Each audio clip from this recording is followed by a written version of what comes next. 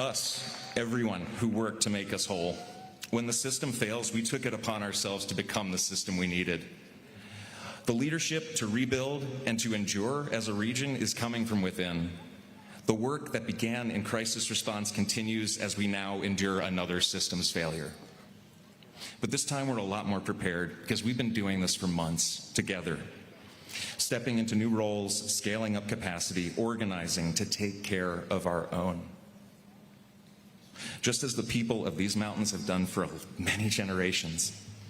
That's what we invest in to secure our future. That's how we create a model for others to follow. We are Western North Carolina. We are Appalachia.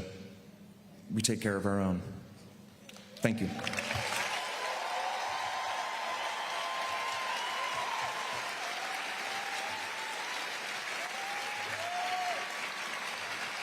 Up next, please welcome Hannah Drummond. She's a registered nurse at Mission Hospital here in Asheville. She's a member of National Nurses United. Thank you so much.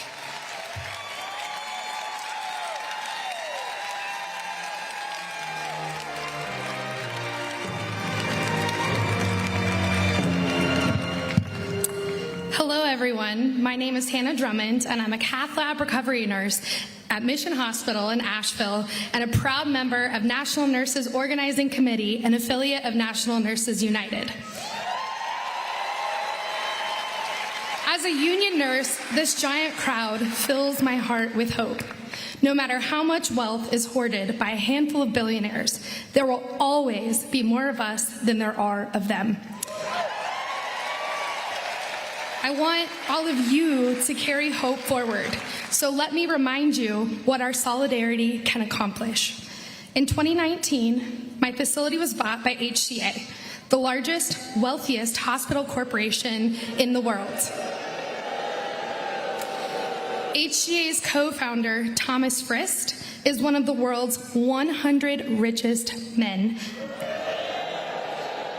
And CEO Sam Hazen has a net worth of $413 million.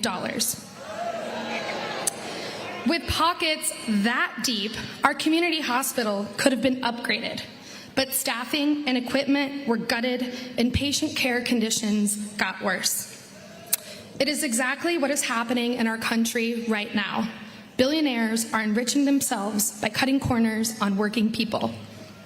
Nurses weren't going to just let HCA maximize profits at our patients' expense. So in 2020, at the height of COVID, despite massive union busting in a state where this was supposed to be impossible, we had a union election and we won.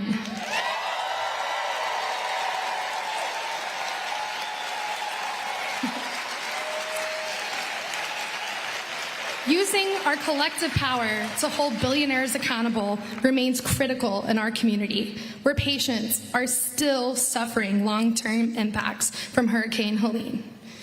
HCA went all out with PR trumpeting how their hurricane infrastructure helped. But nurses know who really came to the rescue.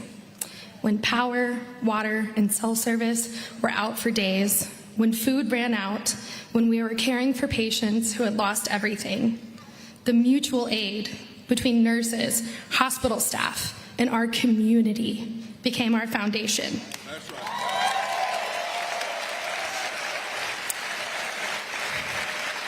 A colleague of mine found an open grocery store, brought a grill, and cooked for us. My comrades bunked 20 to a hospital room, working up to 7 days in a row. Then just a few days after the storm, my union colleagues and I flew to Florida when our own lives were still upended to protect our patients by settling a strong union contract. Our union deployed volunteer nurses to Asheville to provide free community care. One of our union presidents came here and worked 18 night shifts in a row. You know what HCA did in the aftermath of Helene? Fought us about whether nurses deserved disaster pay. We need elected officials to take strong climate action now, while also ensuring people everywhere are as healthy as possible, so when extreme weather strikes, because Helene showed us that nowhere is safe. But that's not what's happening. The Trump administration is slashing FEMA, rolling back climate protections, and gutting Medicaid, so that many rural North Carolina hospitals face closure, and more than 600,000 patients face healthcare loss. Nurses and our allies have been fighting back. We went so hard on Republican Senator Tom Tillis that he voted no on that big, bad billionaire bill, and he's not seeking re-election.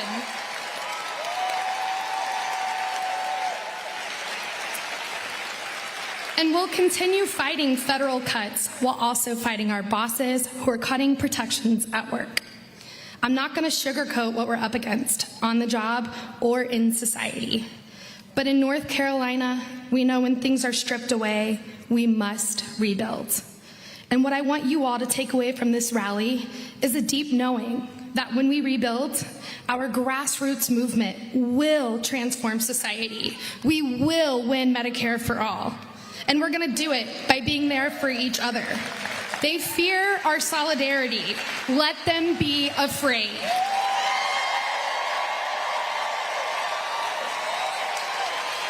If you refuse to be divided, make some noise.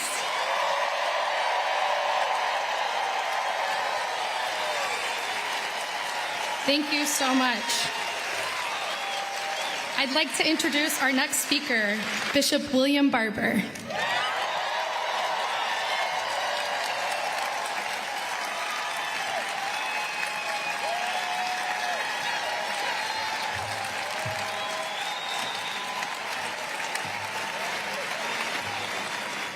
It's good to be in the mountains where the last thing you want to do is poke the bear.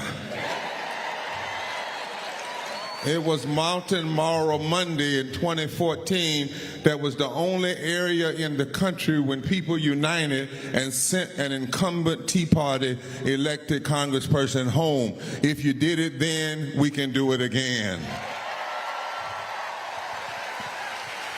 It's Sunday afternoon. In the Bible, there's a verse that says we wrestle not against flesh and blood, but against principalities and power. And it also is a word in there in Ephesians that says we must speak the truth in love. It was written by a preacher who was in jail for nonviolent action and civil disobedience against a greedy and mean authoritarian regime of his day. That regime insisted that everyone say Caesar is Lord. He had gold blonde hair and loved to put his name on buildings. But Paul would not bow. There were Christians refused to bow. They went to jail. They were thrown to the lions for their resistance. But they still insisted that the way to fight back was to speak the truth in love. I've come here today to declare this same message in this moment. We must be a love army to fight the hate that has been unleashed by Trump's regime. We must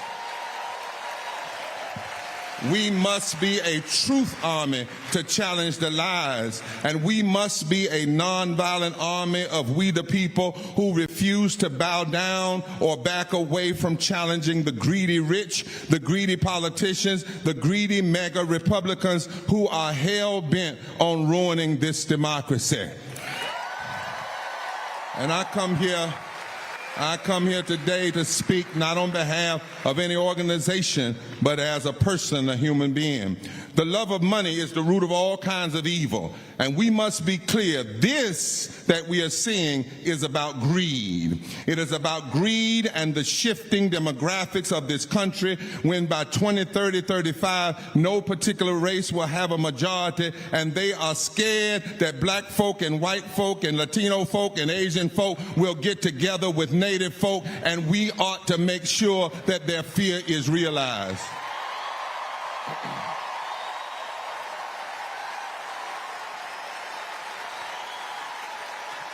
MAGA's Mike Johnson just got every House Republican from North Carolina to slash your health care, to cut the 300 and some odd thousand North Carolinians from health care, to cut nutrition assistance for hungry children, and risk closing hospitals in our communities, knowing that 51,000 people will die every year from that big, ugly, deadly, destructive bill. They know that. They know that rural hospitals were closed, and they did it so that the rich people in this country could get a tax break while Jeff Bezos and Elon Musk picked your pocket. MAGA is trying to blame hard-working immigrants for your pain. They are hell-bent on doing anything they can do to steal. All they can steal and lie, all they can for the love of money and unchecked power. And we must love God enough, love ourselves enough, love humanity enough, love the poor enough, love low-wage communities enough, and even love Trump and every politician intoxicated with and thrilled by the dreams of neo-fascism, white religious nationalism, and authoritarianism. We must love them enough to say no to their craziness. We must love them enough to say no. We love the truth enough to tell you, hell no. This will not go down in America without a moral fight. I'm a preacher, so I have to curse the things that are evil. And I know enough history to tell you that if we let people with power lie and pit us against one another while they take all they can, there will be hell to pay for all of us. You know, for years, those of you that know me, I've been nonpartisan, but in seasons of great pain and death visited upon the poor and low-wage communities by a partisan and oligarch-funded authoritarianism, a love for people and a love for truth compels me in this moment to point out with clarity the politicians determined to destroy our best hope. It's time to call names. It's not enough. It's not enough to just say we stand against hate when a propaganda machine is using my faith to call good evil and evil good. No. If religious nationalists are going to quote scripture to recruit ICE agents for a new Gestapo to terrorize our community and haul neighbors off to concentration camps, then I love this country enough to call names. I'm here to say no to Sister Virginia Fox, who ushered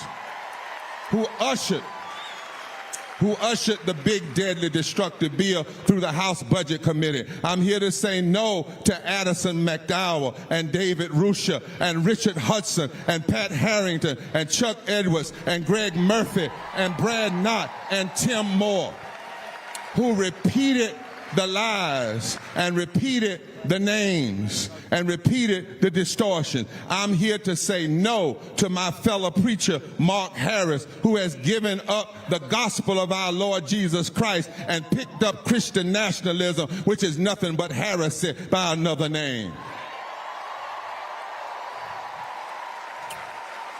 They are voting their values, but they are being deceived to support everything that God hates. Their actions are direct contradiction to what God's word says about nations will be judged by how we treat the least of these. Their actions are a direct contradiction to what you're supposed to do with power in America. Our Constitution says power in America is supposed to be used to establish justice, provide for the common defense, promote the general welfare, ensure domestic tranquility, and equal protection under the law. Anything less than that is constitutionally inconsistent, morally indefensible, and economically insane.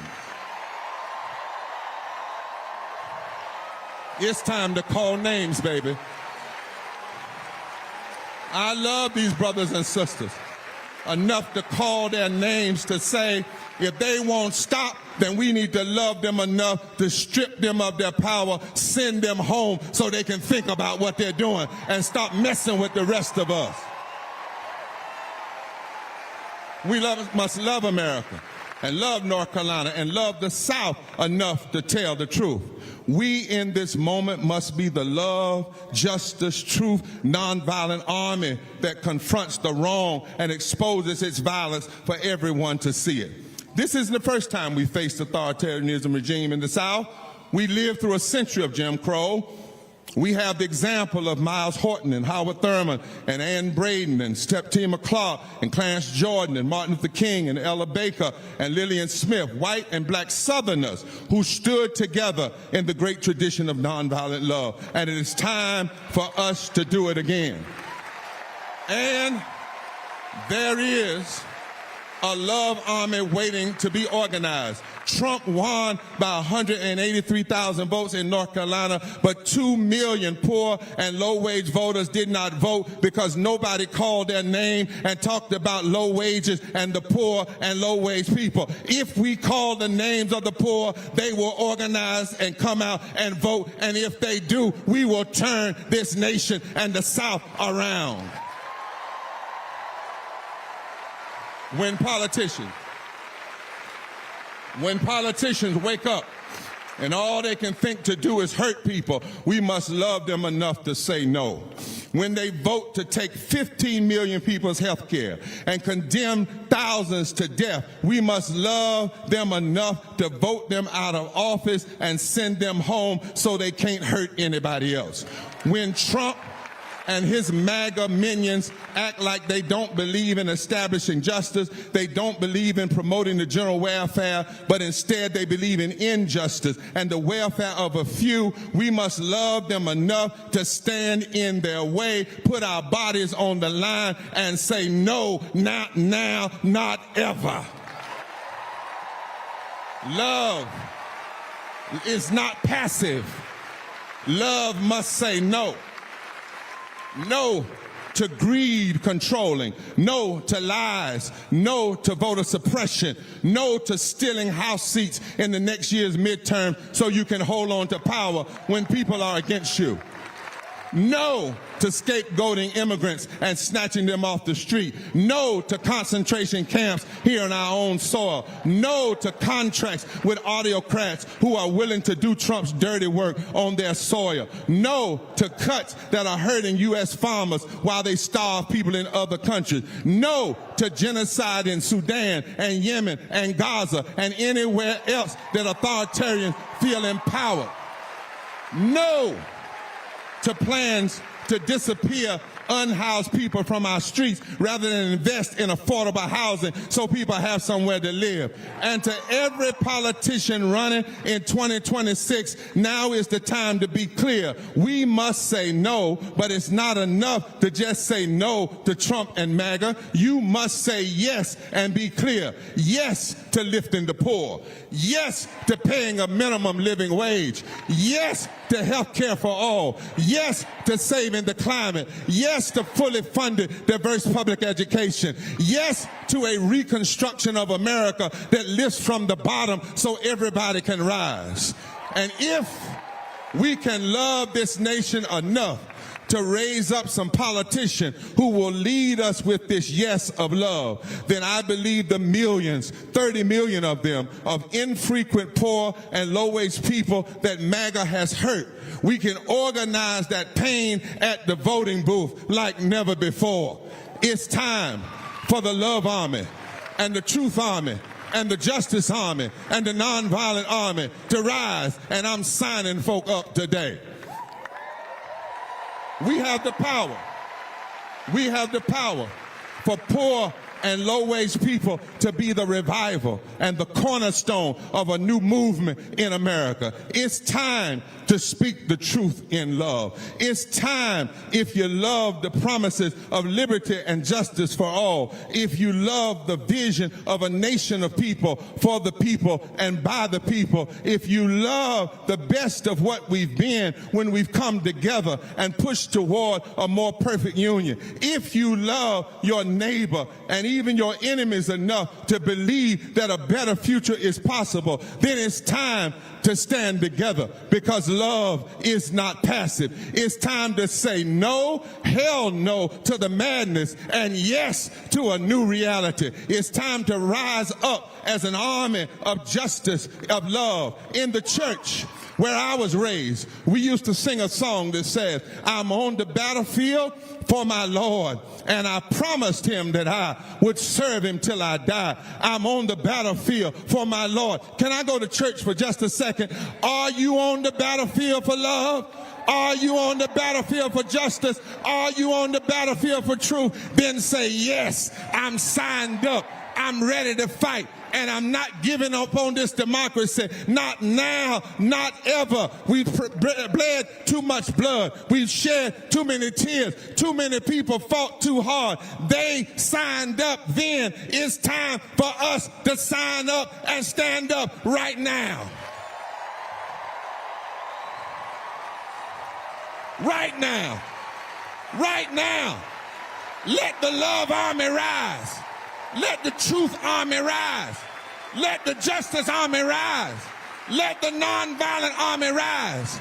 And rising with us is a warrior, Bernie Sanders, who fights every day of his life. Let's welcome him to the podium because it's time to rise. To rise. To Now, how in God's name am I supposed to follow that? Reverend Barbara, thank you so much. Not only for being here this evening, but for fighting for years and bringing our people together in the struggle for economic, racial, and environmental justice. Thank you so much. Let me thank the Sylvan Esso Band. Let me thank Patrick Barron. Let me thank Hannah Drummond. All right, let me cut to the chase. As the Reverend just told you, we got a few problems in this country.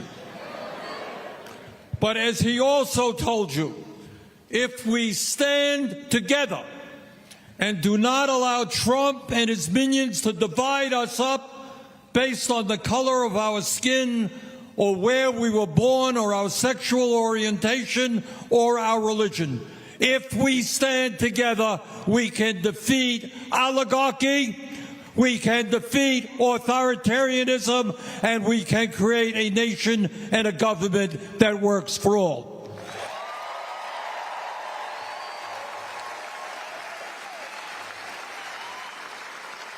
And we've got a lot of work to do, because today in America we are living in a nation in which in many respects we have become an oligarchic society where our country is being run by a handful of multi-billionaires.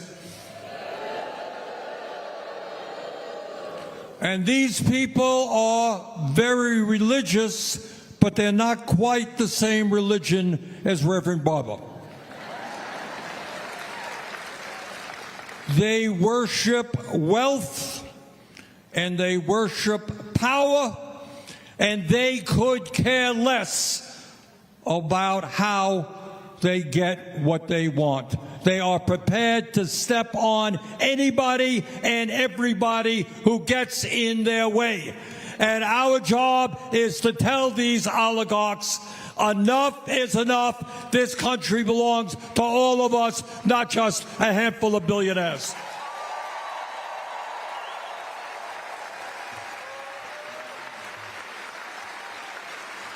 Today in America, we got more income and wealth inequality than we've ever had. If you can believe it, you got one guy, Mr. Musk, owns more wealth than the bottom 52% of American households.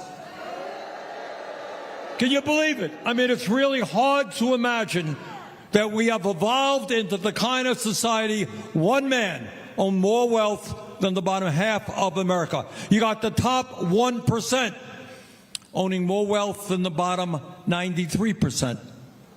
You got the CEOs of large corporations making 350 times what their workers make. And it's not just income and wealth inequality that we have today. in terms of oligarchy. You got more concentration of ownership in sector after sector. You got a handful of large corporations determining what is being produced, what you pay, how they treat their workers. You have, in addition to that, you have more concentration of ownership in media. Why do you think the American people don't discuss the important issues facing the working class of this country? It has everything to do with the fact that you have 6 major media conglomerates that own and control what 90% of the American people see, hear, and read. And these guys are smart. What they want to do is to make sure that you do not discuss the important issues facing America. You got Elon Musk owning Twitter. You have Larry Ellison, the second wealthiest guy in this country. He just purchased Paramount, which owns CBS. You got Jeff Bezos, the 4th wealthiest guy, owning the Washington Post and Twitch. You got Mark Zuckerberg, who owns Instagram, Facebook, and WhatsApp. You got Rupert Murdoch. You all know who Rupert Murdoch is?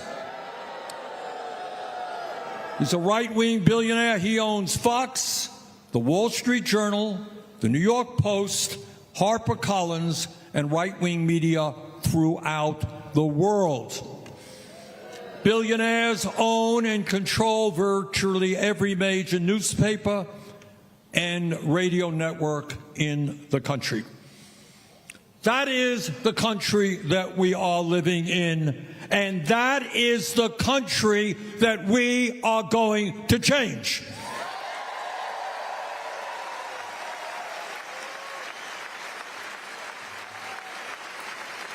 Now, the oligarchs, they're not just content with owning America. They also want to destroy our democracy and move us toward an authoritarian form of society. Now, democracy is not a complicated process. What it means is one person, one vote.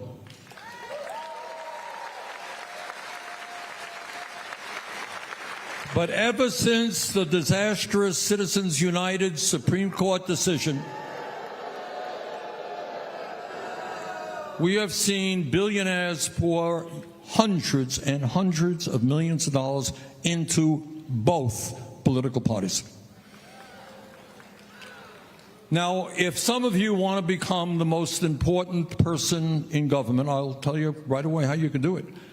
All you have to do is spend $270 million, like Mr. Musk, to get your candidate elected president. And then the next day, no problem, you become the most important person in government. You could use your right-wing ideology to lay off tens of thousands of federal workers. And it's not just the Republicans, it is the Democratic Party as well.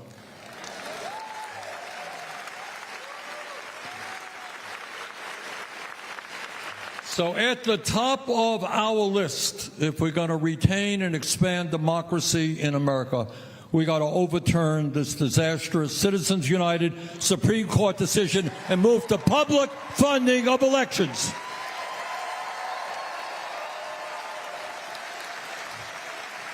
If you want to run for office, or if you want to run for office, or if you want to run for us, I want you to be able to do so.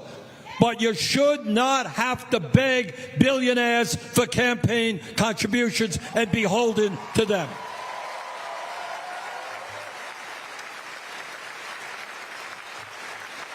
So you're living in a country where the people on top have never had it so good. But what else is going on in America? Well, we got 2 worlds. One, billionaires doing great. The other one, middle class, working class, low income people. So good. Today, in the richest country, again, this is almost unimaginable, in the richest country in the history of the world, 60% of our people are living paycheck to paycheck. Anybody here living paycheck to paycheck? Yeah. I grew up in a family living paycheck to paycheck.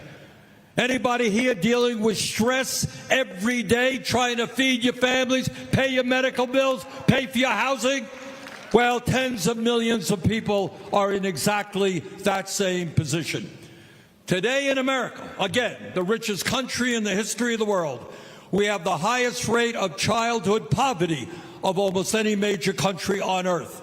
Millions of Americans can't find affordable housing.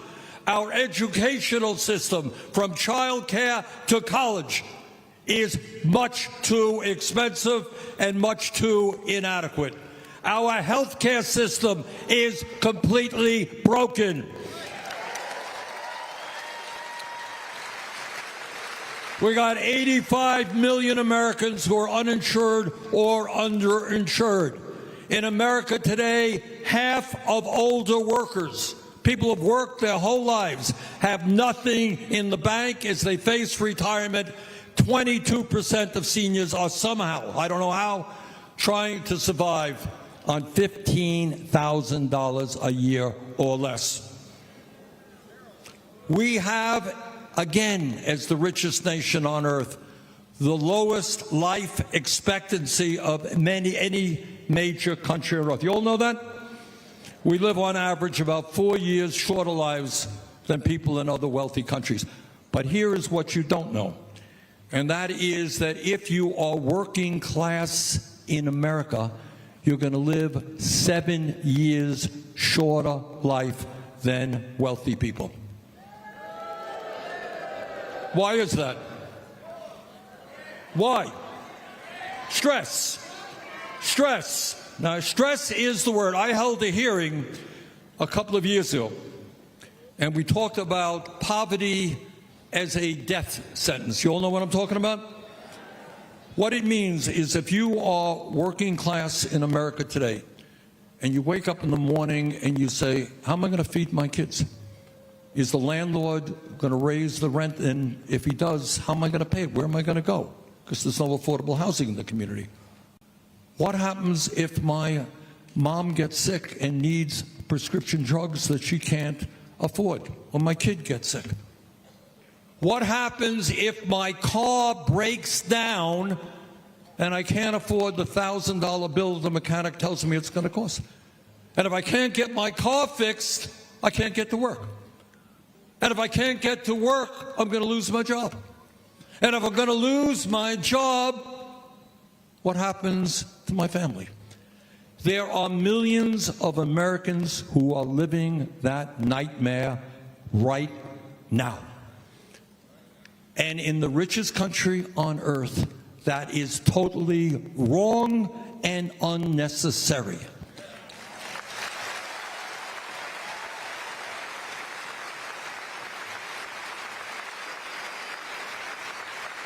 But it's not only what's going on now. When you see people in America angry and disgruntled, there is a reason why. And one of the reasons is that over the last 50 years, as you all know, there has been an explosion in technology, right?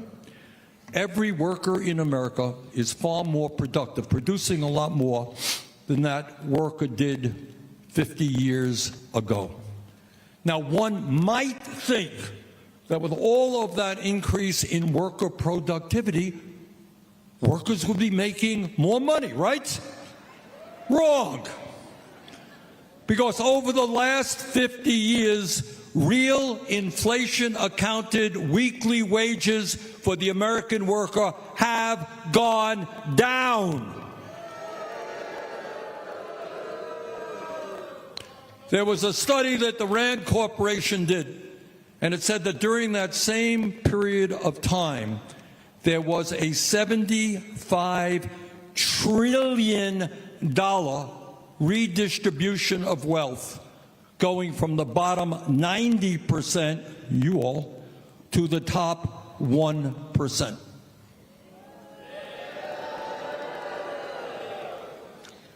So here we are right now. In terms of basic necessities of life, the housing system, broken. Educational system, in terms of child care, in terms of kids being able to afford to go to college, in terms of the pressure on public schools all over America, in deep, trouble. Wages in deep trouble. Workers are going nowhere in a hurry. Housing, a disaster. People spending half of their incomes on housing. 20 million households, 800,000 people in America who are homeless in the richest country on earth. And Donald Trump comes into office and I am the champion of the working class. I just love workers. Well, this guy is not only a pathological liar, he is a fraud of the worst kind.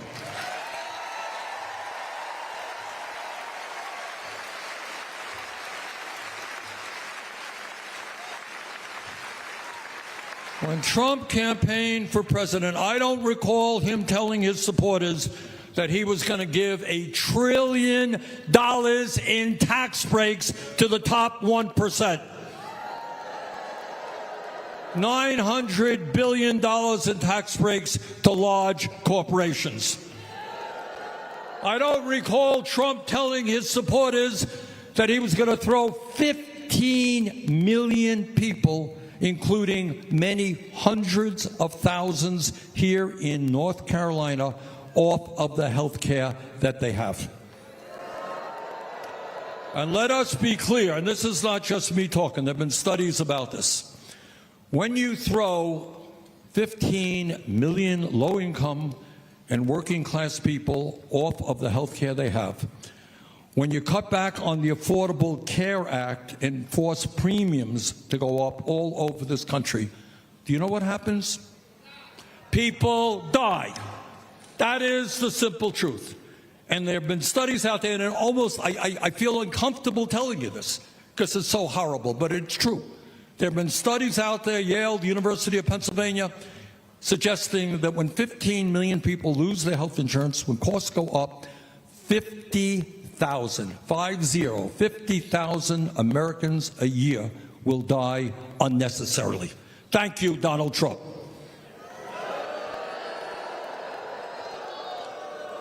Trump did not campaign on taking free school meals for up to 16 million kids away from them.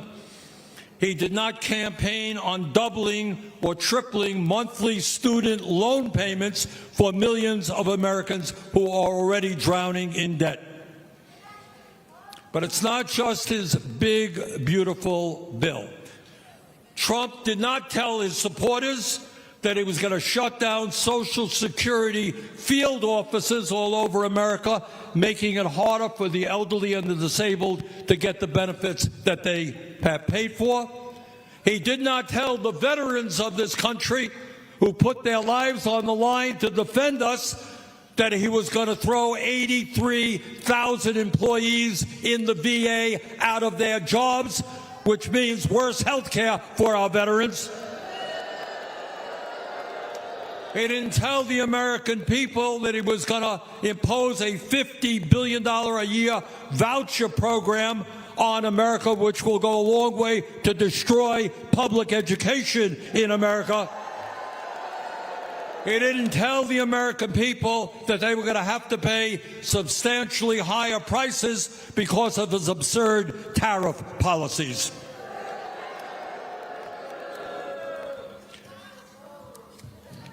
In other words, what Trump has done is made a very bad situation worse. And I want to say, though, it's not just domestic policy that we have got to be concerned about. I am proud to tell you that I have led the effort in the United States Senate to end the funding of the Netanyahu war machine in Gaza.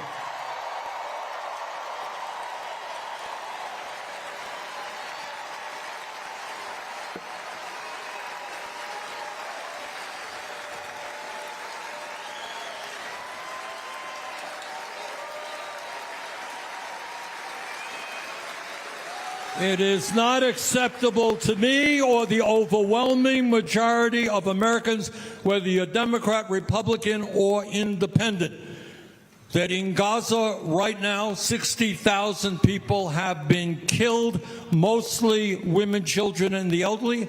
140,000 have been wounded, mostly women, children, and the elderly. Entire infrastructure, schools, healthcare systems, wastewater plants, water plants have been destroyed, and now, with U.S. taxpayer money, children are being starved to death. Not acceptable. We've got to change that.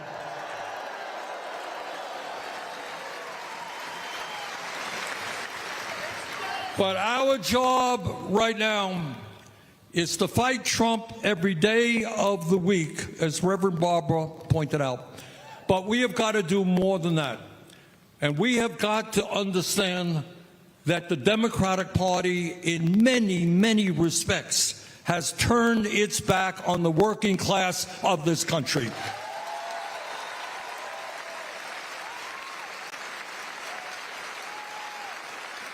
And if Democrats want to win elections, they're going to have to stop taking money from billionaires and start responding to the needs of working people.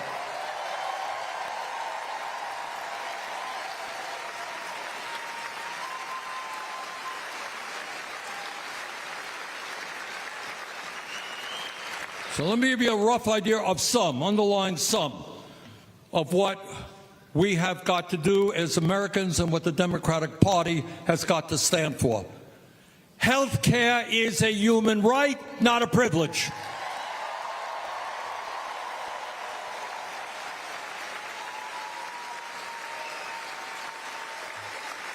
The function of a rational health care system in a democratic society is not to make hundreds of billions in profits for the drug companies or the insurance companies. It is to provide quality care as a right to every man, woman, and child.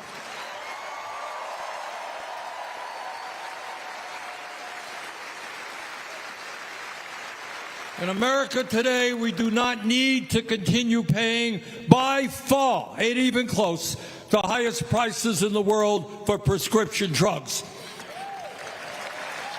We can lower the cost of prescription drugs across the board by 50% by doing nothing more than demanding the drug companies charge us the same prices here as they do abroad.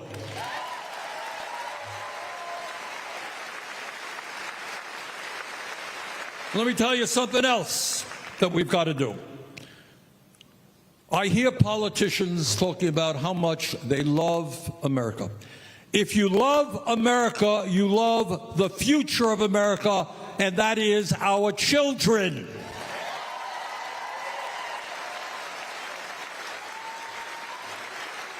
You don't have in America the highest rate of childhood poverty of almost any major country on earth. You don't have a child care system which is broken, wildly expensive, and pays its workers inadequate wages. You don't have a public school system where teachers are often making starvation wages, taking money out of their own pockets to help their kids. You don't have a higher education system where kids are leaving college $50,000, $100,000 in debt. You don't have a system where, at a time when we desperately need doctors and nurses, you want to go to medical school, you're from a working class home, you know what you're going to leave school deep in debt with? $500,000. How do you attract doctors under that scenario? It is not a radical idea to say that in a competitive global economy, higher education should be free for all.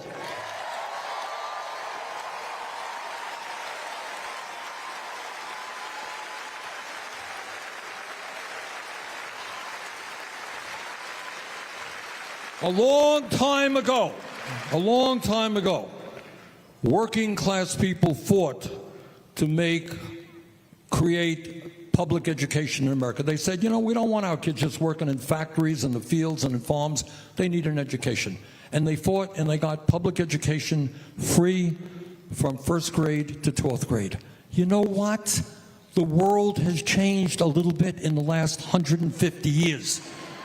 There is absolutely no reason why our public colleges and universities should not be tuition-free.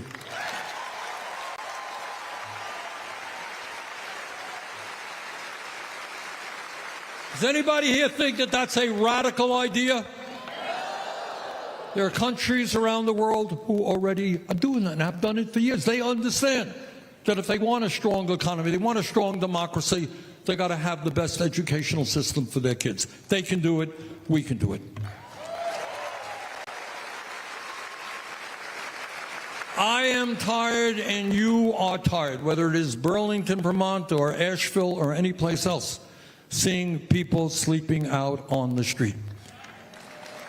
Instead of raising the military budget, and by the way, the Pentagon has not undergone a successful independent audit for years. Massive waste and fraud in the Pentagon. Instead of giving them this year another $150 billion in increase, we're spending $1 trillion on the Pentagon right now, more than the next 10 nations combined.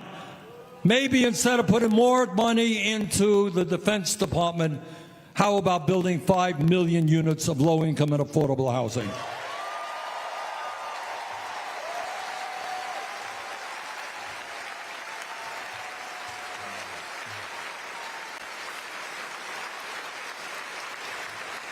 What's the minimum wage now in North Carolina?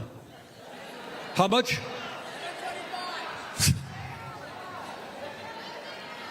You know, it really would be funny if it weren't so pathetic. All over this country, and you know, I go all over this country and I talk to people. I was talking to people yesterday in West Virginia. Well,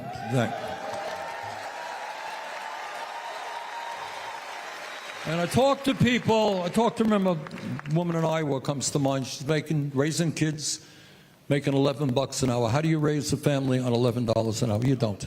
Right? So the rich getting richer, millions of people working for starvation wages, for the middle class wages are stagnant. It is time to raise the minimum wage to a living wage, at least $17 an hour.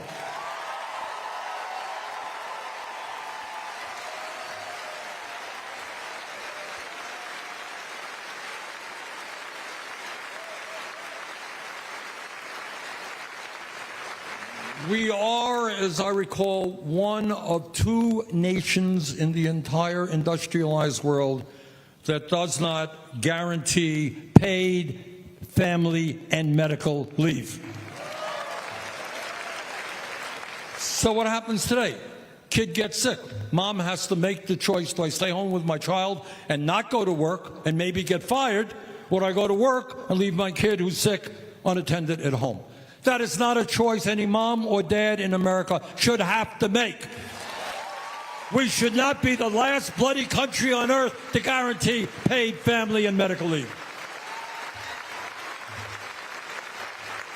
There are millions of seniors who are struggling today. We don't talk about it very much. We have the highest rate of senior poverty of almost any major country on earth. And just think about it. These are the folks who not only raised us, they not only built our economy, they fought in our wars. They are our heroes and heroines. And if we have any dignity at all, we treat those people with the respect that they deserve so they can live out their retirement years with dignity. That's what a humane society is about. You don't turn your backs on the people who raised us and built this country.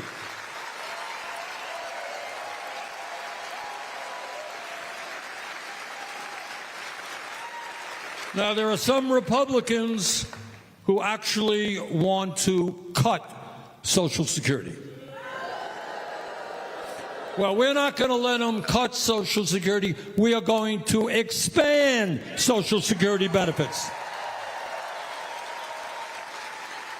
And it ain't hard to figure out how you do it right now. One person makes $10 million a year, one person makes $176,000. They both pay the same amount into the Social Security Trust Fund because there's a cap on taxable income. You lift that cap. You make these guys on top start paying their fair share. We can substantially raise benefits and expand the solvency of Social Security.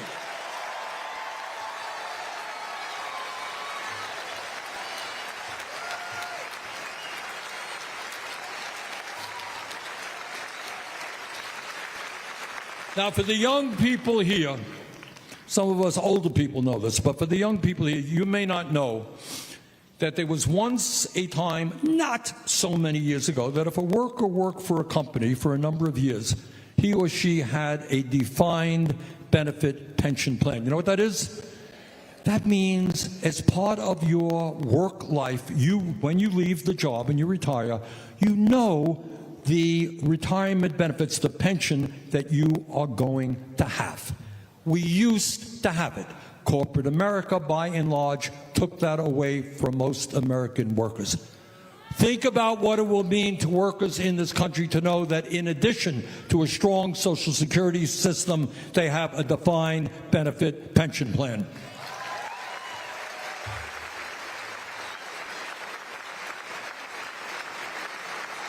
Now, a lot of you say, well, these are ideas, they're really nice and they're good, they sound pretty good, and how are you going to pay for them? Well, I'll tell you how you're going to pay for them. Gee, you took the words right out of my mouth. You know, maybe I'm wrong, but when Mr. Musk is worth some $400 billion, some of his other friends are worth a few $100 billion, and we've seen an explosion of billionaires. And when in many instances these billionaires pay an effective tax rate lower than a truck driver or a nurse, you know what? The time is now to say, guess what, oligarchs? You're going to pay your fair share of taxes.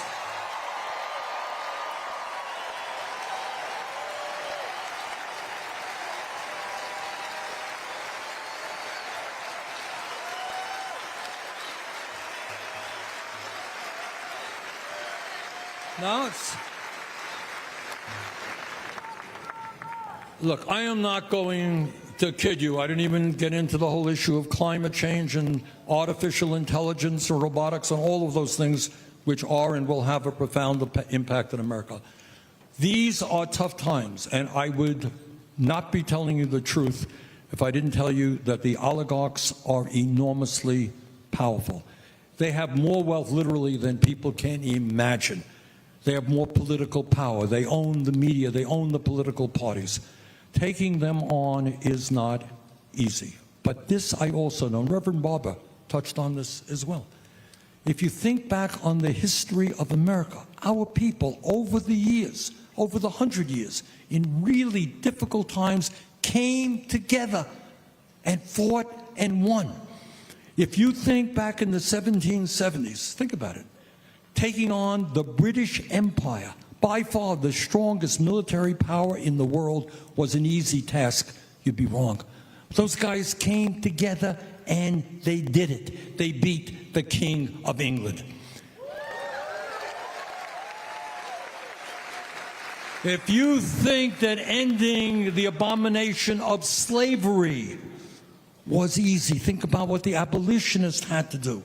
Think about the horror of the Civil War, where hundreds of thousands of people died to finally end slavery. Think about the Jim Crow era and the segregation and what Martin Luther King Jr. and the others had to do to take on the racists in the South in order to end that bigotry. All right? Think about the struggle that women had to go through. Women died, went on hunger strikes in order to get the right to vote in the 1920s. Struggled to, and continue to struggle today for the right to control their own bodies.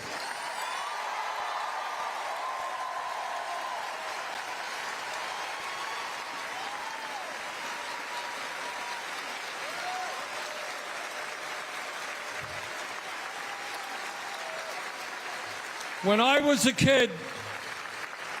a kid a few years ago, nobody I knew, no fellow student of mine that I can recall, ever acknowledged being gay. They were gay, but no one acknowledged it. But the gay community and their straight allies, against really formidable hatred and opposition, stood up and said that in America, people, regardless of their sexual orientation, have the right to love whomever they want.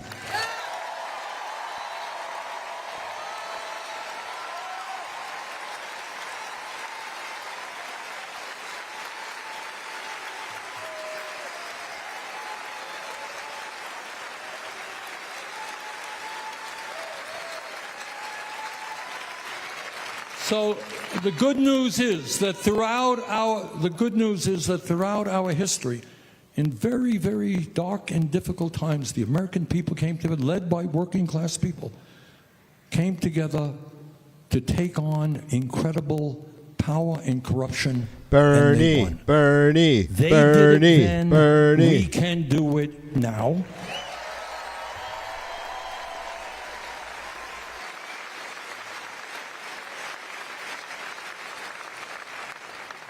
In the middle of the Civil War, Abraham Lincoln went to Gettysburg a few days after that battle where tens of thousands of soldiers died trying to end slavery in America.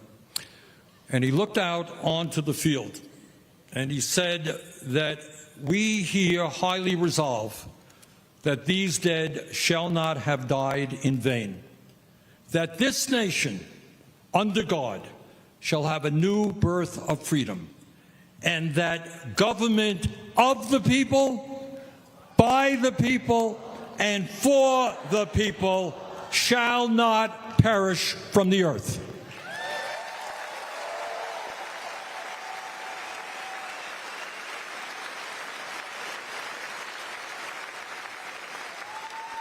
Trump and his friends believe in a government of the billionaire class, by the billionaire class, and for the billionaire class. And that is not what millions of Americans fought and sometimes died for. So, brothers and sisters, in this difficult moment in American history, in this unprecedented moment, we have got to respond in an unprecedented way. We need you. You can't sit it out. Sorry, I know it's tempting. You can't put your head over your covers over your head. We need you to join us in the struggle. Now, I don't have a PhD in mathematics, but I do know that 99% is a hell of a bigger number than 1%.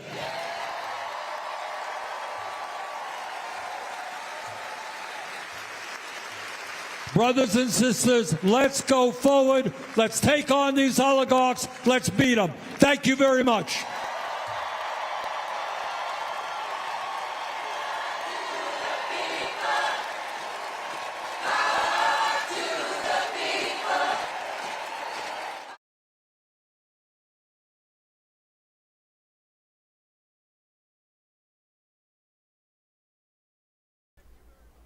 All right, there we go. Bernie Sanders, fight the oligarchy rally.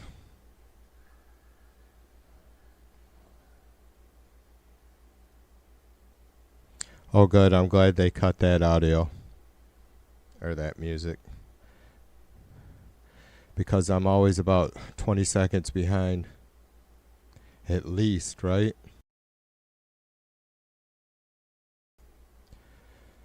There we are.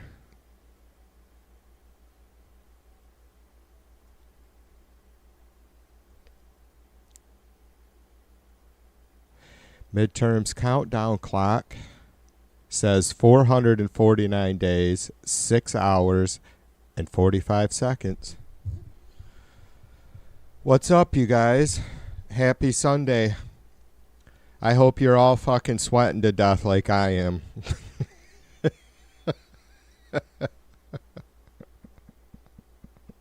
I'm serious. Misery loves company, motherfuckers. Yee-hoo. Man, what a depressing deal, though, right? Bernie fucking rocks, doesn't he? what a depressing deal that yeah, he just how can we vote for him? I mean, I think and this is certainly no kind of endorsement for Bernie to run for president. I know he won't.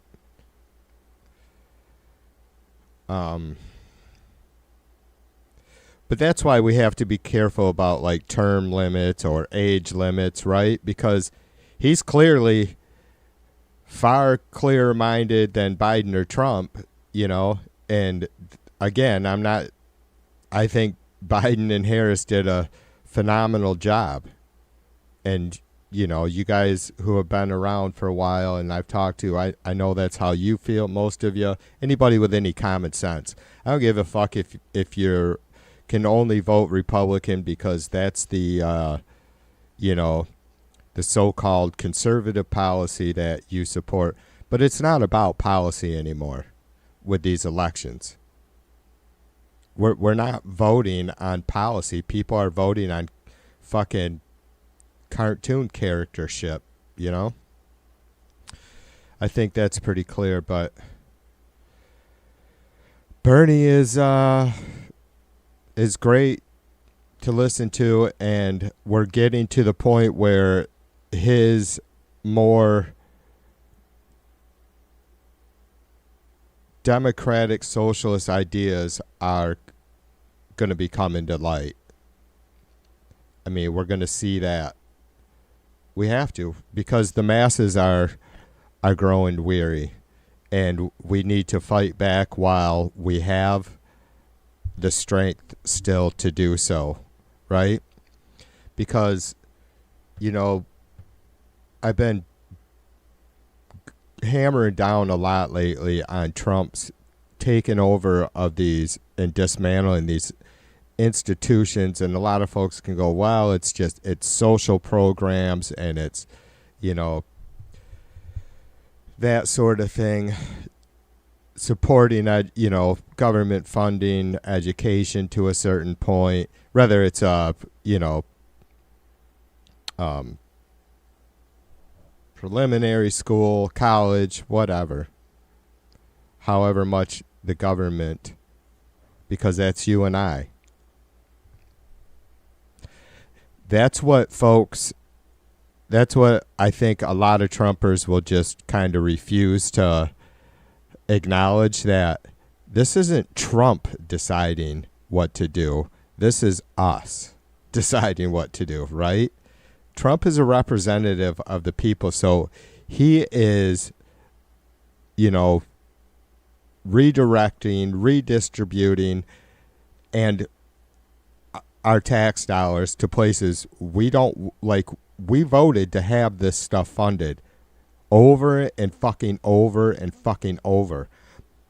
Like, we voted, you know, years before many of us were able to vote, we voted in folks that wrote the legislation to create these institutions that Trump, you know, single-handedly is tearing down. And yeah, he doesn't have the right, well, whatever the law says, I guess it is. You know me, I'm not going to say, well, bullshit, you know, if he's within the law, but a lot of things are being challenged in court. He's winning some, he's losing many. Fuck, I don't know what to say. Over and over, I continue, and I know you guys will, we back a democratic system because it's the best that we have right now is majority rule. And the majority of votes went to Trump in 2024, and we have to deal with that somehow without eating our own face. Right? It just, we can't pitch out the baby with the bathwater.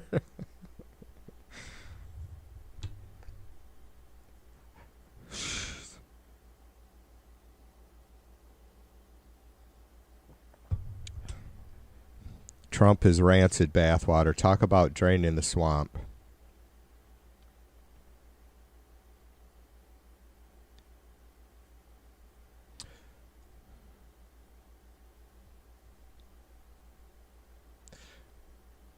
Let me bring up Patty Whackers here a second.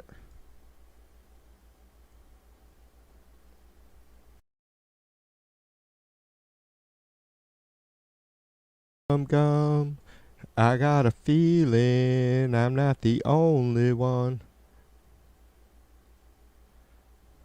Here's our very own Patty Whackers. Listen up, MAGA. Great news. Trump is going to drop prices on prescriptions by 1,600%. Isn't that wonderful? That means they're going to actually pay you to take the medicine. Because anything over 100% means it's free to you. Patty, I just got to stop Patty right there. She said Trump is going to drop the prices on prescription meds by 1,500%, 1,600%, so much that he's going to pay us to take the drugs that were prescribed, which is great because I'm thinking about going and seeing how many prescriptions I can get from a doctor to help pay for my groceries and, my energy costs and insurance, and that's good stuff, Patty. Plus they have to pay you. That doesn't sound quite right, does it? I think Trump thinks you're stupid, MAGA. He does. He loves the stupid. By uneducated, he meant he loves people that are completely uninformed. What is it? Thanks again, Patty Whackers. That's good stuff. He said, or I say, you have people that are lazy. They become ignorant. It breeds fear, which gives birth to violence.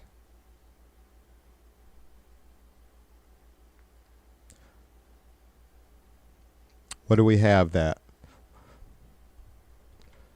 What does that description fit? MAGA? Lazy, ignorant, fear, violent.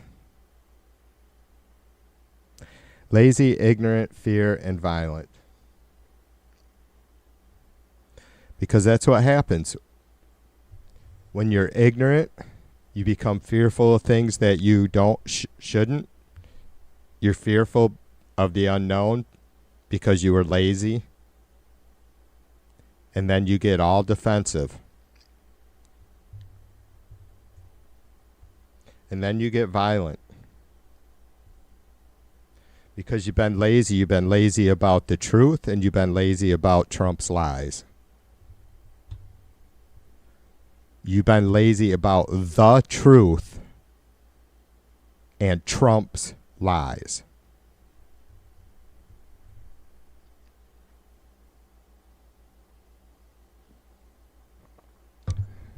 Yeah, I don't do the poodle clicks either, Mac, or human. Can't do it. I let Dave post away, but I don't click them anymore or share them. Well, sometimes there's music with them that I can't have up, but the video usually passes.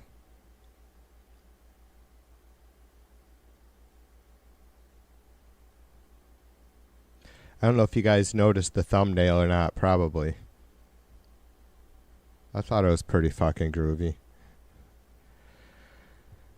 That was my first experience with AI images, was at about 3 o'clock this morning. I just been wanting to do a fucking cartoon thumbnail of myself, my ugly ass self, because cartoon looks better. It's brighter, more colorful, cheerier.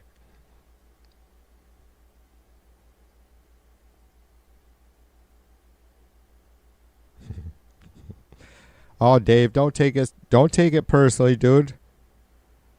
Dave, come on, brother. Don't take it personally. You know why you shouldn't take it personally? Because it's not your AI poodle. You should be thankful for that. You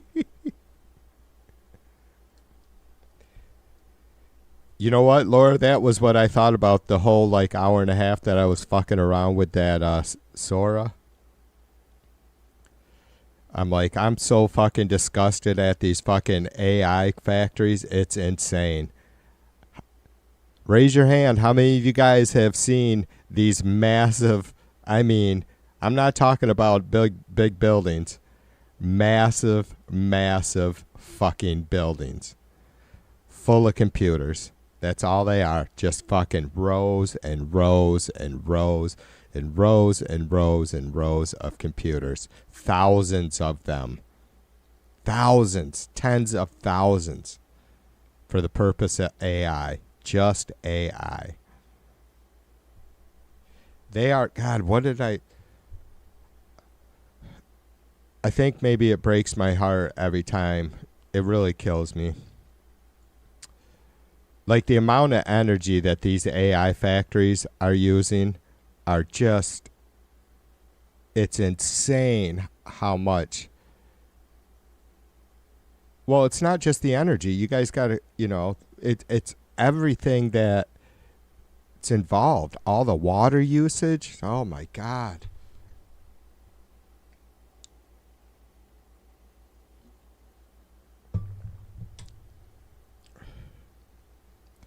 Well, I think if we could, well, the thing is, Laura says they're already a problem and will get much worse. It'll get worse before it gets better, but like we might have a way to be able to manage, maintain that, you know, and certainly like I'm not against all AI because it's going to do a lot of incredible medical breakthroughs, technology breakthroughs, blah, blah, blah. We have, you know, we have the ability right now to power the U.S. many times over just from the sunlight in the desert over there in Southern California. I'm drawing a blank. So, but that's what these AI plants should be doing right now, is working on how they are able to make what they want to do efficient, more than efficient, better than efficient, right? They need to work on how ways that the technology, like all that just hardware that, you know, for AI that needs to be cooled, kept running, like it should be working on that problem, because then it can do all those other things, like make fucking poodle videos.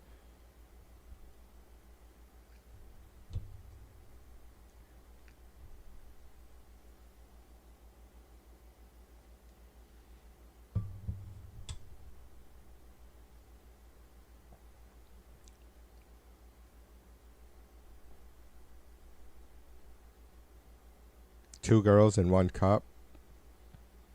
I don't think I'm familiar with that one. Two Girls in One Cup, huh? Yeah. I'm not gonna Google that.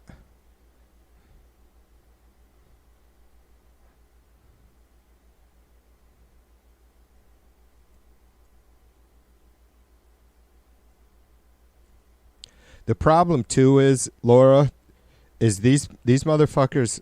I gotta bring this up.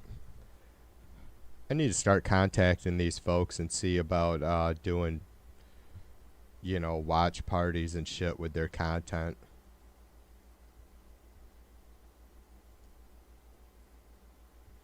I do believe, I guess, if I broke it up enough,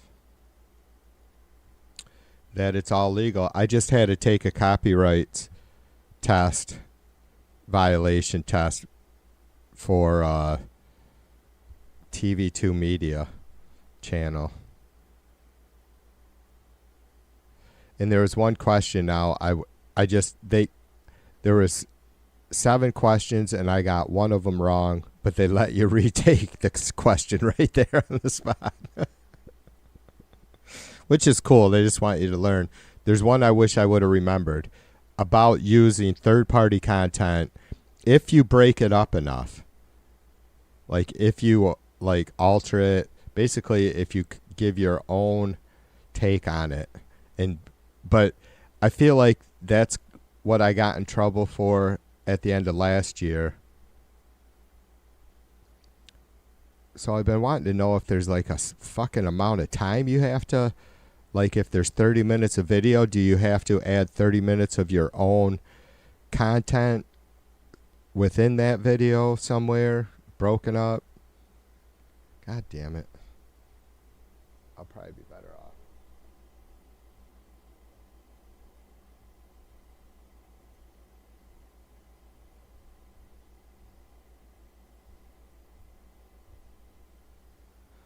I think the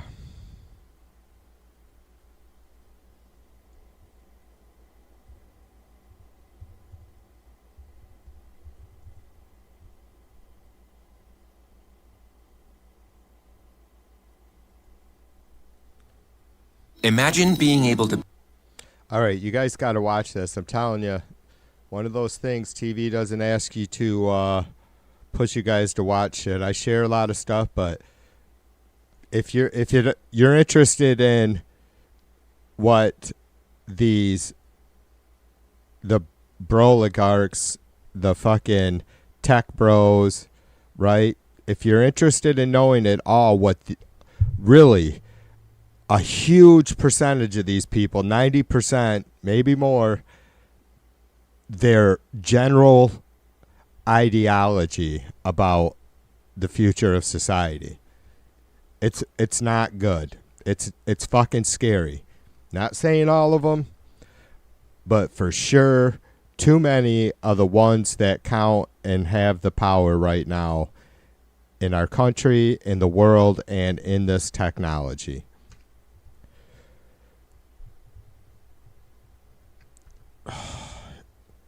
Who the fuck got us going on this AI shit? Because it's fucking scary. It's like as scary as Trump.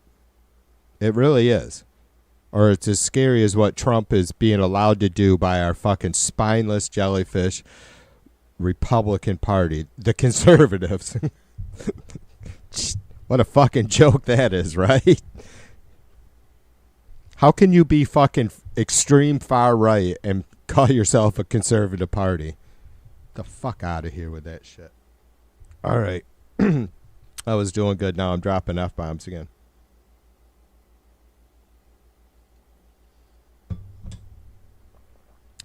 I don't know who Jim Lovell is.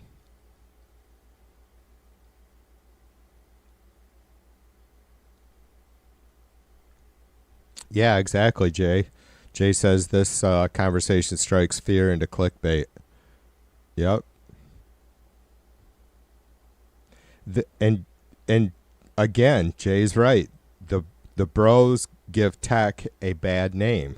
They do, because obviously with what I do and just being a musician and an artist, whatever, you guys can have your own definition of what an artist is. I'm all about fucking technology, but for sure, and I've said it a good handful of times over the years, streaming. Like, I feel a little guilty at times sitting here with a PA system running, a couple monitors, a couple computers, lights. You know what I mean? For what? Seriously. I'm not going to stop, but I'm just saying.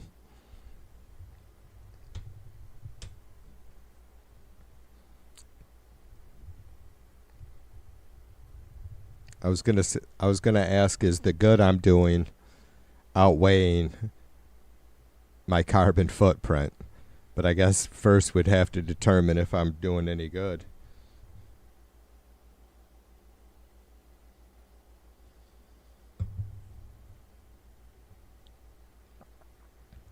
Oh, Dave says he was the guy that said, Houston, we have a problem. Dave, I watched a quick rundown on the Apollo program the other day. to refresher my memory. It's all a little bit. I can almost see how conspiracy theories get started. Like, can you imagine why didn't we push? I mean, why didn't we push beyond the Apollo mission? Why did all of a sudden we just say, fuck it, we're just going to hang out a few miles above the Earth from now on in this cool looking, almost useless space plane? I mean, you can't say the space shuttle program was useless, but for fuck's sake, all that money, we could have been sending people to fucking the moon in fucking soup cans fucking dozens and dozens of times for the money we spent to fucking hang out in a fucking glorified fucking airplane. Over glorified.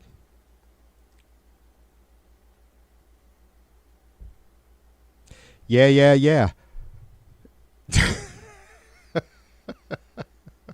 Laura says they want nuclear reactors on the moon. I've only seen one comment on that, Laura. I don't know. I just assume it some stupid ass fucking thing from Elon or Trump or the fucking MAGA fucking nuts. I don't know where that came from. I swear, I think I've only seen one comment and I'm like, what the fuck? Something about how are they going to get the... Yeah, maybe it was BW, who's a good guy over there in the White House chat, said, how the fuck are they going to get the power to the Earth from a nuclear reactor on the moon? How the fuck are they going to cool it? How the fuck are you going to cool a nuclear reactor on the moon? They say there's ocean... I mean, you got to... It's a... Yeah, I don't know.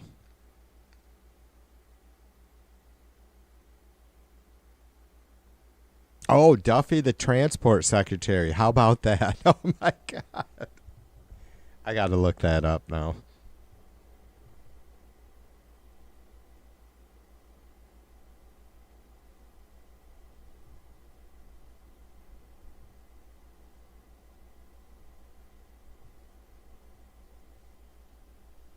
See, Laura, I don't know if it's bad or good, but, like, I think it's good. Like, I seen that comment in the chat the other day, and my mind is like addressed it and then fucking shuffled it on. You know what I mean?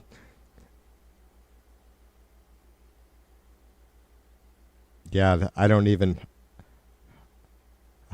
it. I'm kind of speechless. Like, it's good shit to be. I mean, holy fuck. I was gonna say it's good shit to be able to fucking make fun of, but for fuck's sake, really? United States Transportation Secretary is fucking talking about nuclear power plants on the moon? What in the fuck? That's not the fucking government's job, motherfuckers. We don't fucking... The government's job is not to fucking create innovation. It's to support it. That's not that's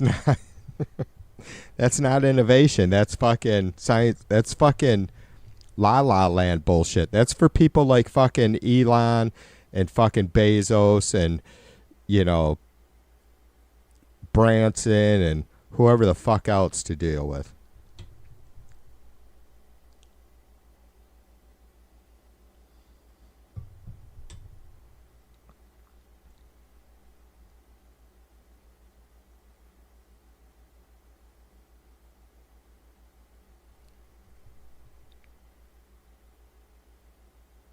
It would have to be in a crater with some are shade and therefore cold, but it would be strictly energy for a moon base. Would there be a... Is it possible... Would it be that cold, though, in a crater, Jay? Because, yeah, I understand, like, the moon gets really cold, but it does heat up, doesn't it? During the day, and for like that's part of the problem. Like, it gets really cold, really hot, really cold. Well,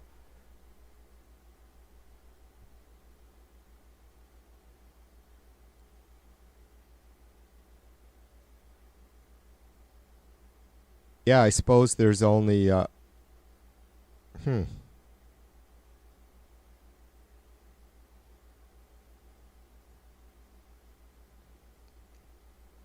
Yeah, I'm a space. I mean, I am a huge fucking science fan, and space is, ridiculously intriguing.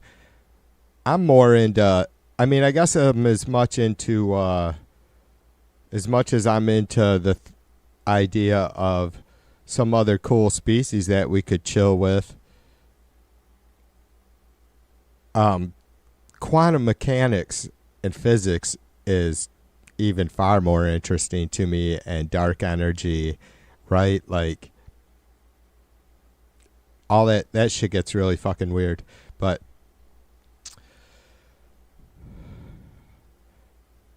yeah, I've never known if I suppose it is possible to cool nuclear reactors just with air, right? Or the fuel rods be able to cool them with air if you are able to have that constant flow of that cold of air, I guess, which you would have to have it way colder than water, because water is more of an insulating substance, I guess, than air, because there's physical contact, or you know what I mean? It has the ability to absorb the heat and move it and retain it, where the air doesn't.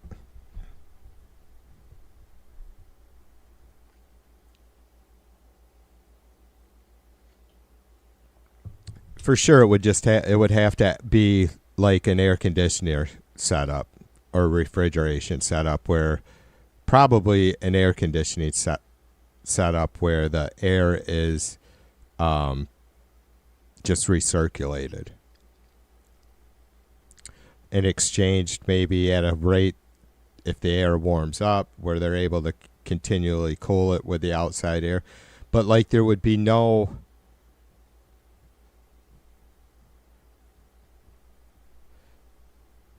Yeah, I suppose there isn't much chance of something changing drastically on the moon as far as temperature goes, where like with nuclear reactors here on Earth, we could have a fucking earthquake or a tsunami or both and totally fuck shit up.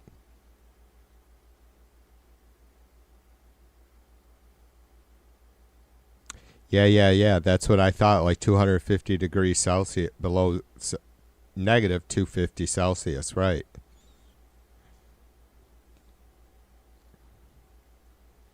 Yeah, and that's actually where there's water too, I think, is on the poles, right? Yeah, exactly. Jay says the ice on the moon is at the poles. That's what I figured. So all the water that's on the moon, which supposedly is quite a bit, is all locked up. But I guess if you had something warm up there, you would be able to, as warm as a nuclear reactor, you'd probably be able to melt some of it. James, I was thinking about that dipshit yesterday. He's disappeared too. Rest in peace, Callus. Rest in peace, Musty Nuts. Rest in peace, Bart.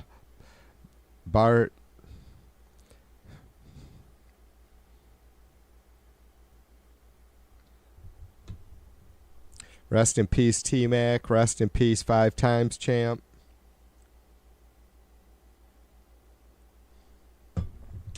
Rest in peace, lazy son of a bitch.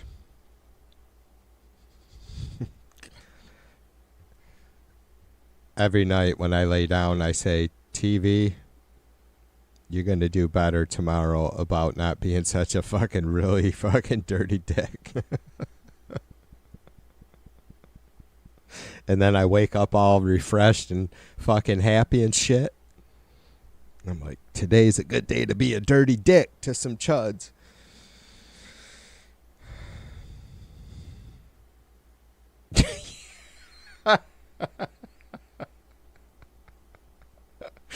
Jade says Cal apparently read about the electricians that were there when the lighthouse or the White House was built.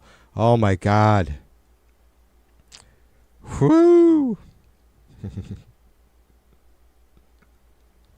That dude would come into chat pretending to be a black guy and just fucking rip the shit out of any fucking civil rights laws, advancements, anything like that. Was just like in all ways imaginable, you know. Anything against minorities, it was crazy. He was opposed to it. Nelson, cheers, mother brother. What up with you? Nelson Munst in the house with the shizzy dizzy dizzy hizzy on a Sunday afternoon. I was going to read through this article a little bit from the Oversight, American Oversight site, about how the Trump administration's dismantling of federal agencies and threats to important social services. And I did mention it, you know, right after the Bernie Sanders rally about, because it's a kleptocracy at the moment that's positioning himself for an autocracy, and it's still a long time away. We still got, holy fuck, like just under 3.5 years of this prick, you know, and then you have to wonder. It makes me sick because I don't think, even if I tried, even if there was time, which there may be, I don't think I could start reading and learning enough, absorbing it well enough to understand exactly what the possibilities are of Trump setting up Vance for a pretty solid autocracy, right? Or worse. I just think outside of us becoming a full-blown dictatorship here in Trump's term, we're going to have a lot of pain. I think we're already seeing it. I mean, a lot of us are still able to kind of joke and find some funny spots in all the fucking absolutely disgusting and really horrific chaos that Trump's creating. Like, because so many of us right now, it's not really touching us personally day to day, right? And that doesn't mean we're fucking, you know, apathetic. It's just we're not seeing all the personal everyday stories of what Trump's administration, how it's affecting Americans. I mean, we're seeing some of it, but not all of it, right? Not even close, not half of it.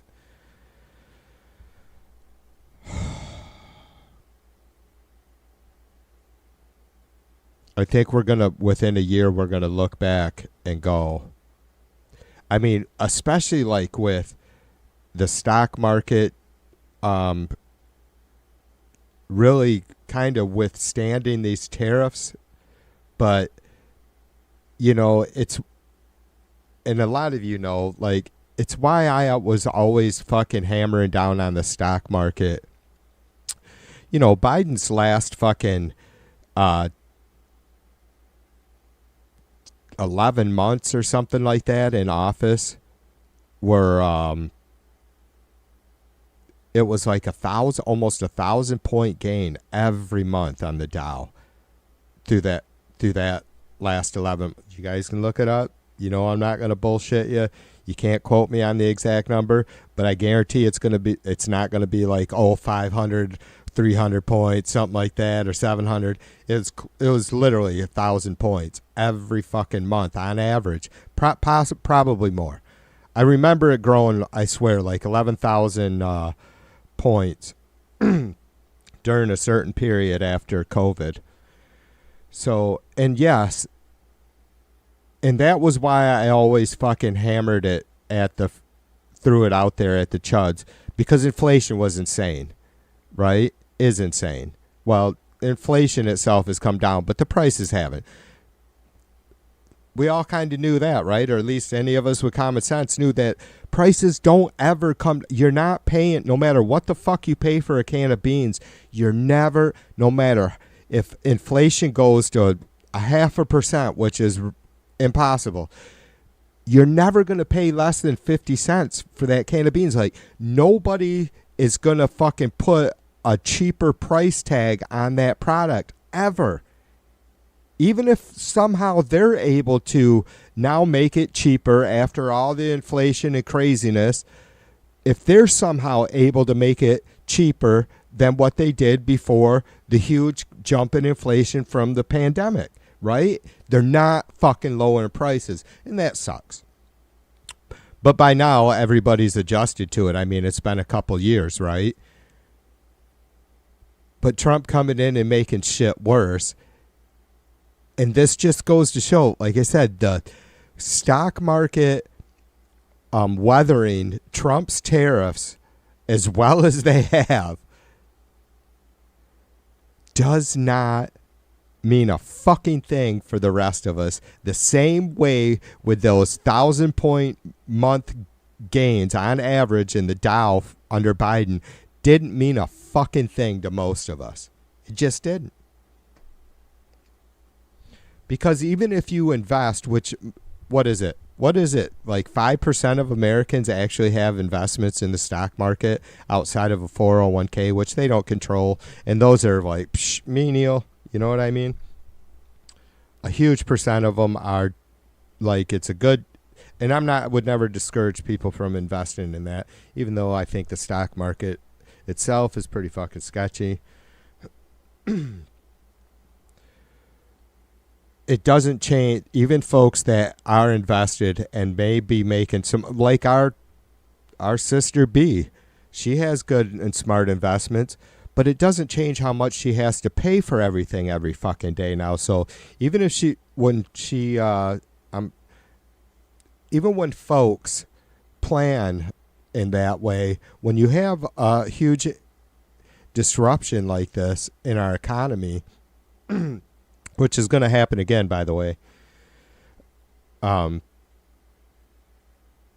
you had planned for your future at a basic, increase in prices of what you've been used to when you decided to retire, started making your retirement plan, blah, blah, blah, right? I think you guys get what I'm getting at.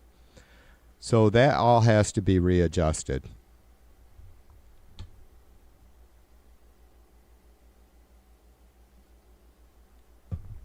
A-Bear, what's up with you, sister?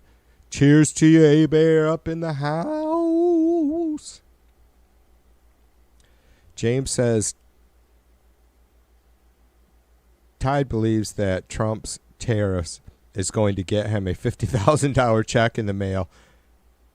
Ragey thinks 100. Jesus fucking Christ, those guys are retarded. Sorry, I know I shouldn't. Jesus fucking Christ. You remember, what was it, James, just 2 weeks ago? What happened to that? What happened to the $2,400 for a family of four check that was going to happen 2 weeks ago? Anybody?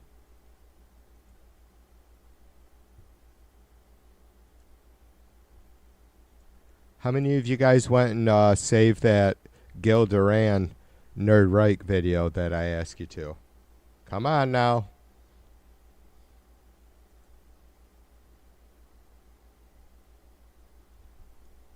If you're into the AI, if you're into knowing what what kind of dirty shit the tech bros are up to and what AI is doing to us,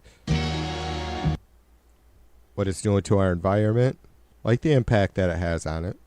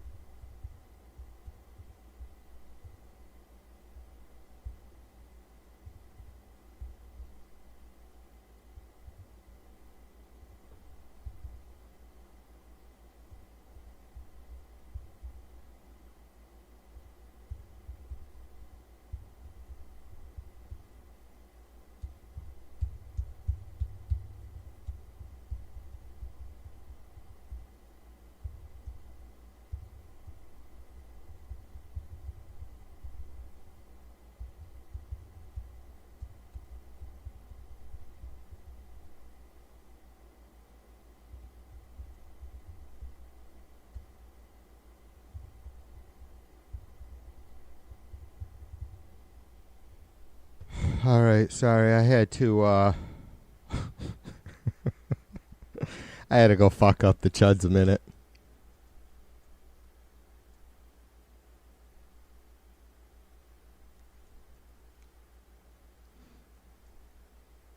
Why can't I refresh this? That's some bullshit.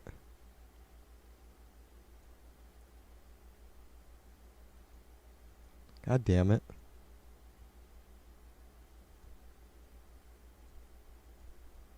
There it is. But that's not...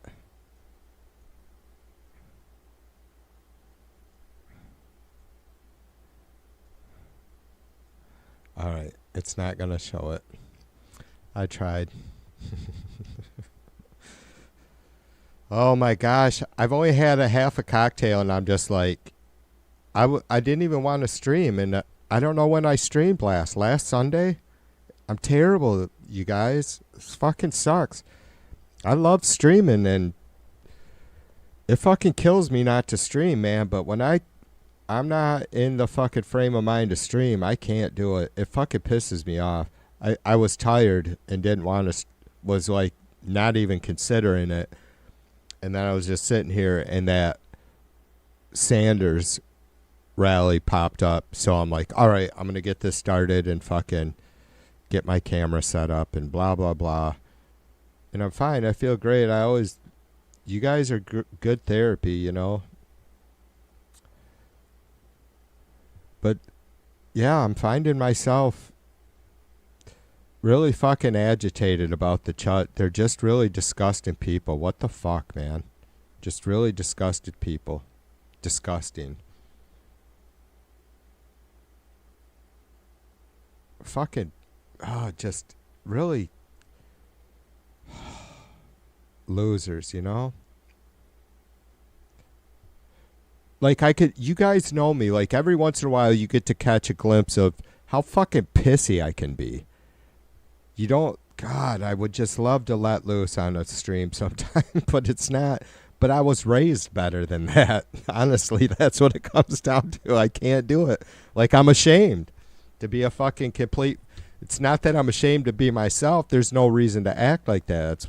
Everybody has a right to be completely pissy, but you gotta fucking have some self-control. But I'm fucking sick of I'm like ready to not... Like 5 seconds, but even that. Like, you can have a fucking lifetime of good shit.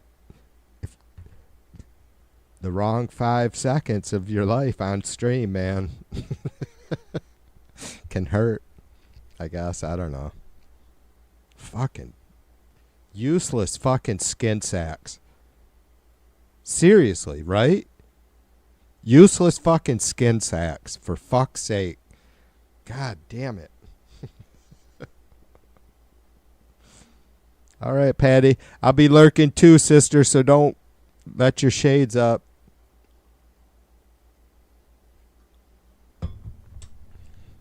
Wouldn't that be cool? Patty wouldn't know it. We've known each other for so long, but like, just to fucking pop over to her house sometime. She'd be out there fucking raking or something. Patty, what up, sister? Hey, TV.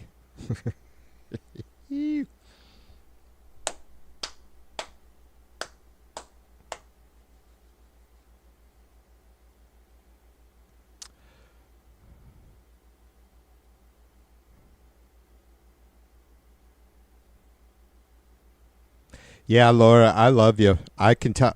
Yeah, you don't fuck around. Man, you guys got to check. Laura, why aren't you fucking sharing your links? I mean, other than, don't feel guilty or bad about saying, well, TV, because you get some fucking fucked up people hanging around here. I get that. You know, I want to watch out for you in that way too. But like, share your links whenever I have a live up on any channels. No matter what links, if it's your news, if it's your Sunday chat, whatever, or even, obviously, I called him Doug last night, didn't I? It's Bruce. Jesus Christ. So even if you guys are streaming or, you know, Political Drain Chan, post that shit. Yeah, sometimes watching Laura, man, she's like, way better at, I mean, she can be, you could tell she's fucking pissed, but she's not so bad about the F-bombs and raising her voice and being all ugly. I start pointing at the camera.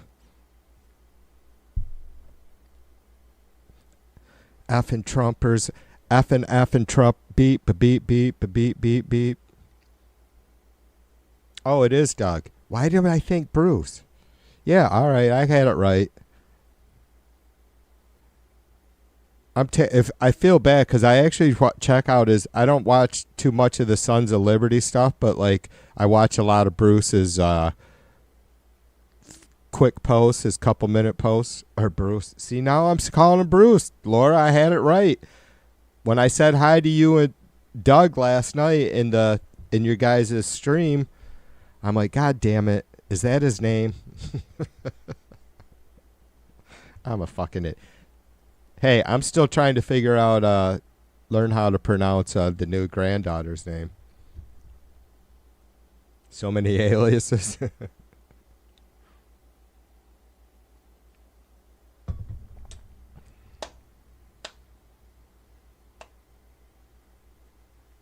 He's a character. He has good presence.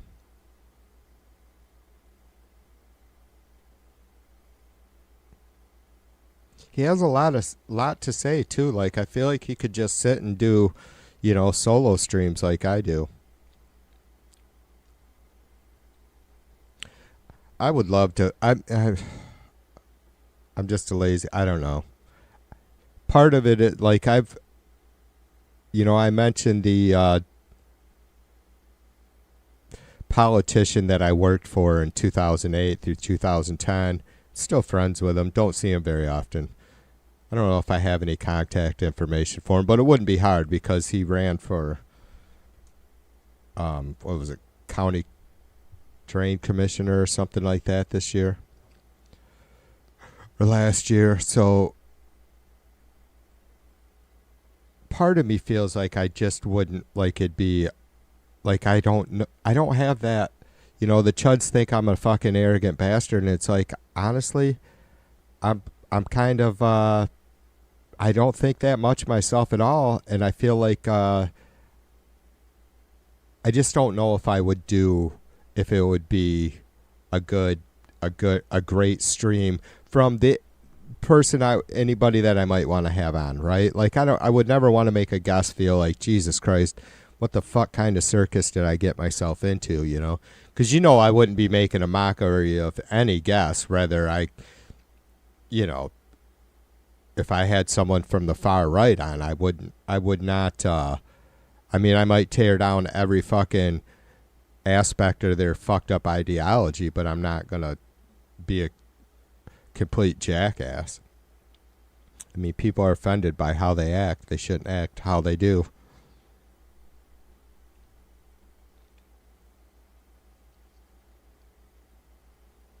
Yeah, I think you said that before, Laura. Like, I know he did time in the service, like he served in the Army, right? Maybe as a sergeant or master sergeant or something like that.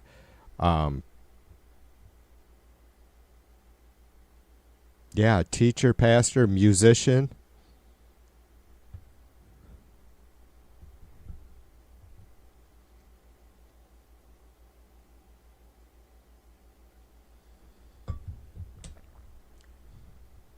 Yeah. The offering of prayers are usually compelling. I've always, as any of you guys know that's been around, I never I take all the time that I spent in the church as an adult, which was by my choice. It wasn't like this family thing, as crazy as that may sound to, well, I don't know that I know how many true Christian chuds I know, but a lot of shit, it's just, there's some things that Christ said that's just a pretty goddamn good way to live, right? Like, it's just common sense, and deeper than that, right? Like, Confucius, whatever. Any of the great philosophers, I suppose. And then there's a lot of dogma with it, right? Of course, but I think that is life. There's a lot of good. You take if you're able to take something good out of a big old pile of random mess, that's cool. Oh, drill sergeant in the reserves. Drill sergeant, huh? That's crazy. He's so laid back, too. But I guess, I mean, my first stepdad was a sergeant in the Army. I don't know if he was a drill sergeant. He was just a sergeant, and then he became a cop for a short while. Oh, maybe he was military police. I'm not sure. God, that dude was a dick.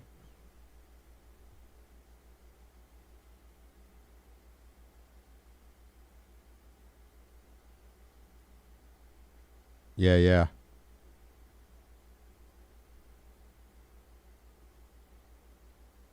Yeah, I don't doubt that the person Christ lived either, Laura. Like, there's just too... I think it's just ridiculous. Like, leaving out the whole he's the son of God and all that, right? Or anything extraterrestrial. Like, Laura, it gets... I so wish I had the vocabulary and the in-depth knowledge enough of the things I really have learned a lot about, like the Christian religion anyways, Western Christian religion, specifically, you know, Protestant, but, you know, Southern Baptist, but how quantum mechanics... And I know this has got to sound so crazy when people tune in and go, what the fuck is that? Fucking dipshit, mohawk wearing, bald ass, fucking old motherfucking stoner talking about fucking religion and quantum mechanics. But for fuck's sake, just, it starts with, and I'm not swearing at Laura. I'll do that later. God damn it, Laura.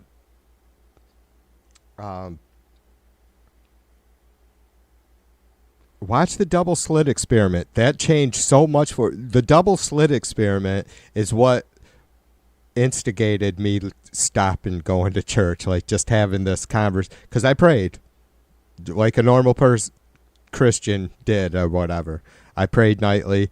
I was an obsessive prayer. I was... Again, it wasn't about going to church with a family or anything. I was in a place where I needed some fucking answers because I wasn't happy with what I was doing and I couldn't fucking get it figured out for myself. And you can look, you know, and I take on the kind of mindset and this, and I hope I don't offend anybody, that folks who do religion they're afraid of some sort of responsibility. They're afraid of some sort of inevitable ending, like death. Seriously, I just, and I'm not saying I'm right, that's just my take on it. So,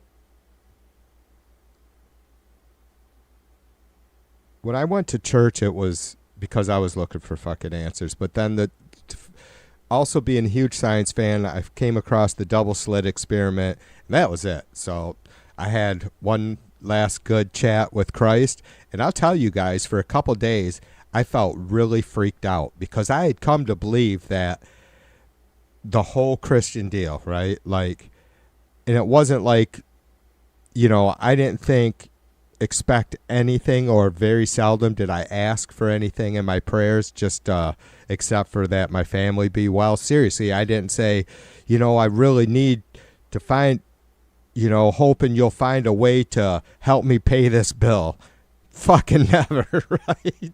I'm serious. But I took prayer serious, and if you watch the double slit experiment, you'll understand why I still take it serious. Because it is the power of intention, and nothing you see that man has ever created in this world did not start with a thought.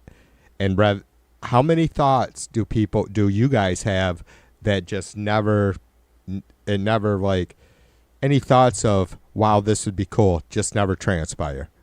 And you're okay with that because we have, you know, great. I want to fucking buy an island someday. How neat would that be? Yeah, it'd be cool. You think about it for a few minutes, laying on the beach, your own island, out of your head. Some thoughts get dwelled on, and that shit happens, right?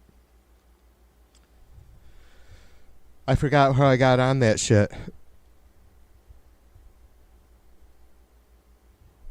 It was a comment from Laura.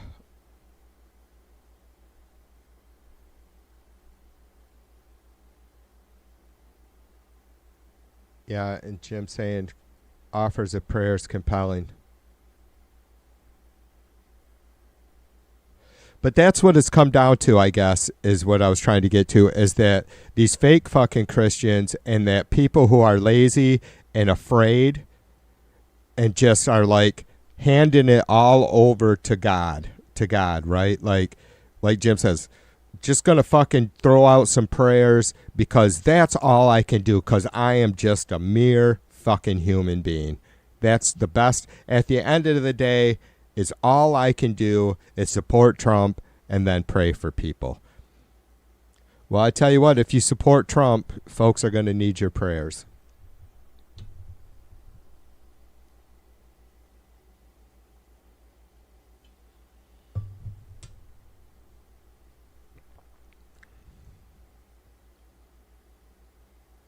Yeah, Jim says Christianity has one overriding principle: treat others the way you want to be treated so Trump can go to Alligator Alley.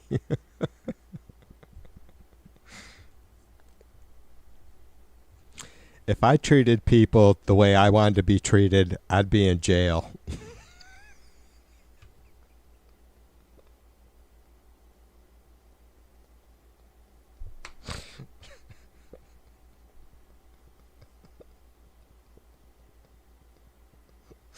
Is that too much information?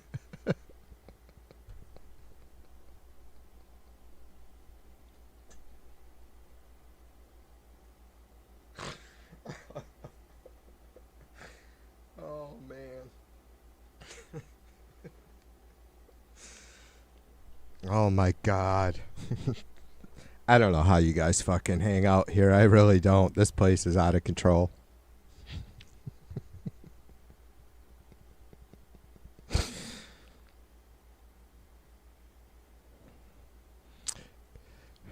Laura says, careful what you pray for. Yeah.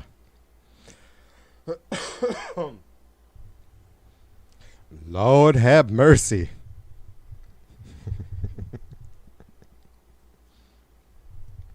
I love it, man. I'm telling you, we can. It's not some hippie tree hugger shit. We make a difference by gathering and thinking positive. And, you know, there was something that I seen. Oh, I was watching, I don't know if you guys, I could share another fucking little thing with you. Channel 5 with Andrew Callahan. We don't fuck with custers. This motherfucker rocks. This is such good shit.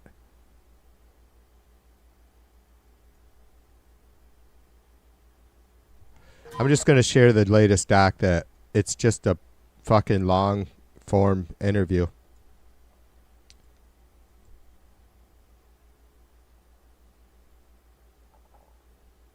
God damn it. Why did I lose my train of thought already?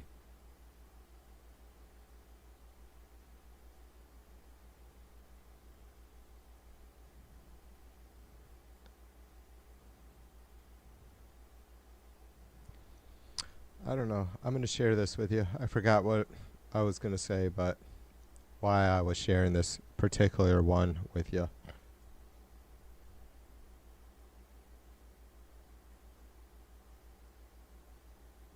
Yeah, just, I don't know. Stay positive, focus on good shit. Don't be afraid to be radical. A little bit radical. Don't be afraid to have... I hate cheesy fucking cliche sayings, but don't be afraid to think outside the box, right? Don't be afraid to be outside the box. Don't be afraid to be radical if it means that you're going to be improving a whole lot of the majorities of society's life without damaging the fuck sticks, without harming their little fucking bubble worlds. I'm a bubble world girl living in a bubble world. That dude has some hammer down fucking docs anyways. He's ridiculously good.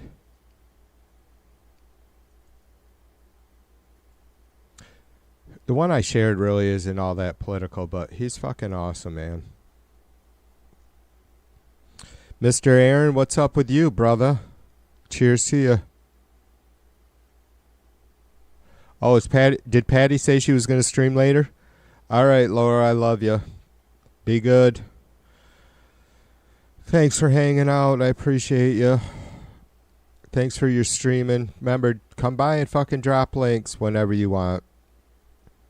I had that countdown clock up for a while, and I wanted to keep it up 24/7, and I can, even though I might have to restart it once a week. I don't know. It's not like I'm trying to build that channel or anything. Just thought that I just wanted to have a place for folks to chat constantly, but it was completely dead the last few days, so.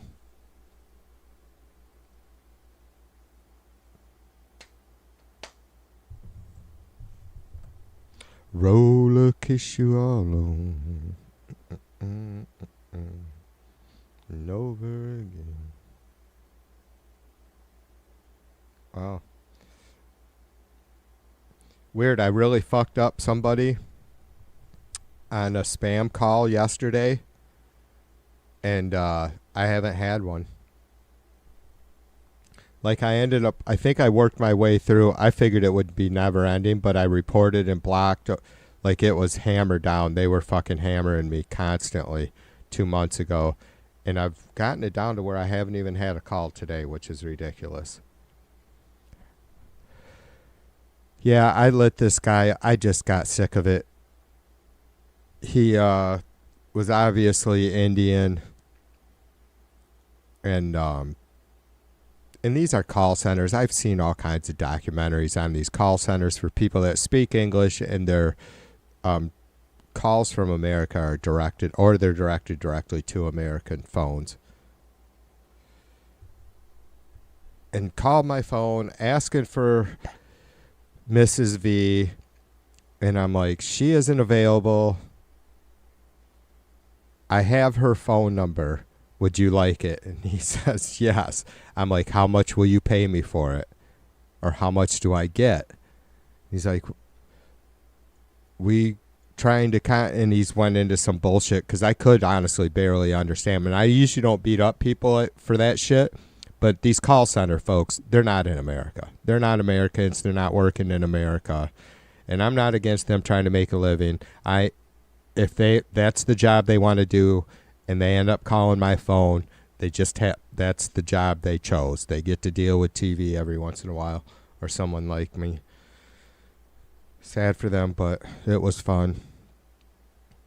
I said, yeah, you guys, did your company not pay a bunch of fucking money for my phone number and with a group of a bunch of other phone numbers? I'm like, you guys pay for phone numbers. I'm like, I have my wife's phone number, and I can give it to you, but I need to know what you're willing to pay for it. And the conversation ended with me telling him, he's a fucking thief. You're a fucking thief. You're a fucking thief. Because he just kept trying to talk, and I just blew it at him until he hung up.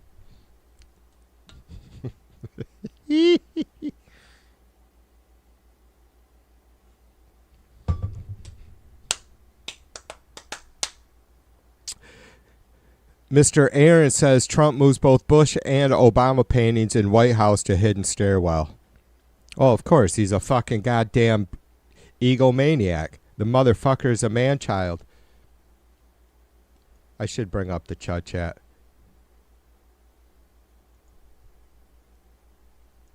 I can't stand these dirty fucking dick lickers.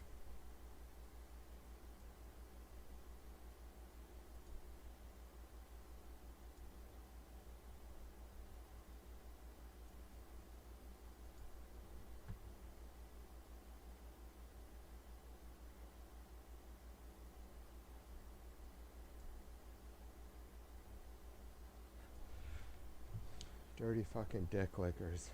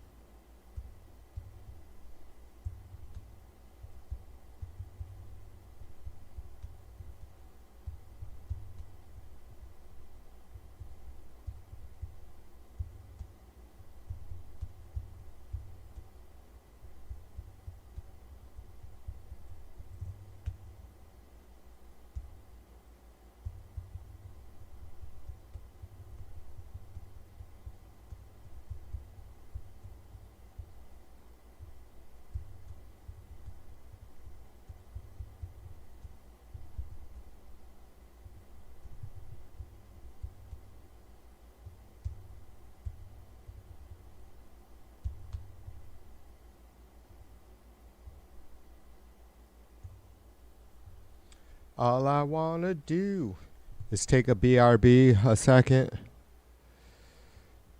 I've been at this about 2.5 hours. I do need to do a BRB. Probably grab a water, I guess, since my cocktail's done.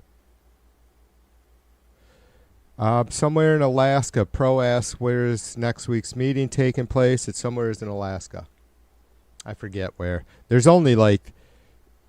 It's funny, I just watched a whole documentary on Alaska, and it just showed how many miles of highway it has, how many people, the 3 major cities. There's only 3 cities with no city had, was there 64,000 permanent residents or something like that? And no, that can't be right, is it?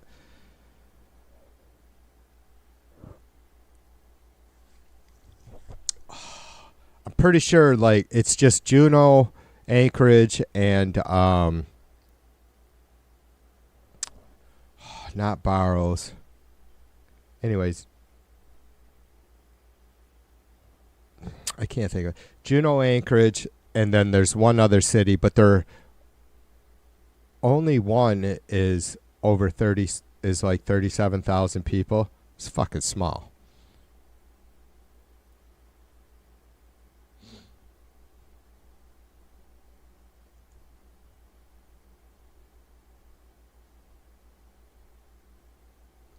God damn it, my fucking shit didn't post in the Chud chat.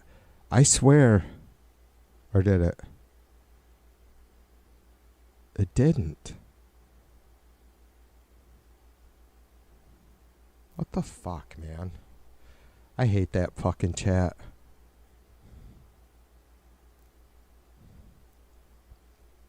I swear them sons of bitches just sit there and fucking monitor it and then see what fucking terms the libs are using and start adding those to their filters.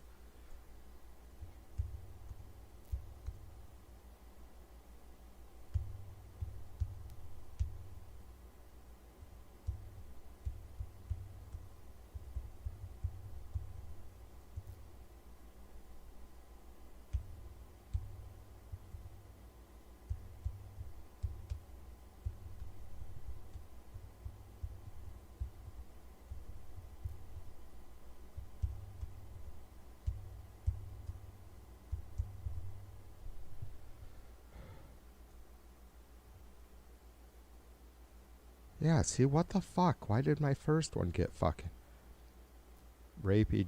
I guess rapey Trump. You can't. I guess you can't say rapey Trump in the Chud chat.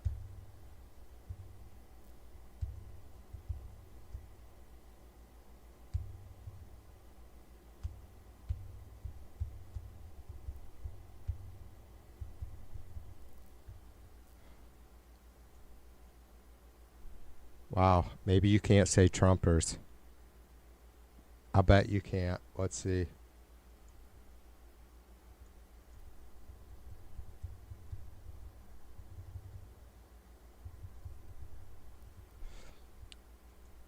It did post. I don't know.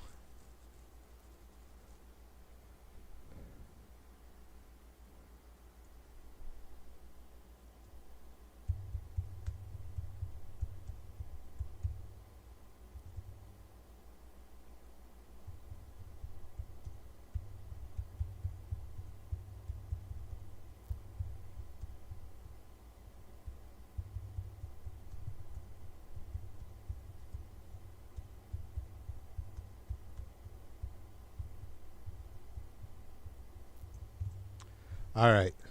I got to do a BRB. I'll be right back, though. I appreciate you guys hanging out. If you're here when I get back, I'll see you. If you're not, I'll see you eventually, I would assume. I do appreciate you guys chilling and yapping.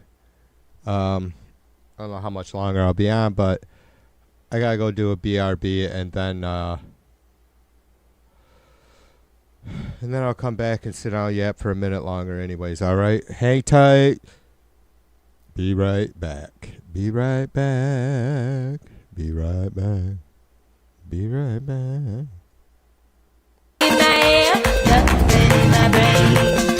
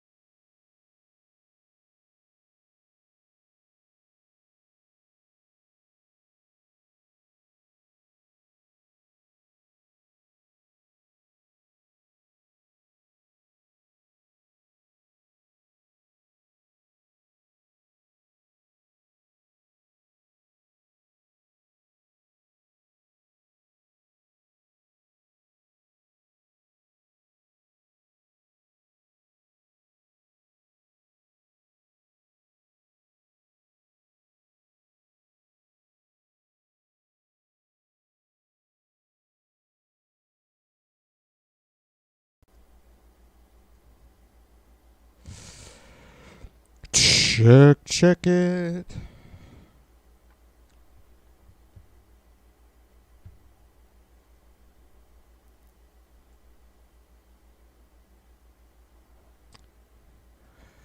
Yeah, I heard she was at... Oh, sorry. A-Bear was talking to Lala, but she was in the Chud stream. I was going to respond to A-Bear, but she may not be here. Maybe she's got her audio on.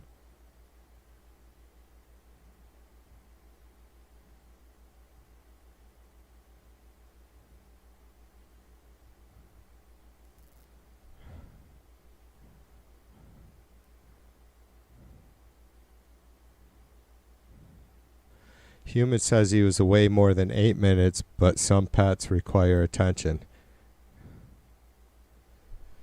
Yeah. Mine do, but they don't get it from me. I feed them, let them out, walk them.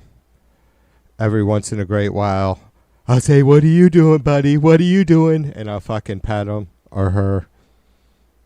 And that's it. Sometimes I'm really lovey and I call Roxy my brown sugar. I did not know that, Human. Human says that tortoises lay big old fucking pinch big loaves. I would not have guessed that. I mean, their sphincter has to be pretty small, right? You started it, dude.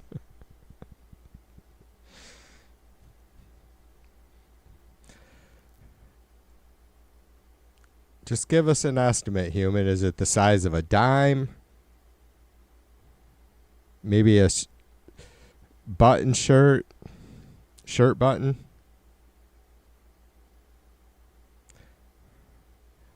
Forsooth, 'tis so.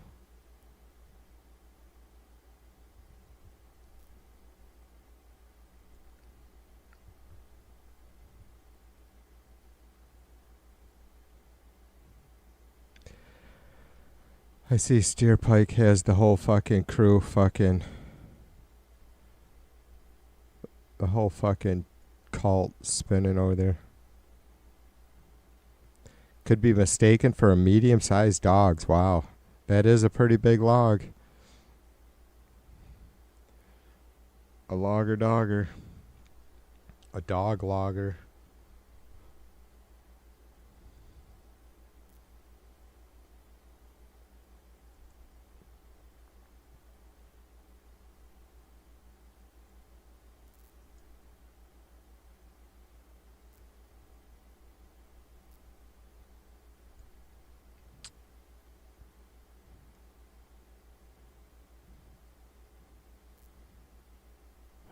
Yeah, it's really too bad that, like, I wonder how much, like, the media, I'm guessing they'll maybe do a presser. Maybe not, though, right? What do you guys think? Do you think that Putin and Trump will do some sort of limited presser after their big shit show meeting? When is that to happen? The 15th? Yeah, so Friday? I think I seen somebody said the 15th. Am I getting that right?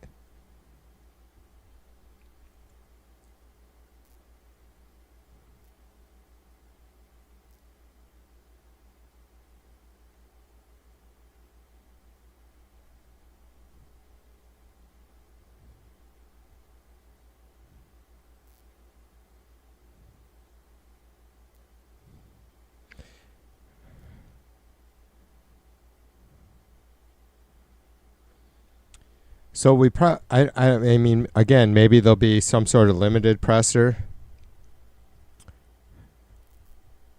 That fucking dipshit Sin said something about Trump taking questions from reporters on Friday, but I didn't see that. I think she's full of shit. From what I've seen the last week and a half or so, they have totally fucking nixed Trump taking any questions from reporters because it's nonstop Epstein shit, right? Which I think is great. So, I mean, I didn't even bother to look because I can't fucking, who can trust a fucking thing since she's like, she is really bad. She's really bad and not just a habitual liar. I don't want to call her a narcissist. I don't know because I don't see her hammering down. I mean, she likes to say how she's right about everything, but yeah. It's fucking crazy. The personal attacks too. It's like, yeah, I get personal with her, like I just did, you know, but like she just fucking hammers down online about everybody fucking being a hater and full of shit. And it's like, it's you, sweetheart. It's you that's, you know, a fucking mess. I don't have the words to describe whatever it is you're fucking going through upstairs, but sheesh. I don't know if there's medications that are even capable of even like helping someone with your fucking mindset. It's insane. I don't know that I've ever met such a fucking manipulative, like, stone cold person. I don't know. She's an oddball. Fucking radicalizing people, loving the violence, sitting back in her fucking wheelchair or whatever.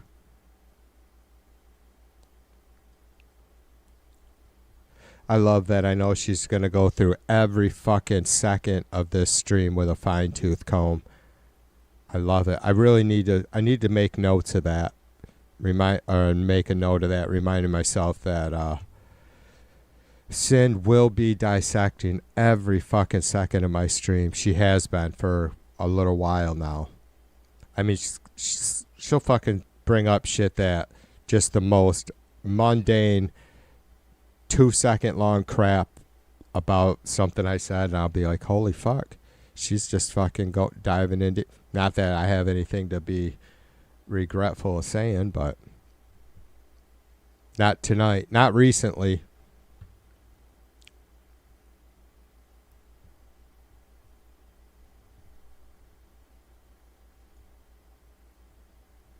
What time is it? 8:24.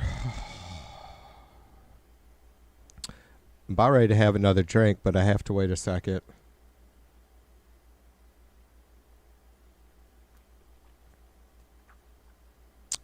Yeah, that's going to make that long. That's going to be a wait.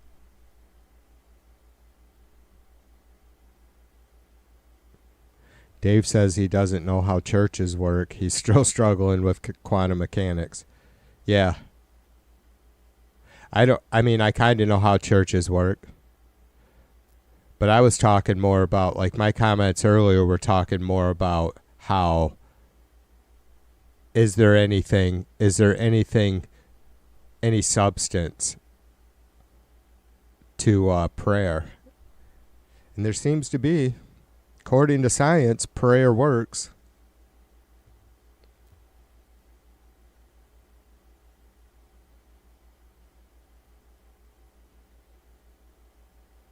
Yeah? What do you mean figure out how to send them? You've sent me, are you talking about to me or your old lady? Are you going to send them to me? You were supposed to send me some shit a while ago, human. I think a recent picture of her or something.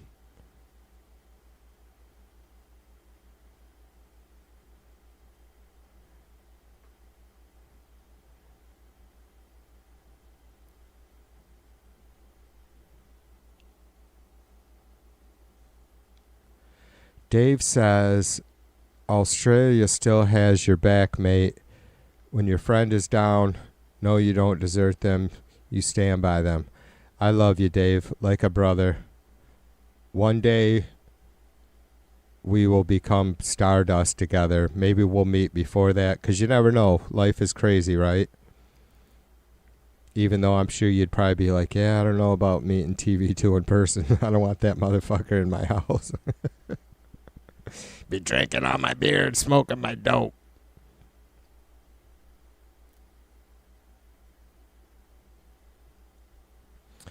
All right, human, you holler, brother. Meanwhile, I'll try and see if I can get my channel email open.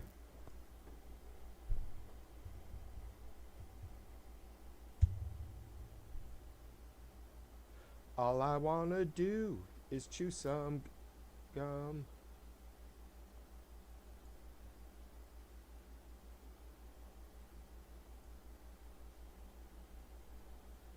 Till the sun comes up on the Santa Monica Boulevard.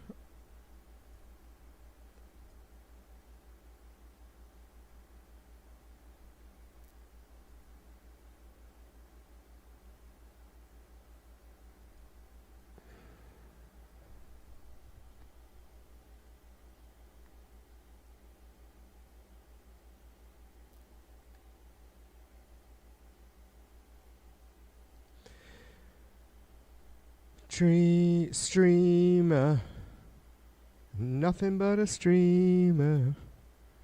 Can you put your hands in your head? Oh no.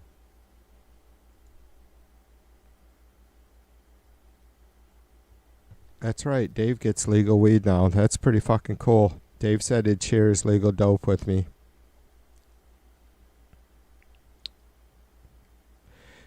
Dave, are you getting a 1,500% discount on your pot, on your medications there in Australia? America may soon finally have a one-up on all the other Western nations like Canada, Australia, the European countries. Right? Soon? I mean, Trump's talking. You guys heard Patty. 1,600% fucking discount on drugs.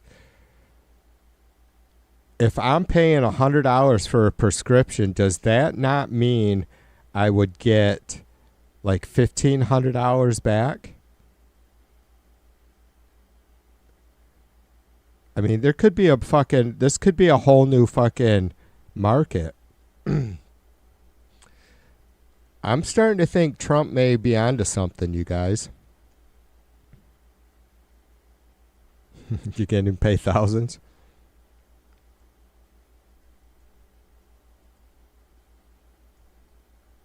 I mean, for real, why should we settle for crumbs when we could push for legislation that will pay us to take the drugs we have to pay for?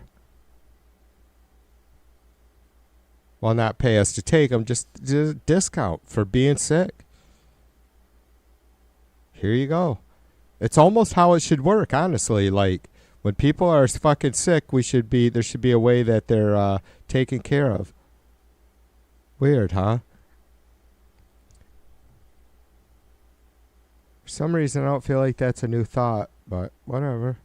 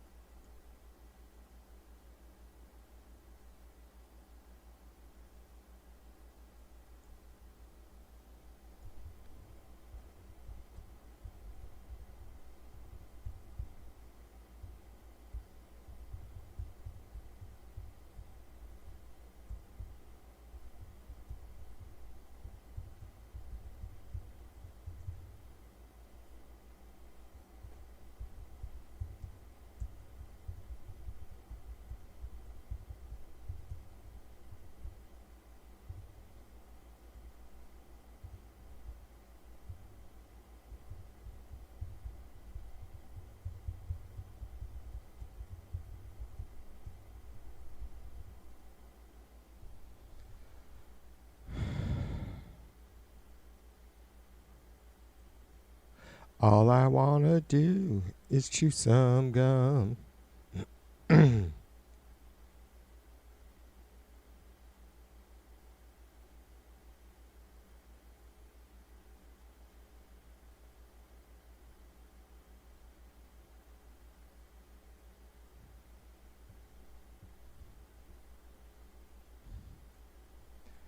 Yeah, guess how many Senate seats are available?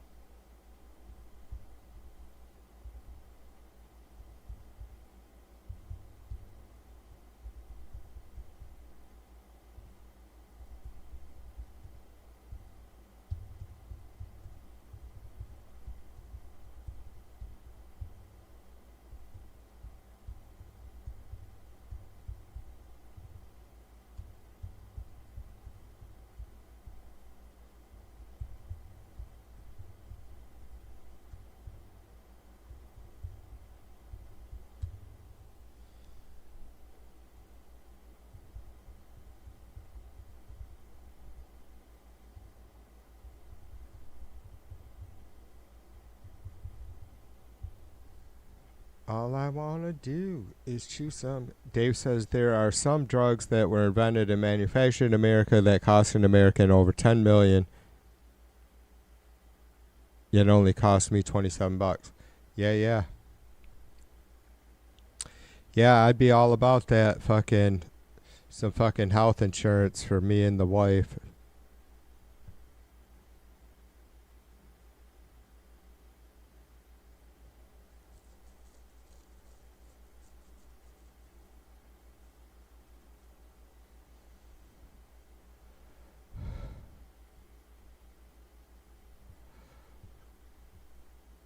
Roy, what up, brother?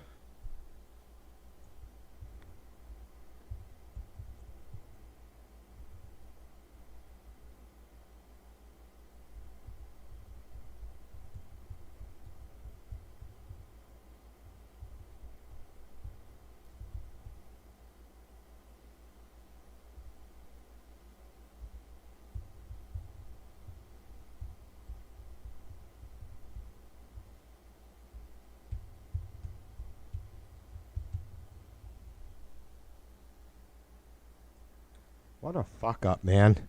How fucking stupid do you have to be to think fucking illegal families are putting themselves on a fucking census fucking form? Jesus fucking Christ.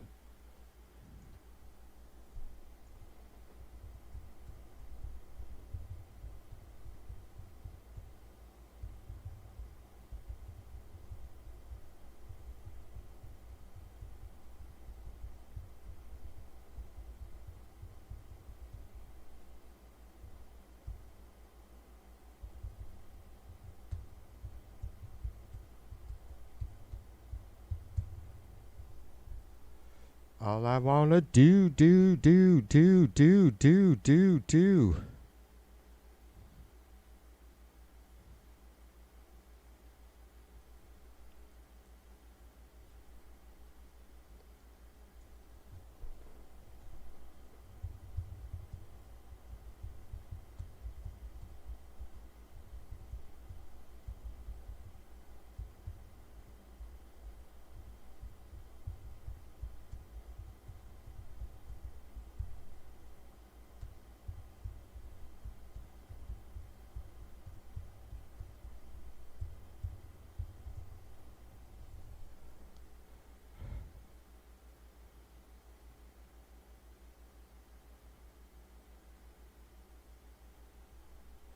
Yeah, exactly. See?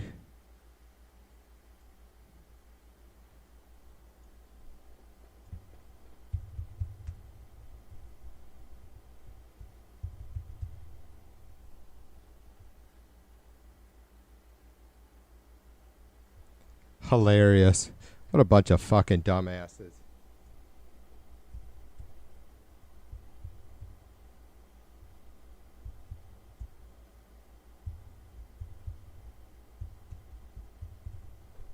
All right. Fucking. Oh, it's so fucking disgusting. I'm pissy. Sorry. I was battling out with the fucking button heads with fucking morons. Which doesn't say much about me, does it?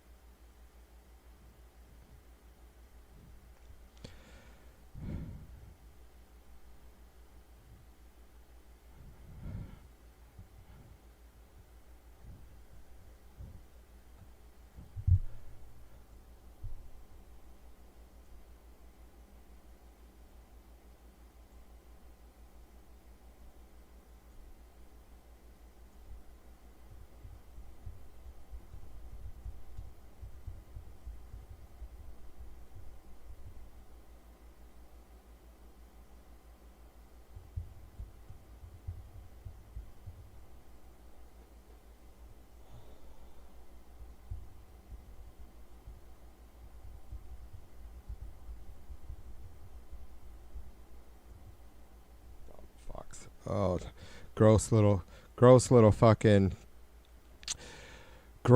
fucking sacks of fucking pus.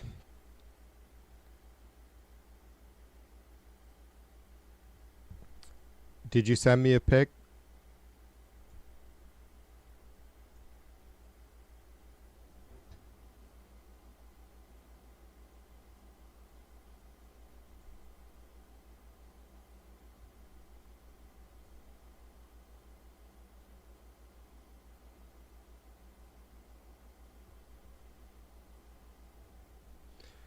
Human, did you send it to TV2 Media? Oh, there it is. Sorry, brother. I got it.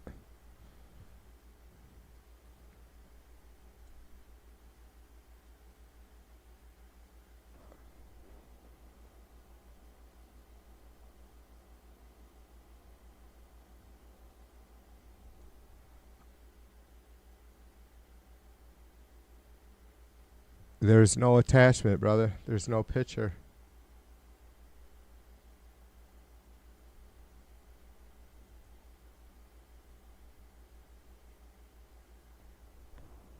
Oh, hold on. Yeah, there's no picture. No picture, no picture. It's a, like a...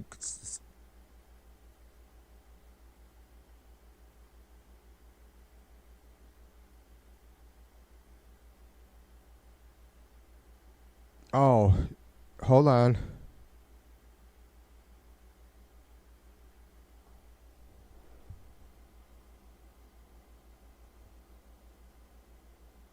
Okay, y'all. No. You know what you sent me, human? I think you sent me a Wile E. Coyote rant from 4 years ago. I can't believe that's still up. He was like drunk on fucking... I used to have a link to that. No picture though, brother. Sorry. I'm still clicking your shit, but yeah, I don't see a picture. Oh no, this is like... Holy shit, dude. This is from 2021. Yeah, I must have clicked the wrong email. I don't... But yeah, no picture.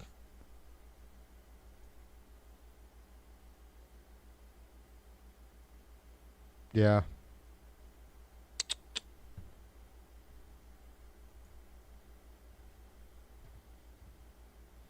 I'm trying, Patty Whackers, but there isn't one.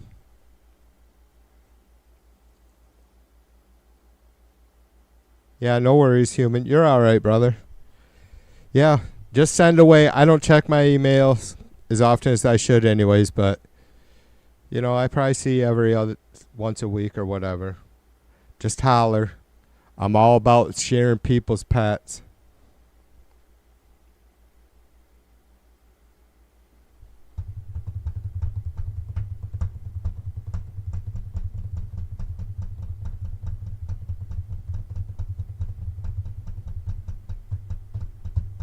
Oh, yeah. No, that's fine. I'll be here for a minute yet.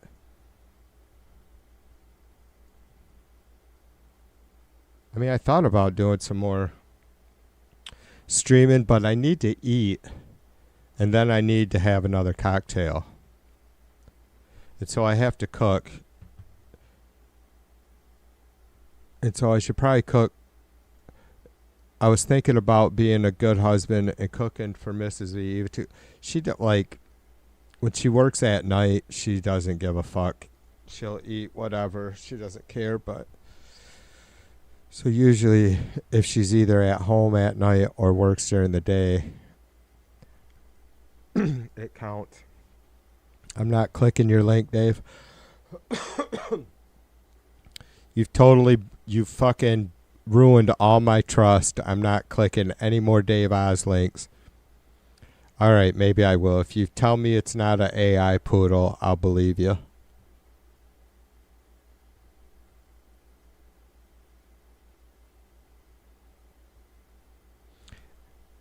Or a dancing virtual, an AI fucking tortoise. Don't fucking send me any AI tortoise links either.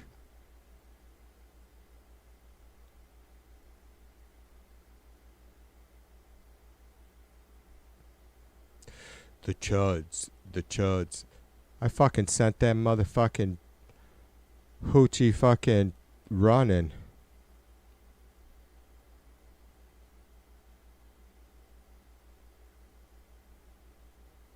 Sure it was, Sin. That's what Sin says. The first thing you said to me was a lie. Sure it was, Sin. I just got done explaining to my chat how that is your whole fucking game, is you're a stinking liar. It's really fucking gross how much you lie. Like, if you want to say me misspeaking or having facts wrongs on occasion on my stream, on occasion, which I so welcome being corrected because I don't have anything to gain from fucking bullshitting anybody, especially fucking morons like you. So, you saying I lie or anybody else is just, it's not even a funny joke. It's a tragedy that you could be so fucking completely fucking defective, right? Like, you're so crossed wired in your brain that you just hammer down on this shit just because you cannot let a bunch of fucking strangers in a YouTube chat somehow look smarter or better informed than you. What a fucking mess. You're another one that should be checking yourself out. Seriously. You add absolutely zip to the betterment of society. You are a drain. You are a drain on society, on humanity, on human goodwill. You are a tax on all the good things about life. And any positivity about humans, you are out there trying to corrupt that. You should be fucking completely disgusted with yourself, but I doubt you're capable of that.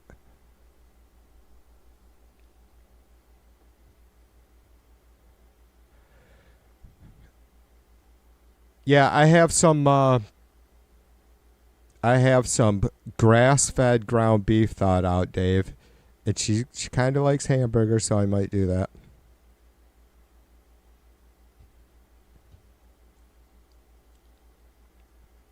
I don't watch any Colbert. I would love to. See what you mean by that. I mean, I've watched just a few second clips here and there when people... I haven't watched any of his recent shit, I haven't seen any of his clips since before the whole, Adam Schiff thing, right? Like, I don't know what that was about. Is all I heard is that Adam Schiff was on his show and then his show got canceled, but it isn't canceled, or maybe they're going till his contract runs out or something. And then I think maybe, and I couldn't remember who, but maybe there were some other celebs that were on there recently showing support for him or something. I don't know.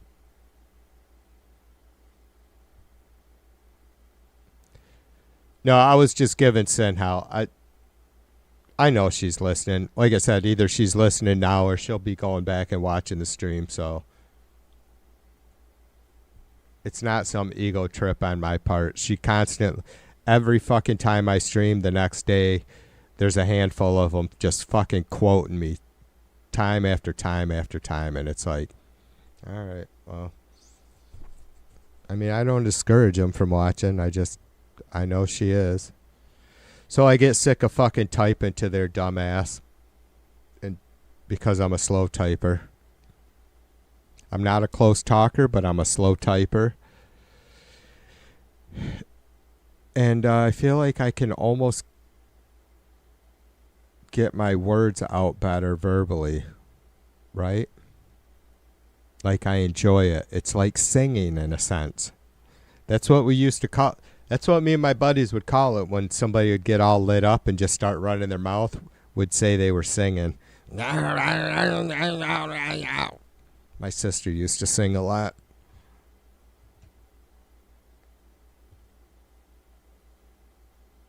It was about a merger. Dave said nothing to do with Adam Schiff. It was about a merger. Yeah, I don't know. Like I said, I honestly don't watch Stephen Colbert. I just don't watch a lot of that kind of stuff at all. I mean, not that I wouldn't find it funny or really good, insight and hilarious, but And it's not a purposeful thing. Like I say, you know, I'm better off if I just avoid all the shtick bullshit. There's only so much time in a day, and I'm just hung up on really fucking boring, straightforward fact stuff.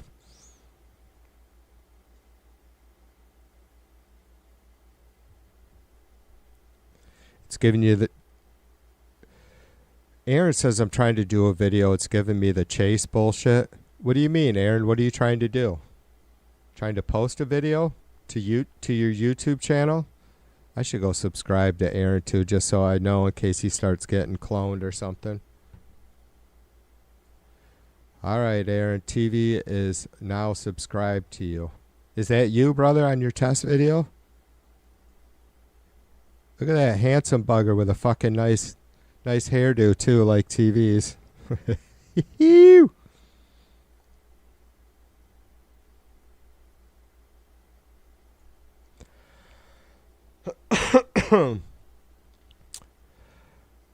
Han Solo, what's up, my brother? Ow! You guys check out Han Solo's fucking channel every Thursday night, live from a fucking basement somewhere in Seattle. Those guys get it on, man. Sometimes it's just the two of them. Was it John? And then sometimes they have a bass player. And when they do have a bass player, I mean, it's fucking always worth. John's a working motherfucker. Han is a goddamn machine on the drums too. I really, really appreciate his style, how tight he is. It's not fucking noisy, but he can do it all. He can play fucking punk, heavy metal, super fucking fucked up jazz beats. But as a guitar player, to do what John does, especially not having a bass player sometimes, like filling all those fucking sound voids by himself is crazy. Yeah, go check out Han. I'm familiar with and will pop into a lot of different music streams, but Han is one that I watch a little bit more than any others. Just because those guys are pretty heavy and they're raw and improv.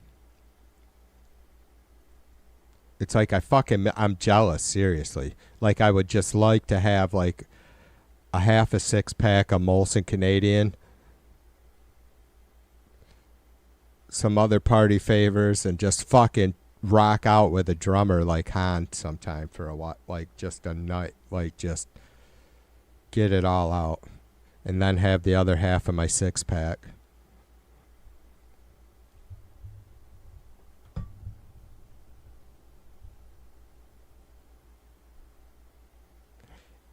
Yeah, you are in the pocket drummer. I'm not sure. I think I get what you mean there. You're fucking tight, dude. I appreciate that. Like, drummer I had through pretty much all my little fucking bar career, he was a badass. Double bass. He was a fucking badass. But as I got older, I realized, not that he wasn't sloppy. I mean, this motherfucker was a badass, but it wasn't the tightness that I appreciate now. You know what I mean? Because you can have all that speed, all that fucking, you know, all those rolls, those accents, but it don't have to be fucking like, not being noisy by loud. I mean, just, you know, having nice control of your hi-hat, your rides, whatever.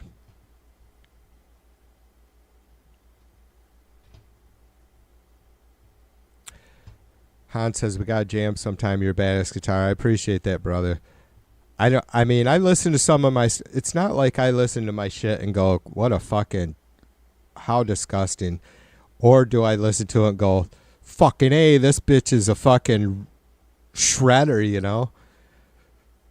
But some shit, you know, I'll listen back to and go, Jesus fucking Christ, but all my good stuff is usually improv too. You got to put the licks in the exercises to be able to do it, I guess, but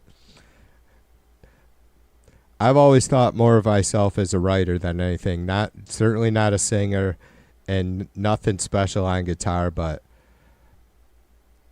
I think I have wrote some pretty, and not lyric-wise, but just, putting together some really fucking catchy, groovy riffs.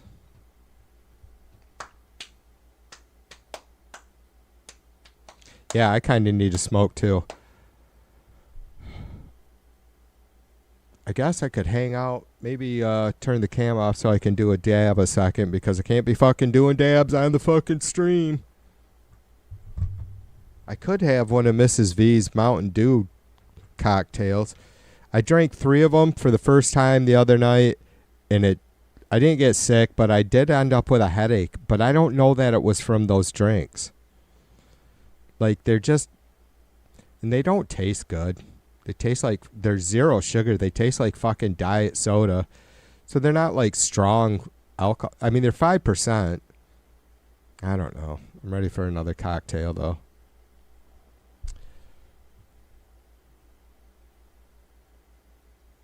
Like, I don't want to be gone from the desk for too long. I need to cook. Need to eat something. I might be willing to like just fucking go at this all night. Wish there was some other shit to bring to the table too. What was it? Thursday night there was some shit got out of hand. I think it was Thursday night. In front of the ICE facility. There was one guy arrested last night. Oh, here we go. Agenda Free TV's up, and he says that there was an Al Jazeera journalist killed in Israeli strike in Gaza. That's depressing too, but I would love to get into that more. Something else that kills me. I seen that dumb broad. Jesus Christ, this is gonna be gross after a while, but I don't give a fuck. I'm so sick of it. That broad sin saying something, fucking going through these supposed fucking wars that Trump ended, like in India and Pakistan and fucking,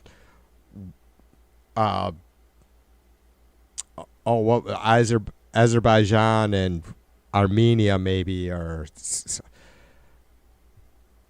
I mean, she was listing, there must have been like 5, 6 of them. I'm like, are you fucking kidding me? There's no fucking way.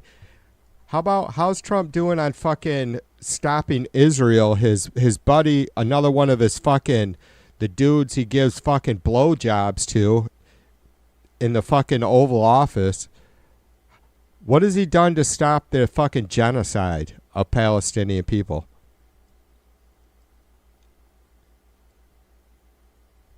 God, that shit's gross, you guys. It's like, I don't know, 80,000 people killed in Gaza so far. Most of them women and children. Nobody gives a fuck. Nobody gives a fuck. I'm serious. It's really gross. Like, the UN is fucking useless. And so are our Democrats. You guys know that? You guys know that? You hear? I'm fucking pissed about this shit. Every fucking Democrat official we have right now should be ashamed of themselves for not taking to the floor and not leaving, not sitting down until we just stop all the fucking funding for Israel. What the fuck? Why do they need our funding? Why?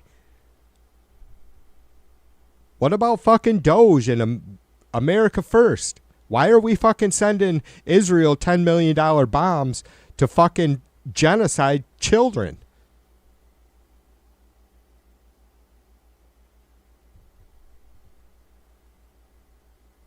It's a legitimate question.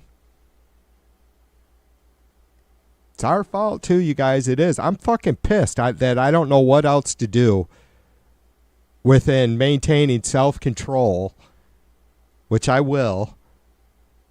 What else how do we stop this shit? It's disgusting, you guys. It's 2025 and we're sitting here feeding these motherfuckers. Can you imagine what it's like for one day over there?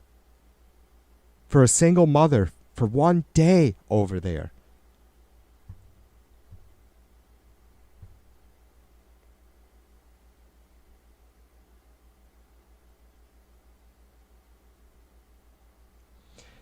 Yeah, they banned me a long time ago too, Dave. I was kind of pissed. It's like I wasn't even running jokes or talking off topic. They just didn't fucking like what I said.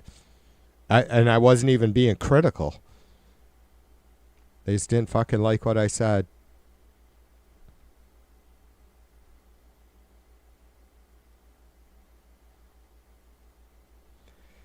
Han says he got in trouble with YouTube for smoking blunts and glorifying cannabis use.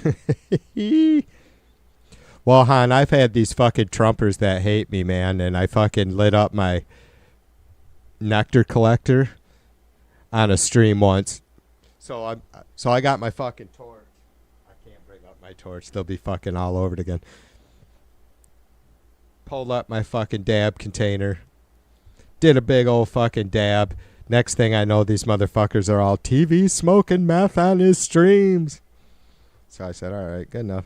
You guys won that battle. You won't stop me from fucking smoking during my streams. You just stopped me from smoking on them, which wasn't like a big fucking thing to me anyways. Like, I'm not one to sit there and have the fucking pot discussions 24/7 because I've been smoking for 40 fucking years. It's like going to the bathroom.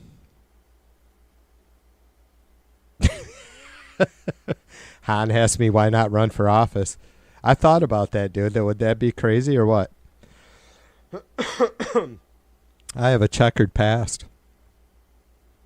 I don't know if that would affect, like, you can work your way through that. Like, if I had the financial support, like, what would I do, though, Han? Like, I don't have any formal legal education. I don't have, I never studied political science outside of high school. Yeah, I don't know.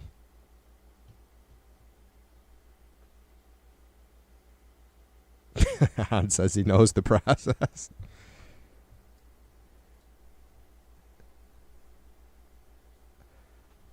I think I would be good in the sense that I just have I just share the same beliefs that a huge majority of poor and middle class Americans share.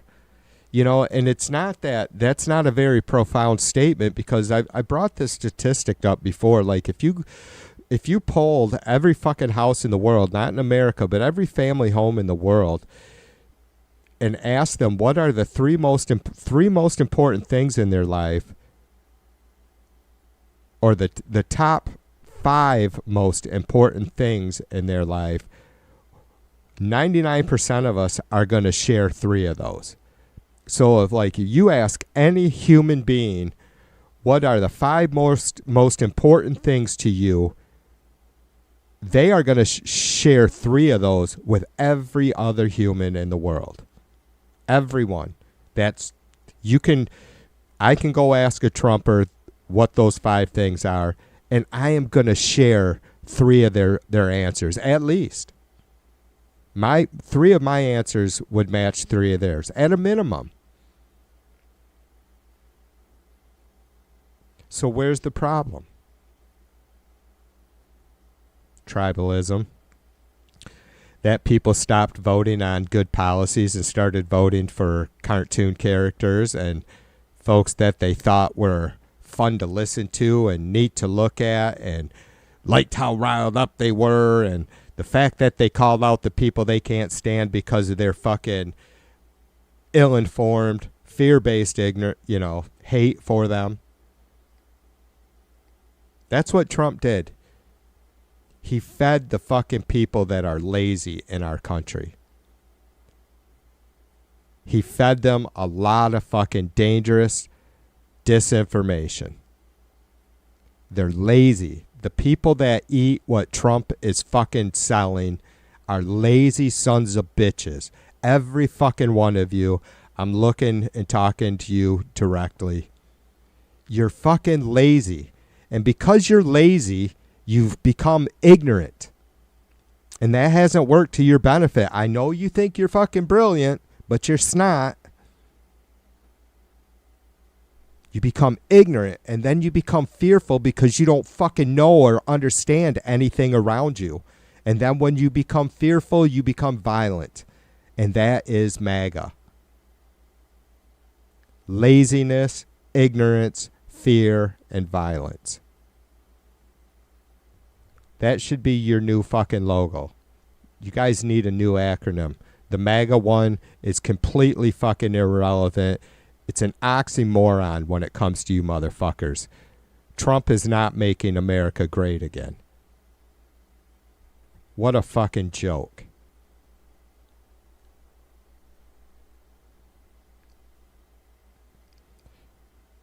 All right, Dave, whatever. Dave, if there was a top 6, would I be in there? Maybe Slayer. Top 7, TV and Slayer.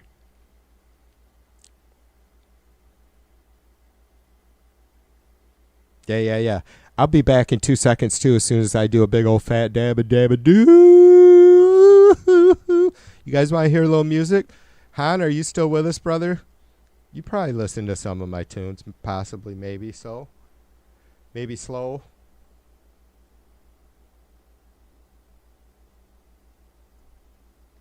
It's a possibility, right?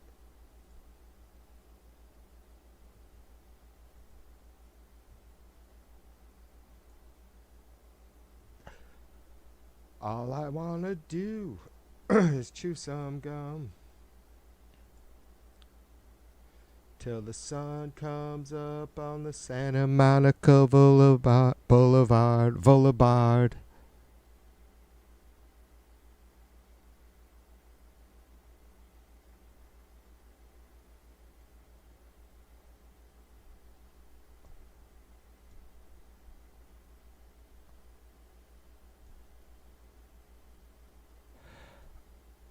I'll be right back.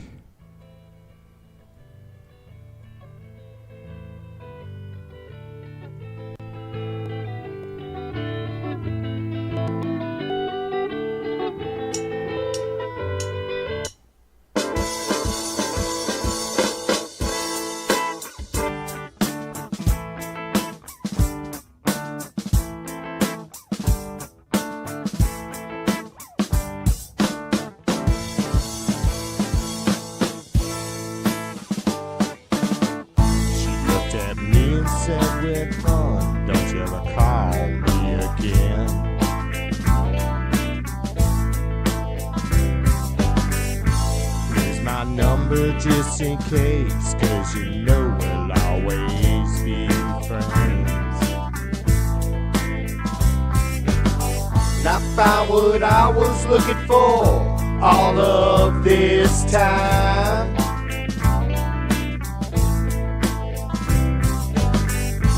It was always right here in front of my eyes.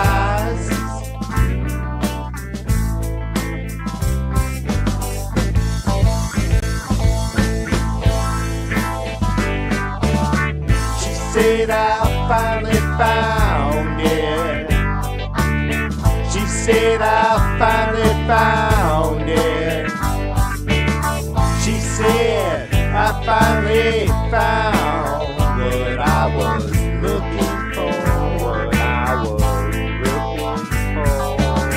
She said I finally found it. She said I finally found it. She said I finally found what I was looking for. What I was looking for.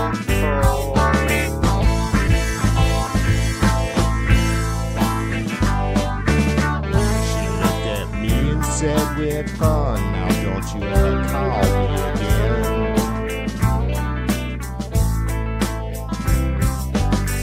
I'll be around just in case, 'cause you know we'll always be friends.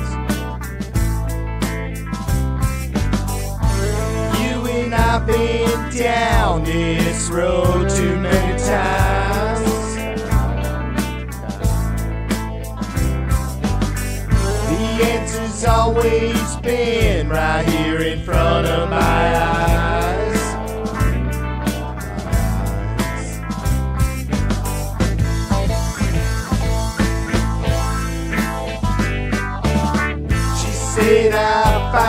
found it. She said, I finally found it. She said, I finally found what I was looking for. She said, I finally found it. She said, I finally found it.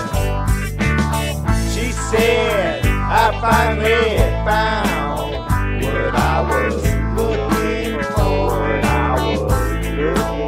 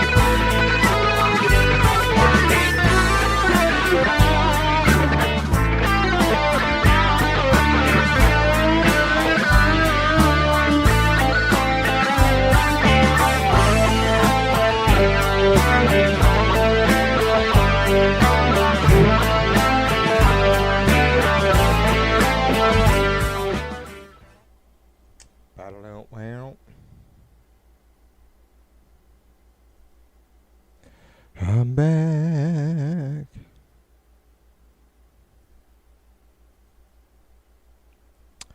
Han, thanks for coming by, brother. Enjoy your dinner.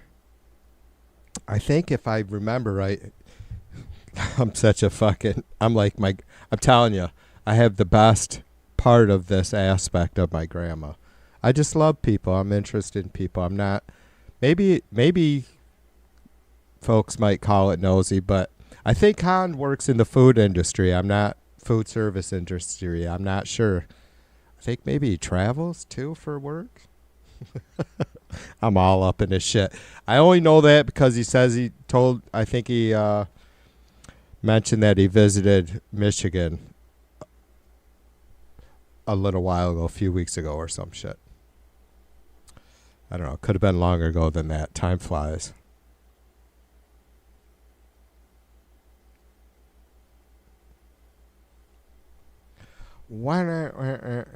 So I had time to do a couple dabs.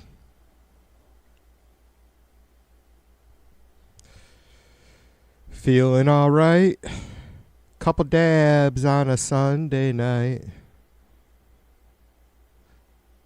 Come what may. Home. Drive seat. Home. Drive a seat. Yeah. Drive a seat. I can't believe I've gotten to where I'm fucking singing. doing acapellas on my live streams. I've got here. I was just bitching about the lazy bastards that the chuds are, and they are, but yeah, I'm like fucking phoning it in lately.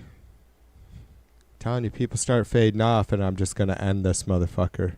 If we go down to 4 people watching, I'm out.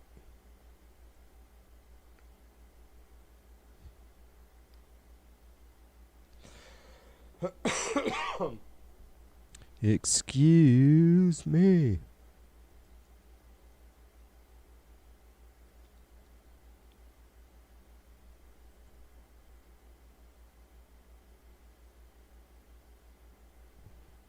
Let me see, human. Do do do do. Reload email.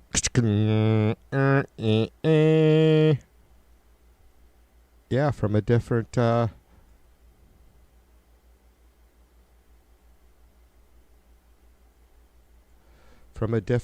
address, my brother. Which is all good. I mean, I recognize your name, obviously, on the first one.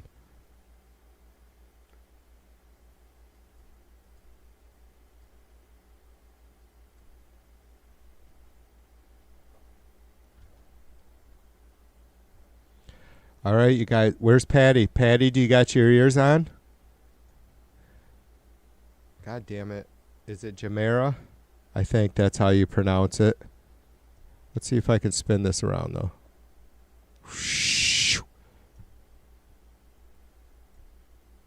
There we go.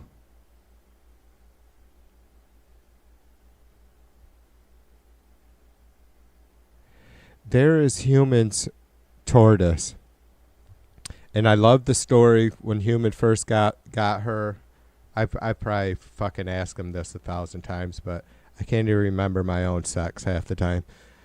I don't know where that came from. When Human first got her, the tortoise, I should say,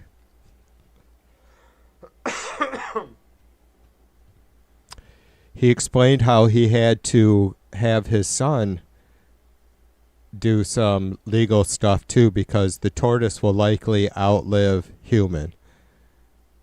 Just our human, not all humans. Maybe, though. You never know. The way things are going, I mean, you never know.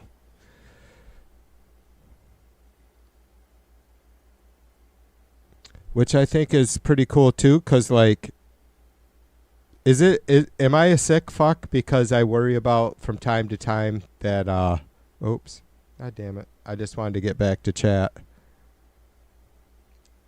I worry about from time to time that I'm gonna have to bury our 2 dogs after I've already had to bury a couple dogs. You know what I mean? Like, is that selfish that like that's what I think about? Not like all the time. That would be fucked up. You know what I mean? Like, why I wouldn't want to get another pet, because at my age, it's likely that I will outlive any other dog that we get too. Or hopefully. Well, I don't want to have to fuck. But anyways, Human doesn't have to deal with that. All the pressure's on Jamera. She's got to fucking live without Human after he goes. I'm sorry, Human. That was mean. I was fucking my raw, dark humor.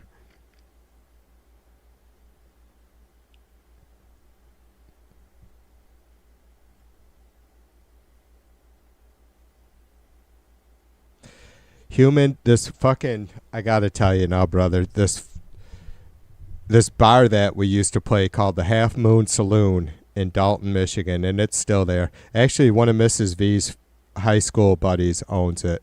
Her sister owns it or something. Maybe we did still play there when that changed hands. Anyways, this place had been owned by this old lady forever, right? And she was very cool, very nice, old. Like, her son kind of hired the bands, and he was in his I don't know, late 40s at that time, right? So the owner of this bar was older. But she was cool. Didn't ever talk to her much. But her son was a fucking drunk. And, I mean, a bad drunk, dude. Like, I never even thought about it till right now. Like, she was an enabler. She had to be, because he was a terrible drunk. But he asked me that. I remember one time we were getting ready to play, and he's like, what would you rather do? See your family, your wife, and all your kids fucked up in a car wreck, or yourself? And I'm like, myself, of course. What the fuck are you talking about? He's like, that's pretty selfish, because you're going to fucking leave them without you. I'm like, you're a fucking dick. I don't know why. This dude was a fucking mess, but I'll never forget that. That's selfish, because you fucking left your wife and kids without your wife and kid. What are they going to do without you? I don't know. Anyways, telling bar stories now. Dave says that's the hard part of getting a cat or a dog. Dave says weed isn't for everyone and alcohol isn't for everyone. But Dave, some folks, both of them are for some folks. You know what I mean? Or some folks are for both of them, or vice versa. Like it's a nice collaboration. Everyone versus anyone. Yeah, exactly.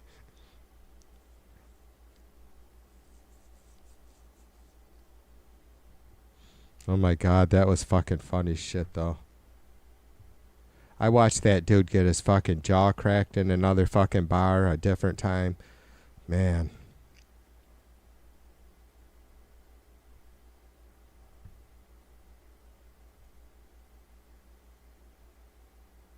Jesus.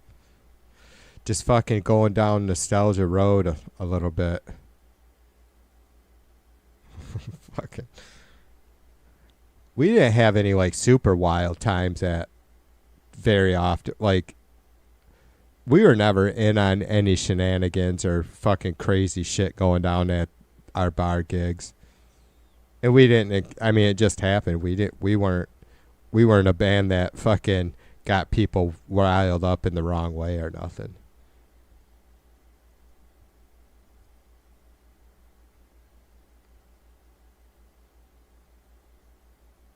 Human says his nose is crooked as fuck for real bar fight in Mexico. Well, mine's as wide as it is up there. From a fucking baseball when I was about 9 years old. B says she doesn't even think about alcohol, never crosses her mind. Yeah, I do think about alcohol. Like, I think, should I have a drink or not have a drink? I really enjoy my cocktails. I don't get... I can, I wanted to have a drink the other night, and I'm like, fuck it, I don't need it, you know? It's not like I mean, there was a time where, like, in my very early 20s, where if I felt halfway decent at all, I was drinking because I just always wanted to have fun. It was just, but I've known plenty of people that, and I've always said, I think if you can party pretty hard up until you're about 40, but if you're still drinking, if you're getting drunk 3 times a week at all that time up to your 40, everything changes. Like, it gets you really start to see the physical dependence. Literally, my fucking brother-in-law almost died because he did it. He got himself sober just to save his marriage, but he almost killed himself doing so. And it didn't last anyways, but I couldn't believe it. I think that was the first time, it might have been the second time I've heard of something like that happening, but it didn't really sink in until that time. I'm like, you can literally die from quitting drinking. I mean, I didn't know that. Like, you can't die from not doing heroin, right? can the withdrawals be so bad? I don't know, unless maybe you go into shock or something. Well, that's what it is, I think, with alcohol, is your body goes into shock.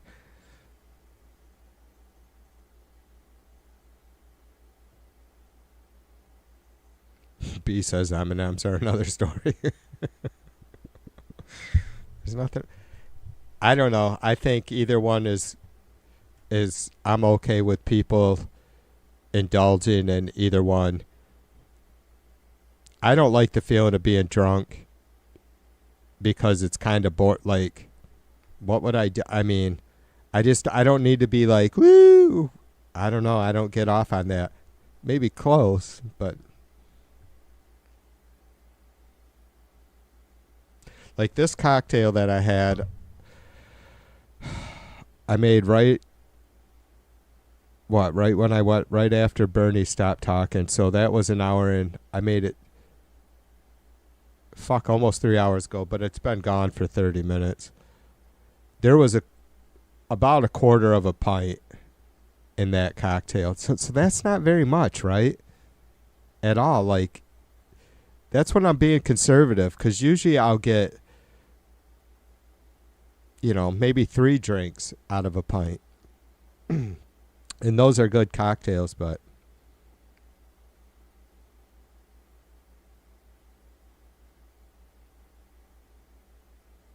Human says it wasn't even my fight. It expanded out to where I was. I was oblivious to it until after my face was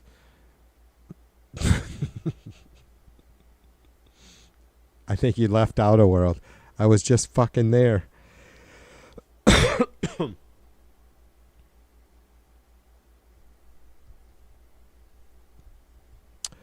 I'm all about I'd have to, it'd be a tough one. Like, I like chocolate cream filled cupcakes, that sort of thing. Like this super fucking whipped frosting that's been going on for the last 20 years or so on birthday cakes and shit like that, I can't stand. I like real buttercream frosting, I guess. I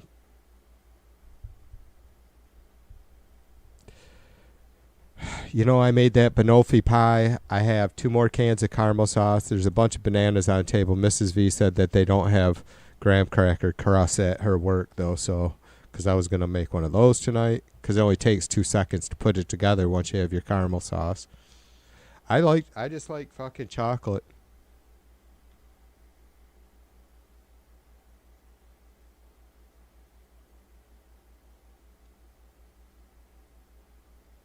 Yeah, I don't either, Dave. Like, I have no desire to go into details, but most people aren't honest anyways. Well, and then maybe I've lived a sheltered life in a way that I've lived in a bubble where everybody around me is I grew up as a party animal, you know what I mean? It's nothing to do with, social status, financial status, class, whatever, right? Just people fucking partied hard. And yeah, I mean, like I said, in my early 20s, I had an issue with drinking. It was because every time I felt good enough to drink, I drank. And there was no, and like I always said that, I never blacked out or passed out. And that wasn't a good thing, right? Like, I could just fucking go and go and go. Thankfully, I didn't end up in a lot more trouble than I did get in, which wasn't a ton, but whew, this shit's fucking hard on your body, man. Like, I just couldn't deal with like I was just so happy to be an adult for a few years after turning 18 and graduating high school. I was all in on raising hell. I just wanted to fucking party all the goddamn time, and I did. But so I didn't have a problem with alcohol as far as having a physical addiction. Like, I didn't get the shakes or anything like that. I played with some people that were older than me that were to that point, like coming in for fucking gigs at 7, 8 o'clock at night, to get set up or whatnot, just a fucking train wreck. I'm like, holy fuck. Couple beers later, they're fucking fine.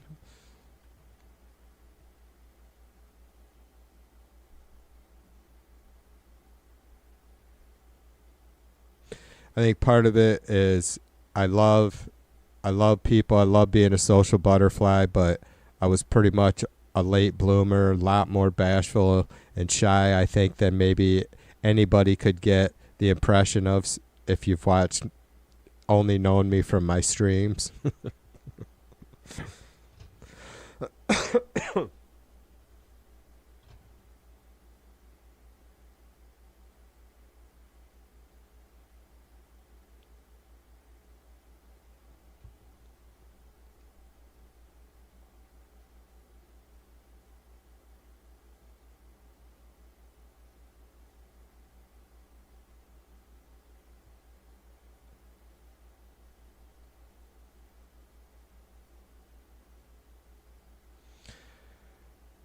Dave says quitting alcohol and benzodiazepines. I know I fucked that word up. Benzodiazepines. Is that Latin? Abruptly can be dangerous and even life-threatening, as withdrawal from these substances can cause irregular heartbeat, physiological symptoms, seizures, and death. Yeah. Yep.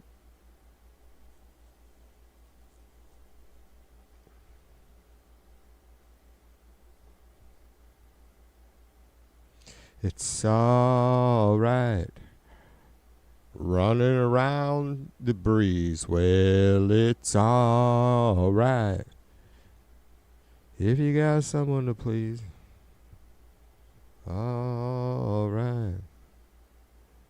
Baby, when push comes to shove, if you got someone to love, do do do do do do do do do do do do do do.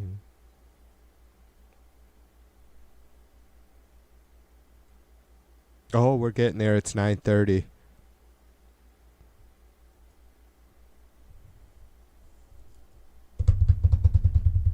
About 15 minutes. I'm going to put you guys on commercial break. Now pop in periodically, but I'm going to go cook.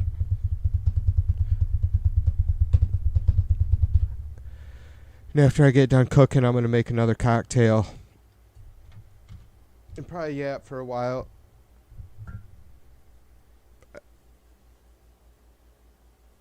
It is Sunday night.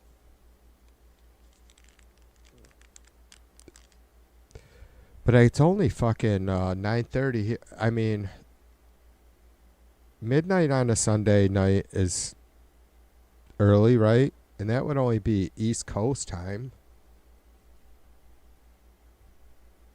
Seriously, it's just like fucking late afternoon for human right now. Patty's probably still has a little bit of light left, I wouldn't doubt, or close. Laura certainly does. Be Nice is in the dark now, along with my dumbass. Dave, Dave's probably got sunlight right now. It's probably like fucking bright and early in the morning for Dave, Space Time Dave.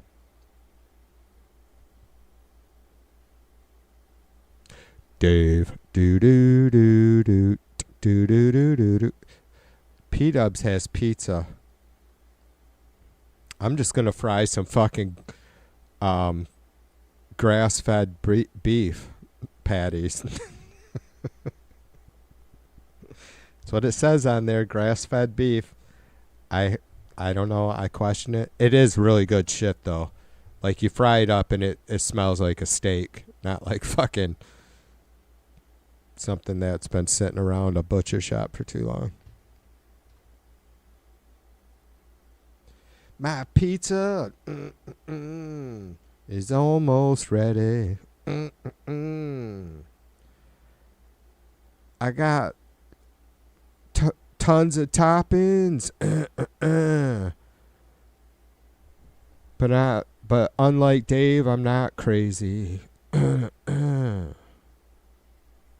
Nobody needs prawns or pineapple. You don't need steak on a pizza. Nobody needs prawns or pineapple. You don't need steak on a pizza. My pizza is almost ready. See, this is why I don't need to get drunk. It's just not necessary. I could fucking do this shit. What do you guys think I do when I'm off camera? This fucking same shit. I sit here at my desk with my mic up to my mouth. Even though it isn't on. And I sing stupid shit about people's fucking posts and chat.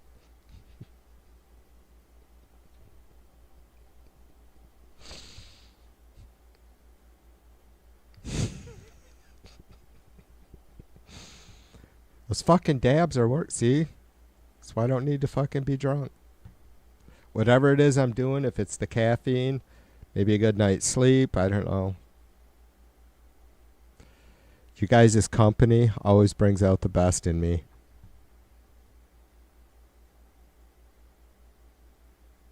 Patty Whackers has a meeting with Laura in a half an hour. Sweet. Is that going to be a public thing? Dave says he should get drunk. No, you shouldn't, Dave. I don't know how you guys do it. Seriously, I'd be so paranoid about waking up with a hangover. I can't handle that shit, man. It kills me to fucking waste a whole day feeling like trying to fucking keep from fucking barfing or trying to get rid of a headache. Not enjoying the day. You're just fucking laying there. Healing.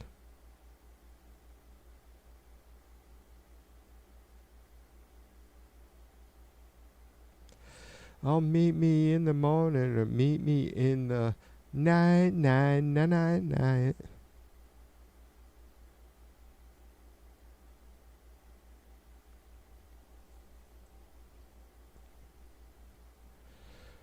P-Dub says it's a tutorial thing. Alright, whatever. Get her done. Yeah, Patty, too. About earlier, you can always use any of my shit. If you get any fucking catch any fucking hell about it, though, just know that I don't know how YouTube works on that end of it, right? Certainly, if I don't think you should have any problem. By time you would use anything of mine that's posted, would I have anything cleaned up? Like, because I'm monetized again, I don't let any copyright claims go, even if they don't affect the channel. I still clean them up. So yeah, you're welcome to use anything at all.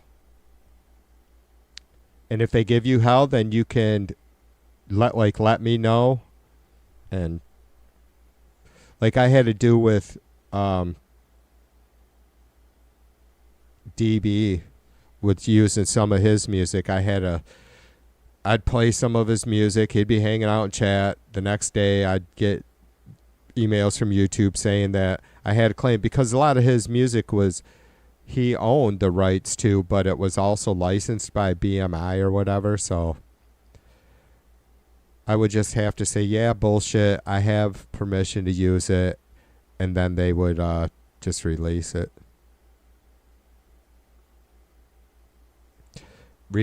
Dave says to report Patty Whackers. For what, Dave? Report her for being fucking awesome?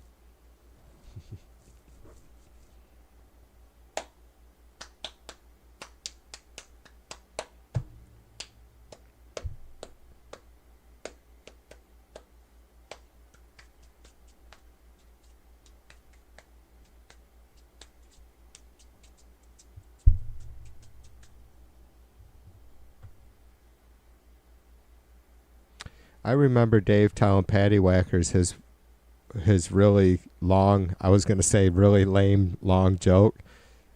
His really long joke. I can't even remember what it is. Something about a girl's name or something. I can't remember. Dave has a couple old standards. Something about the sheep in New Zealand. And I don't know. He has some real knee slappers. Just ask him.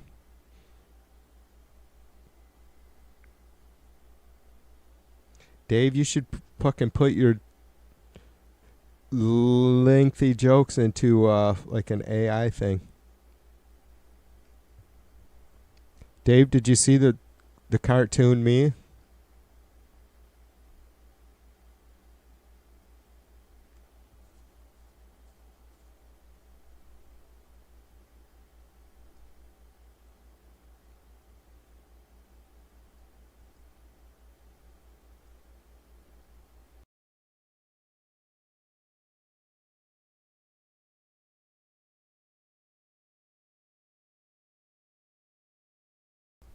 That's my first what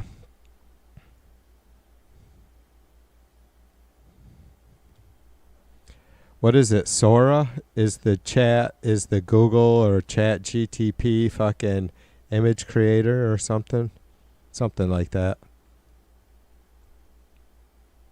So I just loaded in my fucking picture that I use for a thumbnail on the streams.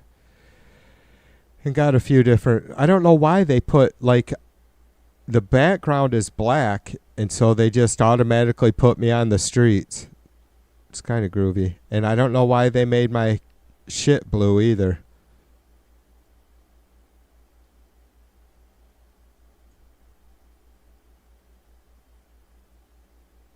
I kind of like it, though. It's funny. It's a funny bunny.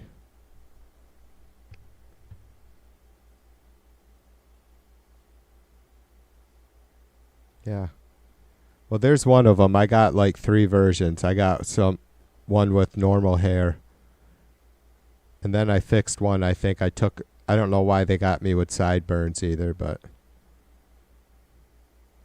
And it's funny because one is really close to getting the logo on my shirt right.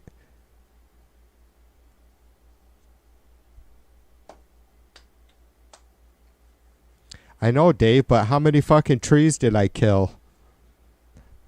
How much coal dust did it take? How many pieces of coal did it take getting burnt for me to make that fucking cartoon of myself? I'm selfish.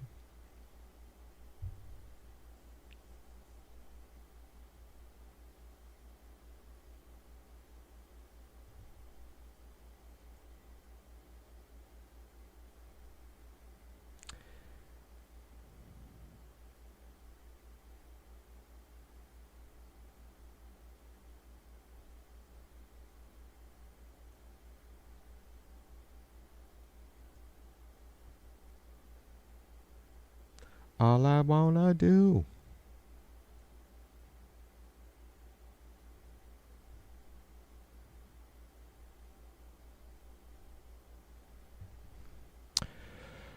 All right, you guys are gonna be on your own.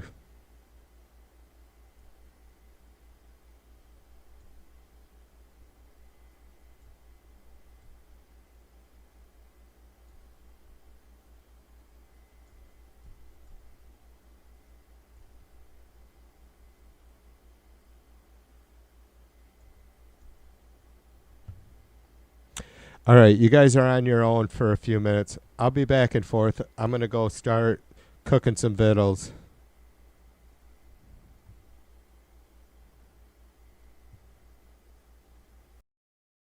So you won't have any audio at all unless Dave sings. Dave, can you sing in drop D?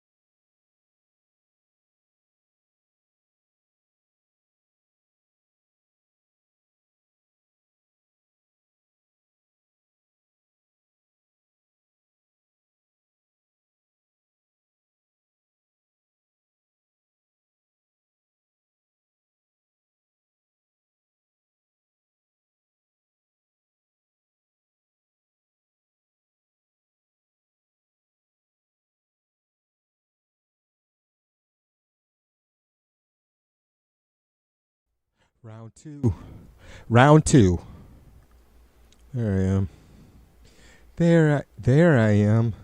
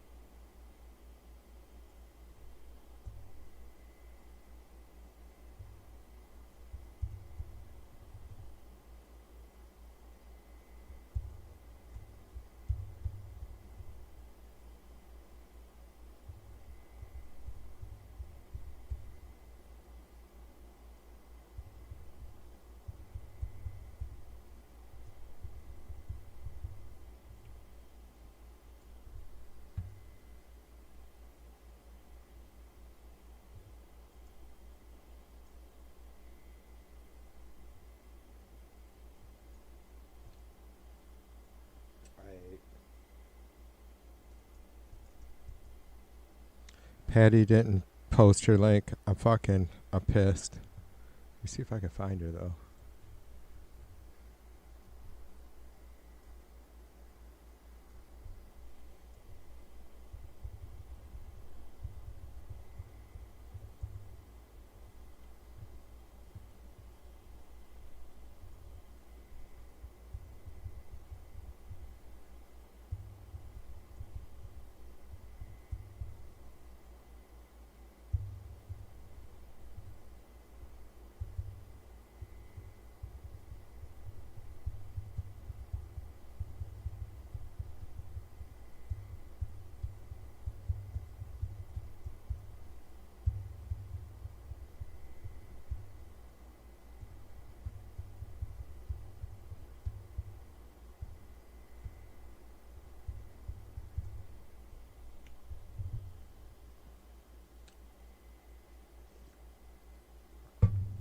All I wanna do.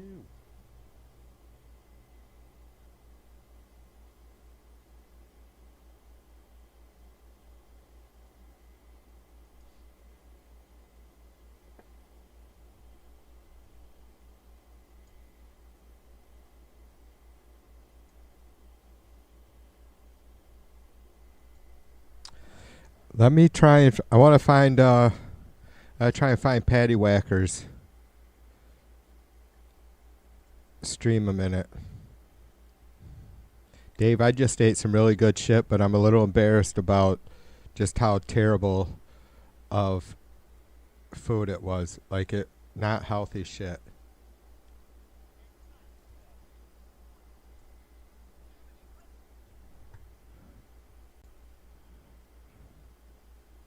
Not healthy shit, Dave.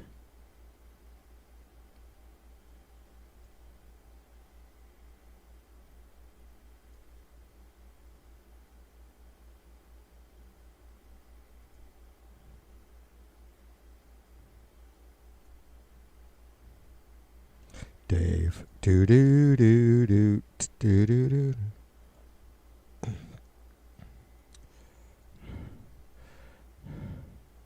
I might have to have a vapor.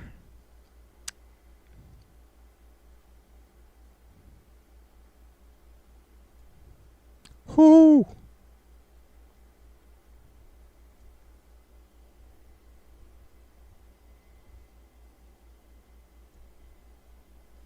Jesus, dude, take your fucking symbol down. Just, like, share the fucking... Share the resistance with anybody. Let people fucking share your shit. Stop being a fucking dickweed about it.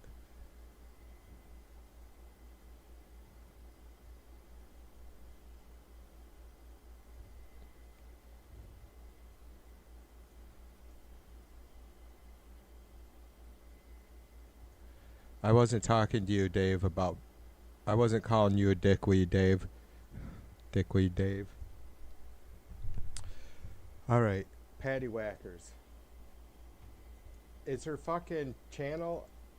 What's her channel name? P-Dubs?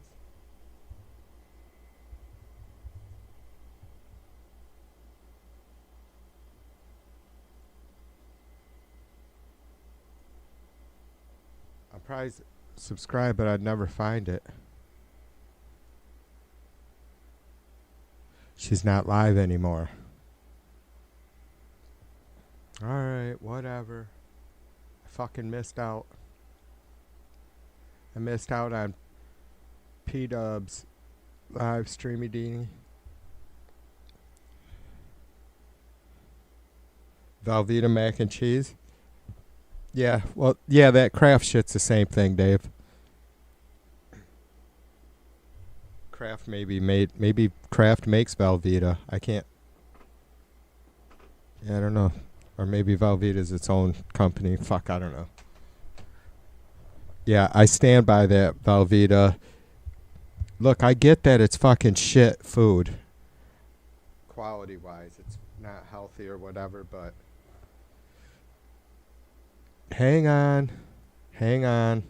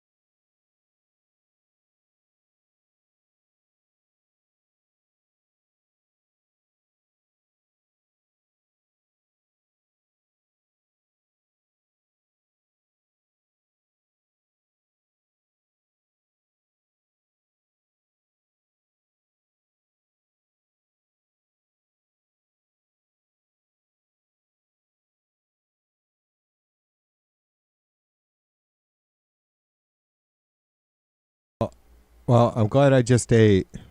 If you guys are going to be fucking talking about food.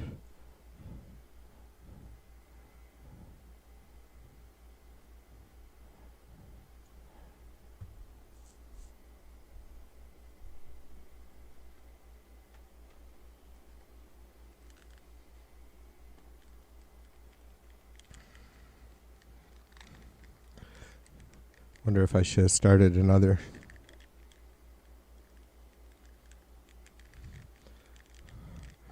Wonder if I should have just started a new one, but...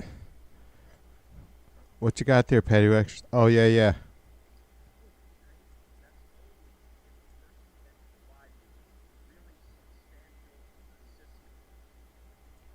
I'm glad that you got that worked out. Yeah, I mean, I like StreamYard. I don't like that for music. It's complete... Well, like... Oh, whoever the guys are, Axe and some of those other folks use StreamYard for music, but I think it's a paid version, and it sounds good. Sounds great. Sounds as good as whatever I can pump out on OBS for live. It's ridiculous. I mean, it sounds great, but every time I've tried to do anything on StreamYard, and I just assume it's because it's the free version. In fact, I think I asked one of them about it, or maybe it was Jay, I don't know, if they were using a paid version.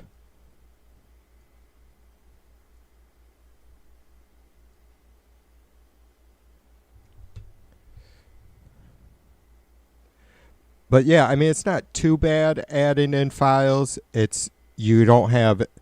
don't like that you don't have any fucking control of the window size. Like you can't crop the window, if I remember right, in StreamYard. Which, I mean, I got like my camera view is tight right now because it's just bullshit around me. Nobody needs to see that.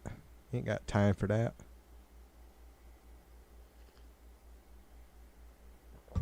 Yeah, I just watched it, Patty. It looks and sounds good. It sounds great.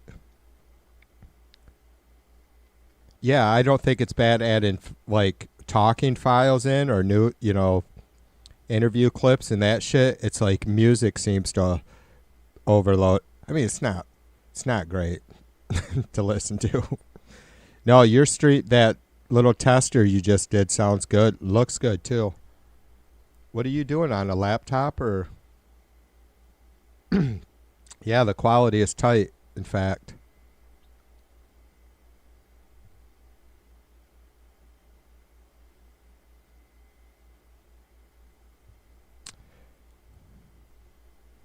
Yeah, like there's some things like I like about stream, like I think is what it is I need to get set up for, I've done Google Meet chats with Retsy and or Zoom. I don't know if Zoom is limited to how much free shit you can get. I'm a cheap Dutchman. I mean, if I made money at this stream, that'd be one thing. I don't have a problem with paying anything or putting money back into it, but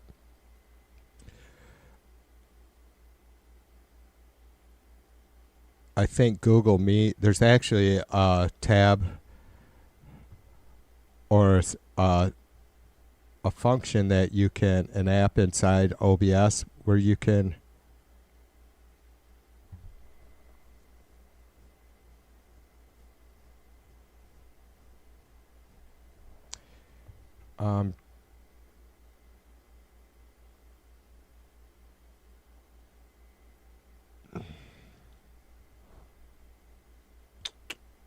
I'm looking at it now. I'm sure there's some tools.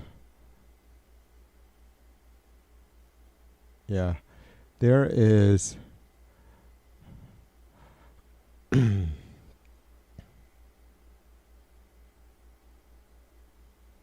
well,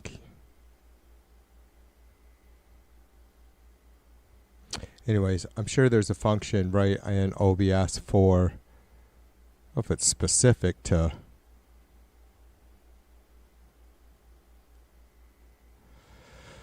Google Meetup, but yeah, anywho.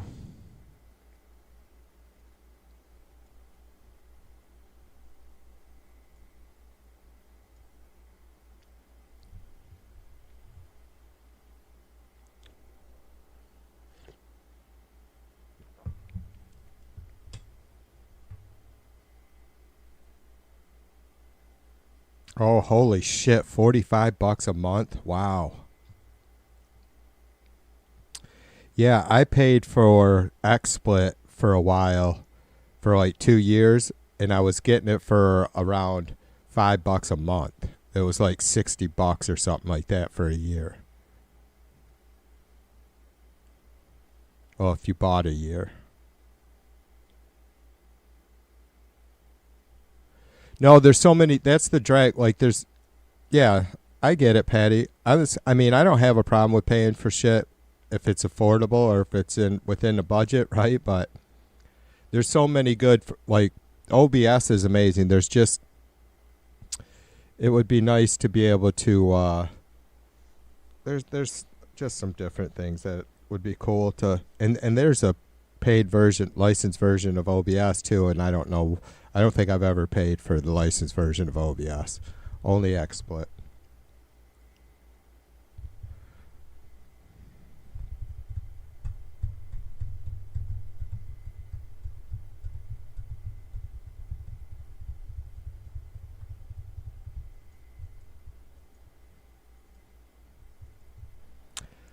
My fucking kid Holland was telling me yesterday, he's like, I don't know what I was talking to him, what we were yapping about. He's like, so-and-so, his buddy that lives across the street, they got 2 houses and a couple lots, I don't know, totaling 10 acres back there between his buddy's dad and his grandparents. He's like, yeah, he's always giving me hell about being a cheap Dutchman.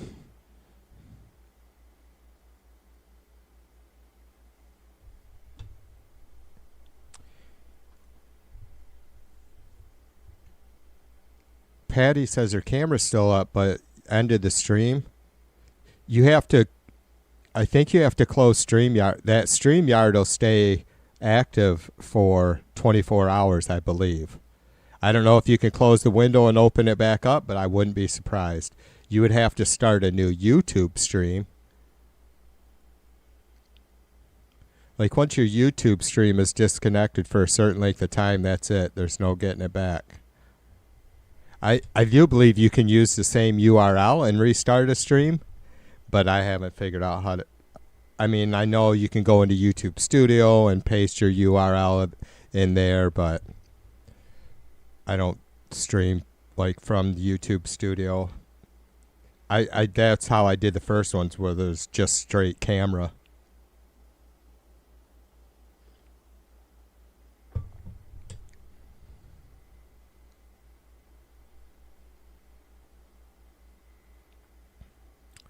So this is SoCal Shorts, you guys.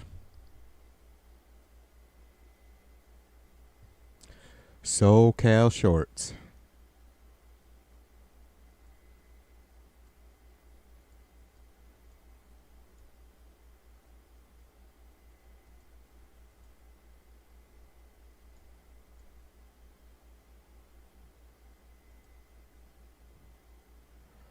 There's a Chud chat.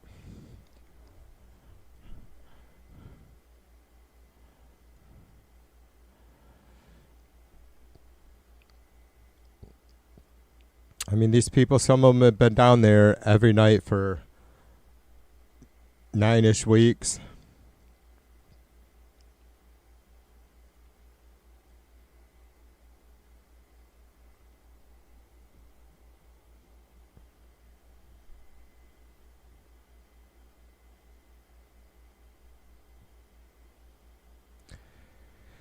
Dave says he makes 37 cents a month U.S.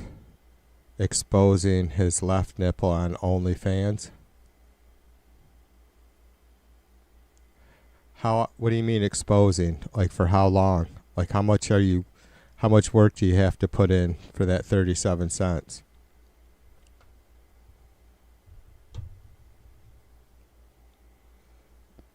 Dave, do you think I have the nipples for that?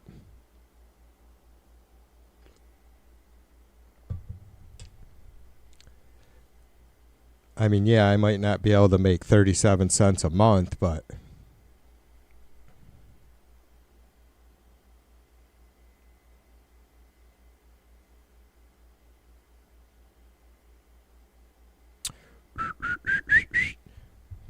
what's the big shit show? Anything happened at all over the weekend? Besides Israel continues to slaughter and genocide innocent women and children to the what was it, like 80 plus thousand, close to 70% of them women and children, 80 plus thousand dead. That's the ones that they have bodies for. They have 81,000, I think, bodies that Israel has murdered. They have the bodies for those 81,000 people that Israel's murdered. So that's not including a couple thousand that they said they haven't recovered, that are just, whole families wiped out. So even if there's a family member or two that has survived and lost a bunch of people that haven't been accounted for, what are they doing? They're trying to they don't even have anything to eat. They're themselves on the verge of starving to death.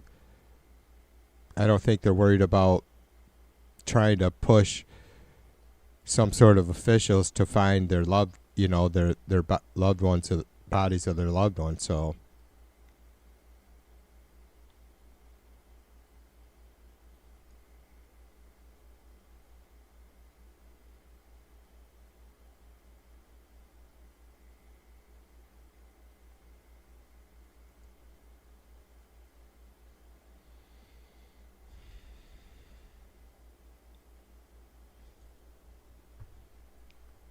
this looks like it could be tasty.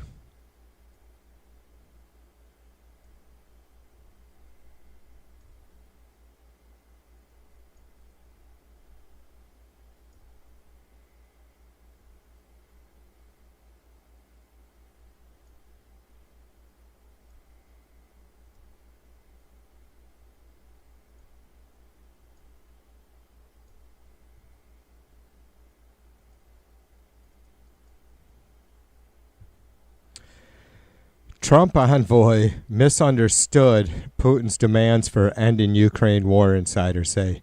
Steve Witkoff, U.S. Special Envoy to the Middle East, may have misinterpreted Vladimir Putin's terms for ending Russia's war in Ukraine. Oh, you think? I have not fucking paid attention to 5 fucking seconds of this shit, and I am going to shamelessly admit that because it's a goddamn joke, right? I don't know what Trump's doing. Like, seems to have, it's like he's just going to get away with, and it could get much worse, but it seems like nothing is going to be known about what a him molesting children. So that sucks, obviously. But then he may not only pardon Ghislaine Maxwell, but he may have bribed her with the pardon to fucking, talk about, drop whatever Democrat names, right? That could have been that maybe she was grooming girls for. So, and hey, I say get all of them. We've all said that, or anybody with any fucking half-assed morals have said just get them all out there in the open, right?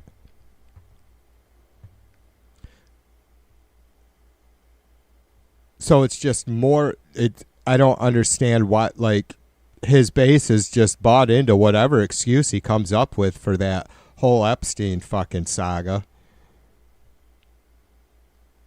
So I don't even pay attention to shit like this anymore because we know what a fucking clown Trump is. But you know who knows just as well as us, if not better?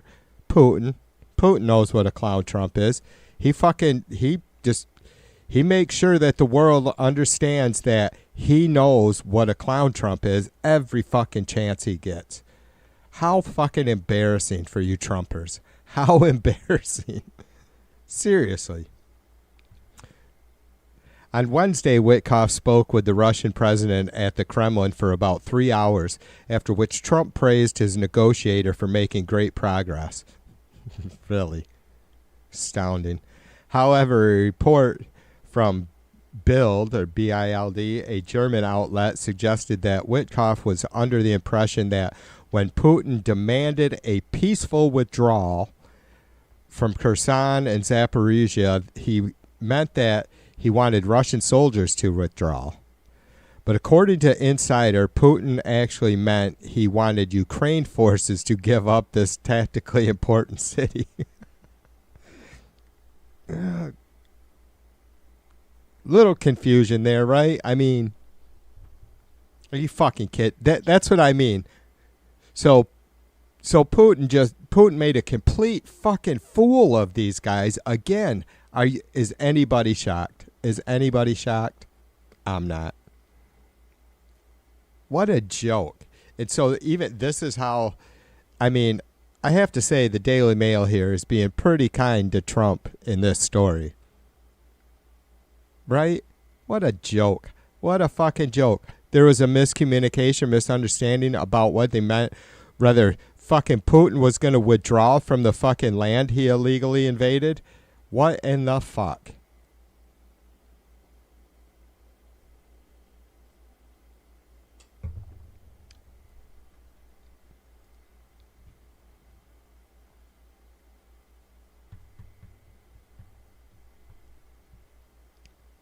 I'm bummed. I don't know what to say, you guys. I'm bummed that we don't ever get anybody in here to challenge this shit. I mean, it's impossible to defend. But I'm a little bummed. It's like, we got to deal with these people. Obviously, they're not going to find me very warm. I mean, they call themselves alphas. You can't fucking handle a fucking heated debate? Does it offend you if I say fuck? I don't get it. Or tell you what a fucking ding-dong you are, because you are. If I'm a ding-dong, I expect it to be called a ding-dong. And I have been. And I have been. For fuck's sake, man. Seriously, like, this is your not just your country, this is your planet too. Why are you supporting this sickness? What does that say about you folks? There's no other reason for you to support this sickness other than you yourselves are sick. Prove me wrong. Do I need to get a little sign? It says prove me wrong and pointing up at my dumb ass?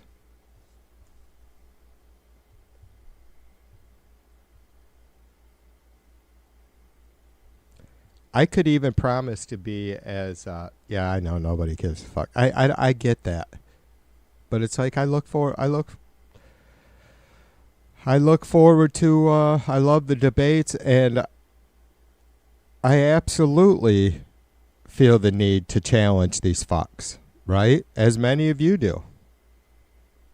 Sure, you should, maybe there's aspects of it that is unhealthy, but I've seen some good feedback from the so-called experts, how not just, cutting yourself off and literally being in an echo chamber or bubble, how going into these places where you're going to run into folks of all different ideologies because there's very little moderation or whatever it is, right?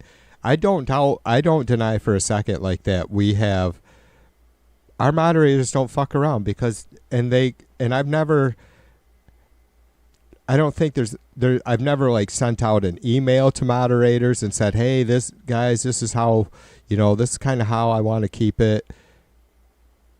We just got to know each other, and we understand where our values lay, and, it's never going to be a perfect fit, but more so probably from the moderator's point of view than mine. Like, they maybe sometimes might be tough being blue and associated with some shit I say or with the channel because of some shit I say. I don't know. But just don't, it's really simple not to fucking spew complete fucking bullshit. It just is. It's really simple. Or you just say, hey, this is what I seen somewheres. Can you explain that? And I'm more than happy to tell you, yeah, I can explain it. You're a fucking sponge for fucking sewage. That's what it is. You're a sewer sponge. I mean, if you're soaking up and feeding on the stuff that the Trump administration and quite too many from the right are feeding you, you're a sewer sponge. And I know that's maybe sounds a little childish and distasteful, and I'm not a braggadocious kind of person. I don't have a large vocabulary. I don't imagine I do. I hear words every day that I've never heard before, so I assume I don't. You're a sewer sponge. That's as delicate as I can be.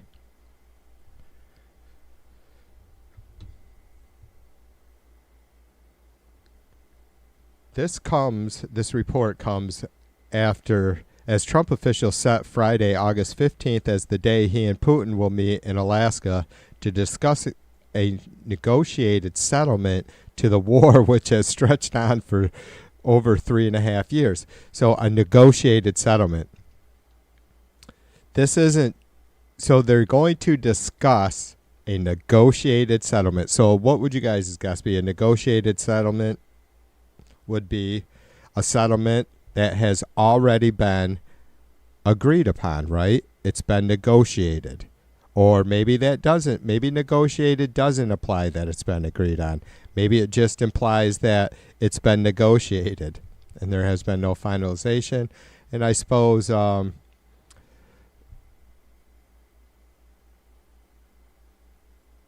finalization, this is what they're hoping the meeting will do, will wrap this thing, which we all know it's not.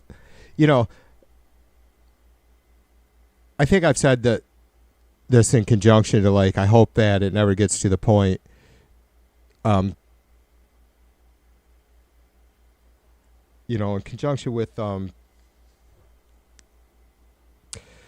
Ukraine surrendering in any way last year or whatever, it's like I've said, it's not easy for me to sit here and go, fuck no, they shouldn't surrender a goddamn inch of land.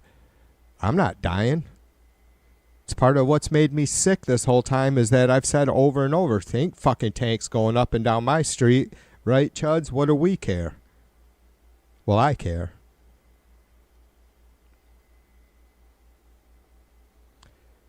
It's in their constitution, I believe. President Zelensky has made it clear over and over that's not going to happen, including Crimea. You know, so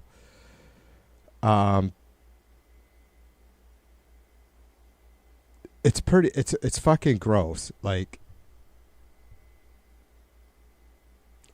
Trump is going to go over there and tell Putin that he can get Zelensky, or he thinks he's got. I know exactly how this is. Honestly, I don't go this far, but I think I have a good idea of what the gist of this is going to be. Is if you know, he's going to be trying to fucking, you know, play both sides. Obviously, he's trying to ride the fence because he's got his buddies and family and himself probably have all, you know, are ready to get into Ukraine and get at those rare earth minerals. That's all this is about. We got to remember that. That's honest. That's the number one reason Trump is putting any effort into ending this war at all, is because of the rare earth minerals, period. Right? So he's going to tell Putin, look, if you could, he's going to try and get Putin to back off somehow, in some ways. He's going to, and then is what's going to come out of this is you can guarantee you Trump's going to say, Putin is considering relinquishing or pulling back from some land, or it's going to be even more fucking gray and generalizations than that, right? Like, there'll be nothing specific, obviously. Nothing at all. I mean, it'll be the farthest thing from, you know, Putin's going to withdraw from Ukraine, and there's really nothing to discuss with Zelensky and the Ukrainians, right? It's complete fucking withdrawal from their country, from Ukraine, or the battle continues. So it's complicated, nothing easy. Trump told reporters, see, it's complicated, nothing easy. Yeah, it is. It's not that complicated. Putin is a murderous son of a bitch, and you are taking advantage of your position and the situation. Instead of being a world leader, you don't give a flying fuck about kids dying in Ukraine or in Gaza or in anywhere else. Or people getting the shit beat out of them in D.C. unless they are a fucking anti-American fucking fascist that you hired. Complicated, but we're getting to some back, and we're going to get some switched. It's very complicated, but we're going to get some back, and we're going to get some switched. There's Trump's statement. Pertaining to the land that Russia has annexed, trying to, however you want to describe it, because it's all still in contention, except for, I suppose, Crimea. I mean, there's no, you know, I don't know how much battling's actually going on there. Outside, I know the bridge is always in the news every so often there. Trump says it's very complicated, but speaking for the Ukrainians, Trump said we are going to get some back, and we're going to get some switched. We're going to get some of the, so you probably made the whole country fucking barf by associating yourself with them, any whatsoever. You're a sick, disgusting person, Donald Trump. It pains me, even though I have no problem admitting you're our president. You are only in name only. In name only, motherfucker. A Pino.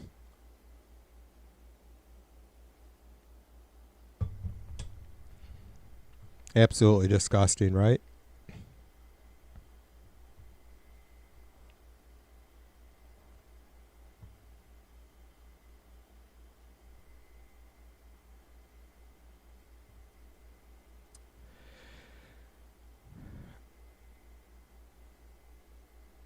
Jay says you could link your YouTube stream on OnlyFans with hot and comedic photos posts of Donald Trump naked in famous porn movies. I don't want to do that though.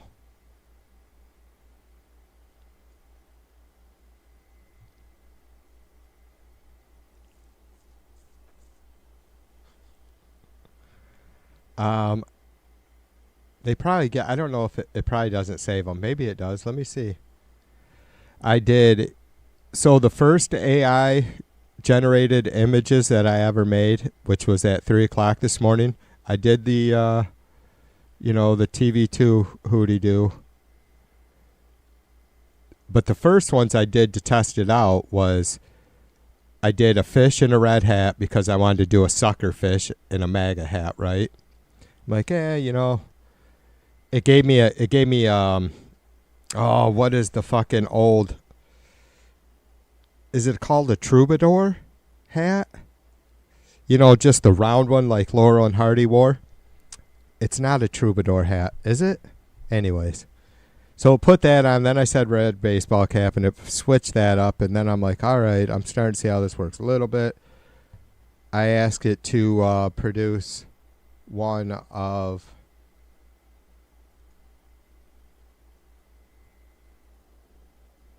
God damn it. Why do I gotta fucking log into this shit every time?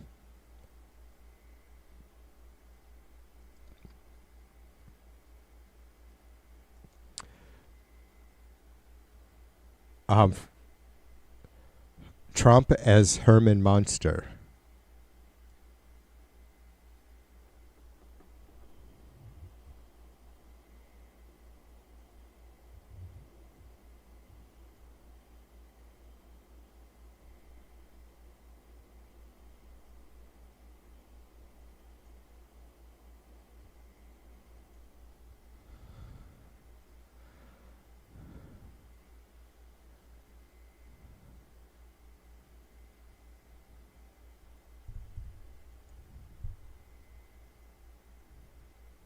Oops. Holy shit, it's flipping out.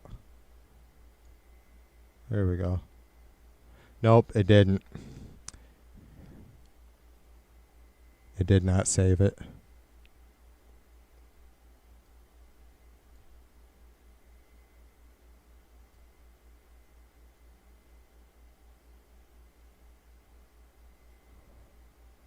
Oh, it's generating something though. What did I do? Maybe I better shut that before that finishes loading. I laugh. Watch, something fucked up just happened. Better not. I don't know why. It's getting ready to generate some image. Let's see what it does. Seriously, maybe I should shut this window off for a second until that's...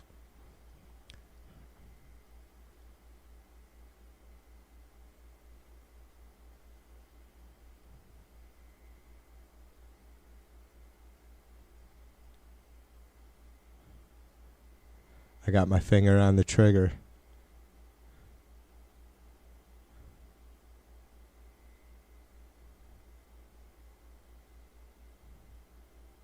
I'm a little concerned.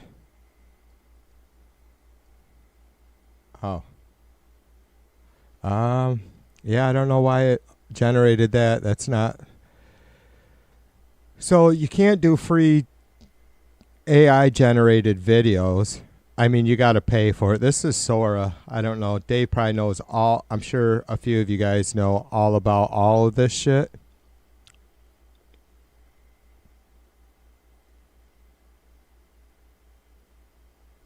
Yeah. Yeah, it didn't say. And anyways, I did Trump as Herman Munster, and I did Elon Musk as Herman Munster.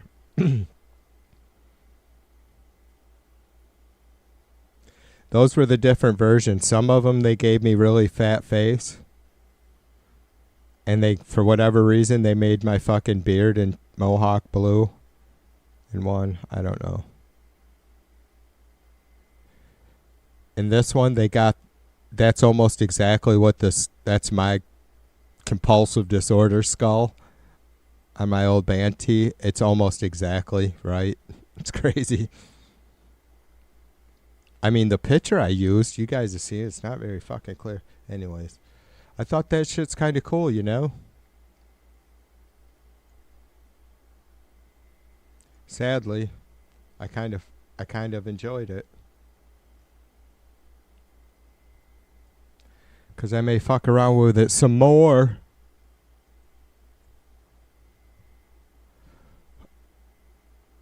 What other top-notch stories do we have here? Oh, here we go. Ukraine Parada. Ukrainska Parada. This is, all right. I'm assuming that's probably some sort of Ukrainian rag, but God damn it, why does it fucking do that shit?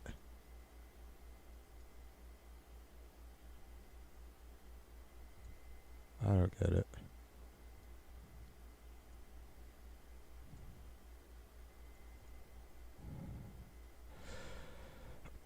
I don't understand why it won't grab this window that I have open without having to fucking put a new window capture up, which is fine, but whatever. Russia not planning to give back occupied land to Ukraine or make peace. WP, I don't know what the WP is.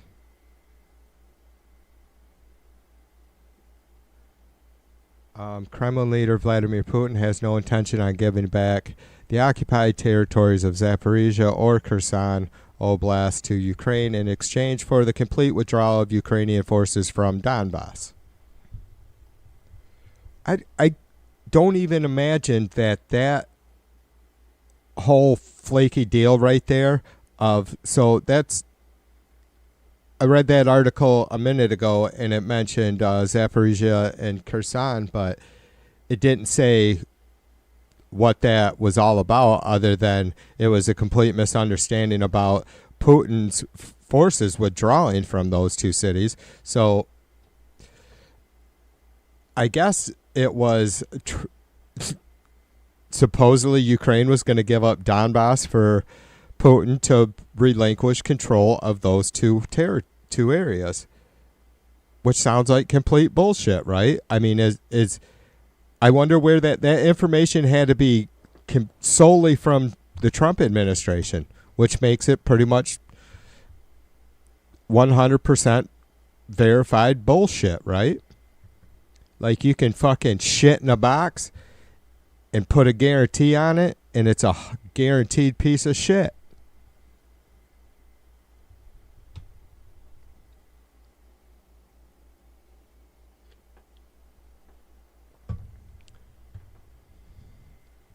The Kremlin does not wish to give back the territories in Kherson and Zaporizhia Oblast where Russian military gains have provided Moscow with a valuable land bridge to occupied Crimea, the source added.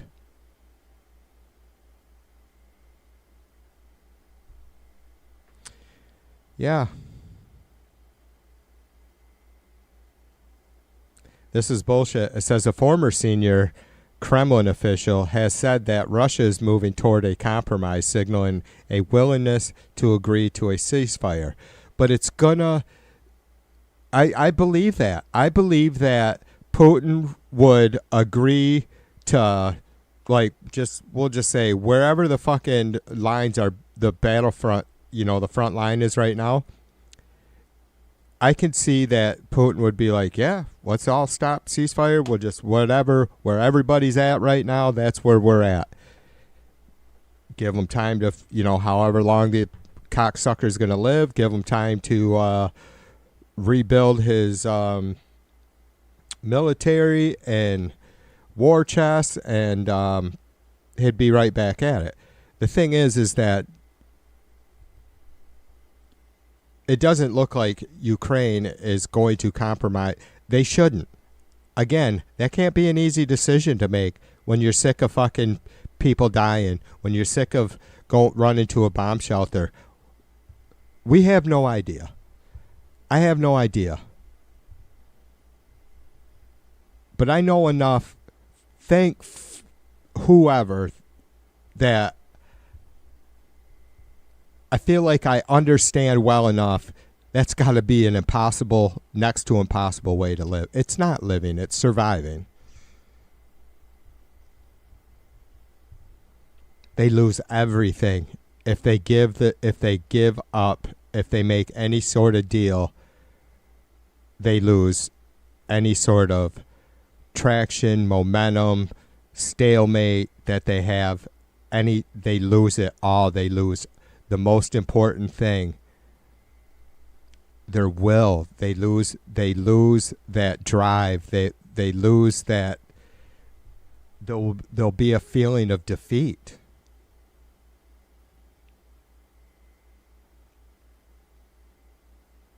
You don't give in to bullies like Trump and like Putin and little Kim.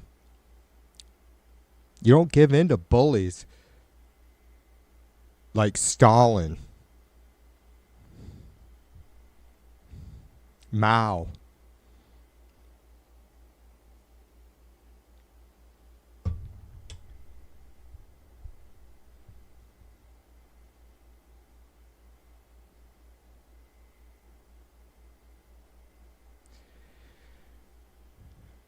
These are thugs. Putin is actually, if I think about it, a higher class thug than Trump is. Trump is a fucking New York thug. And he's a really fucking stupid one. He was one that was Ben Baby. I don't know if it, I'm sure many of you guys watch that show, Sopranos. I haven't. I'm not into that stuff at all. I have an understanding of how it works. Trump is one of those fucking really dumb rich kids who is in the mix. And so far, his wealth has saved his ass. Somehow. He has a cult following. He Hitler was just a short, angry guy without all the support. And Trump is just a fucking disgusting, insurrectionist, rapist without all his... Well, he's all those things with his cult, too, but...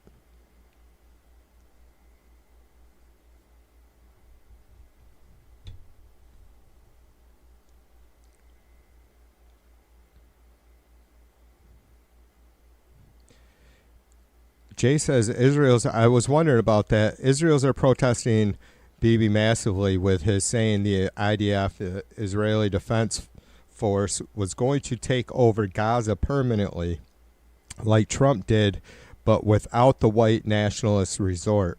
Yeah. Well, they did take over, or I don't know. I seen some report about they are taking over Gaza City.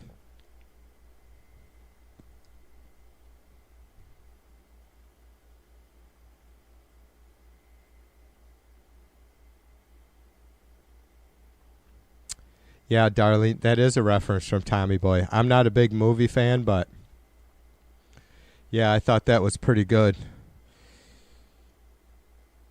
I can shit in a box and put a guarantee on it, and it's a guaranteed piece of shit.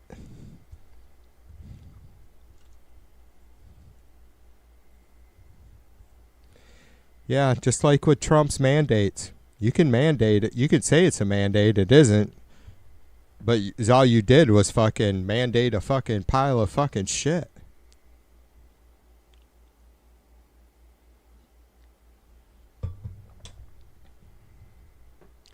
James says, scroll up TV. I got a link on...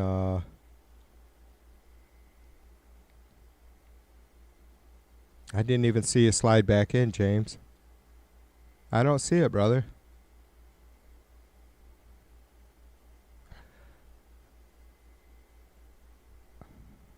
I just scrolled up to 30 minutes ago.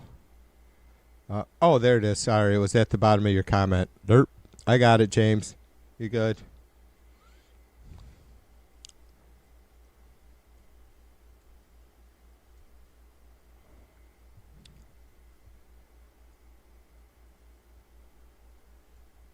Holy shit, you guys. I was reading all those articles without having my fucking screen magnified. Can you believe that? My eyes are doing groovy tonight. Australian News and Politics Live.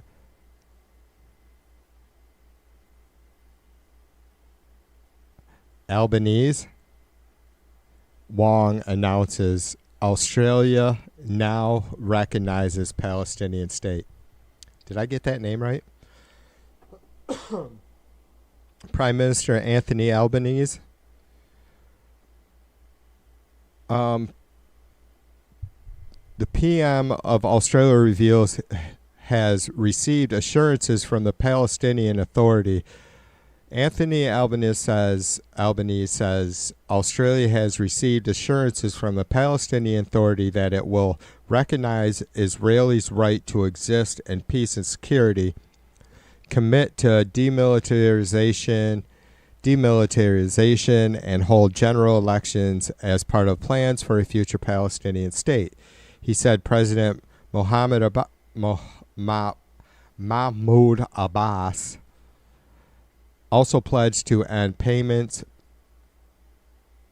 to families of prisoners and militants, reform governments, boost financial transparency, and allow international oversight of education and education to curb incitement. Indoctrinating or whatever, radicalizing them. It has committed to demilitarize and to hold general elections. It has pledged to abolish the system of payments to the families of prisoners and martyrs and promised broader. See, now that's weird. Why would it mentioned that in the above paragraph, pledged to end payments to families and prisoners and militants. I'm like, I don't understand that. Why? That seems like an odd thing, but then reading it again, I realized because it had clicked with me that I heard a story that these folks some of these young men would martyr themselves because they knew then part of the reason, I'm sure some of it was religious belief, but that their families would be taken care of financially, right, if they gave their life. So shit's really shitty conditions, and somebody says, I'm depressed as fuck, I'm sick of this. Fucking 10 brothers and sisters or whatever, parents that are doing their best, and it's never going to be enough. I could take myself out, do something for Allah, be one less mouth to feed, help my family out financially. So I guess I see that's why they must be ending that, which whatever, it's good, you know. But I mean, to end payments to folks that are, or to, you know, to not help folks that are being killed anyways, like, you know, there's no way they'd be able to afford that, right? Like that 81,000 people that have been killed in Palestine that they have bodies for. Hear that? I just call it Palestine completely naturally. It is. Anyways. You know, they should be doing what they can to fucking help those people. Look, I don't get it. So I can't say. I don't know what it's like to be fucking radicalized. Somebody would have to go ask Tide or Sin or some other Trumper, right? I don't know what it is to be fucking radicalized by extreme ideology. So I can't wrap my head around why these people are willing to, no matter what fucking religion. And it's the same with Israel. I mean, what they're doing is just, it's disgusting. I think the world should just fucking literally turn their back on them. It's disgusting. We're disgusting for fucking supporting that. All right, I already went off on that earlier about fucking Republicans and Democrats across the fucking up and down the aisles, man. Seat to seat to seat, supporting the genocide of Palestinian people in Gaza. your Democratic representative and senators. That's right. It saddens me to say that, but it is true. Thanks, James. Yeah, there's other countries coming out that are going to be recognizing Palestine as a state.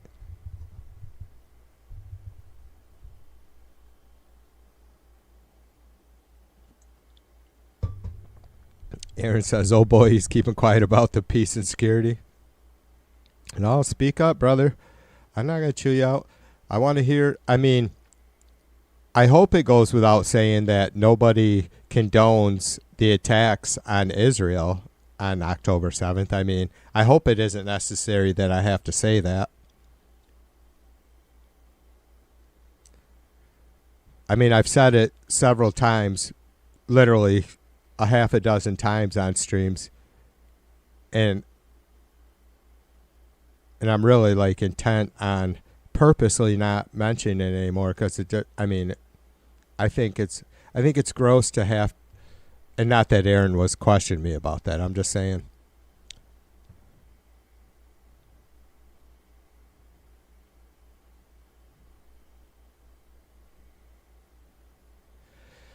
Yeah, and we've done the same thing. Like, you can't go back and fix it, and I don't know what to say. I've said my piece on what we did in Syria, Afghanistan, and Iraq.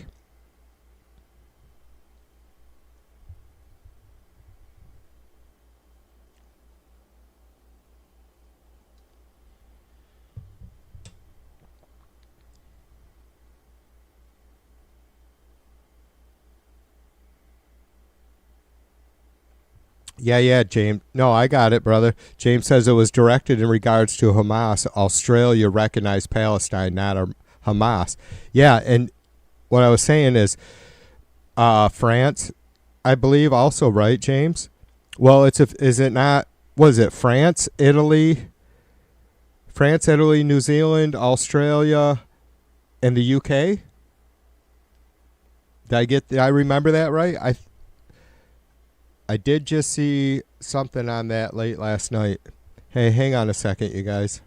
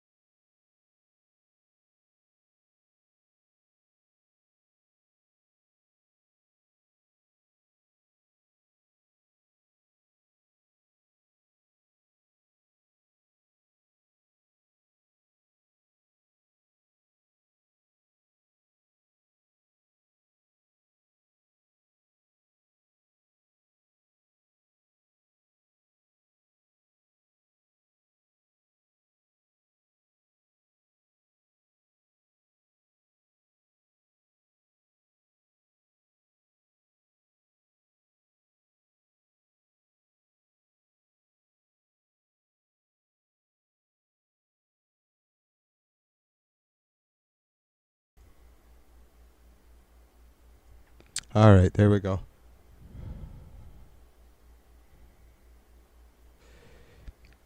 Yeah, and I never looked into it too far. Like, there's 2 American security companies over there, James, that are just, what? Seriously. Like, I'm not, I'll be careful what I say because you guys know me. I'm not going to, there's no way in hell I would want people to be harassed, but it's like, why do these people, these employees that, they're literally going over there and turning their heads to these children being killed, these people being killed and shot, begging for food while they're begging for food, fighting for food, literally a bucket of fucking some sort of hot, rice or oats or something. There ain't a fucking chud in this fucking country that would fucking eat that shit. They're being shot trying to get a little cup of it. And you have big, bad American fucking citizens over there with their guns supposedly providing security, and they're turning their heads because their paycheck is incredibly fat. They're getting 7-10 times what they would make here to do the same job, to do some sort of security work.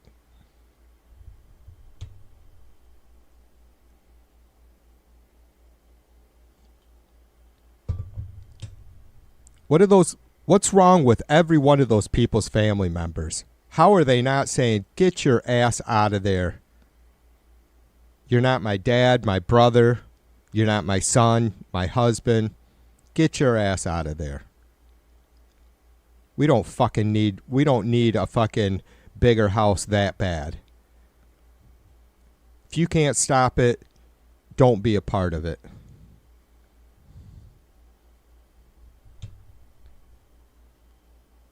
Fuck that.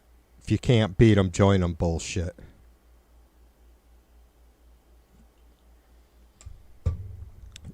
Am I right, James? Disgusting, brother. You're right about that.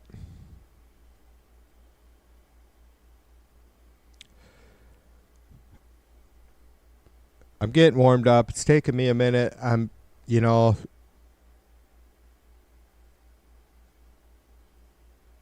This is why so many of us find this shit disgusting, is because we're halfway decent people, and so it's a little bit difficult just to fucking hammer down. And some chuds might listen and go, yeah, you're struggling, TV, to be a fucking dick? You have no idea. I'm struggling to not be a dick.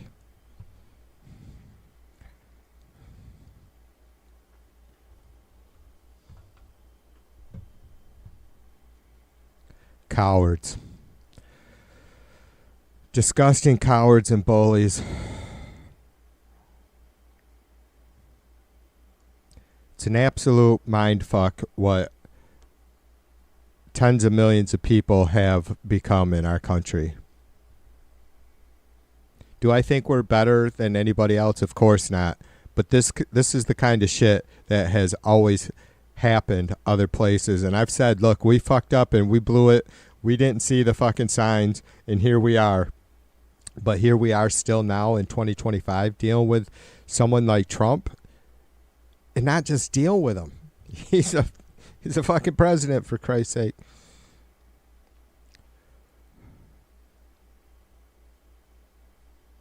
Absolutely insane.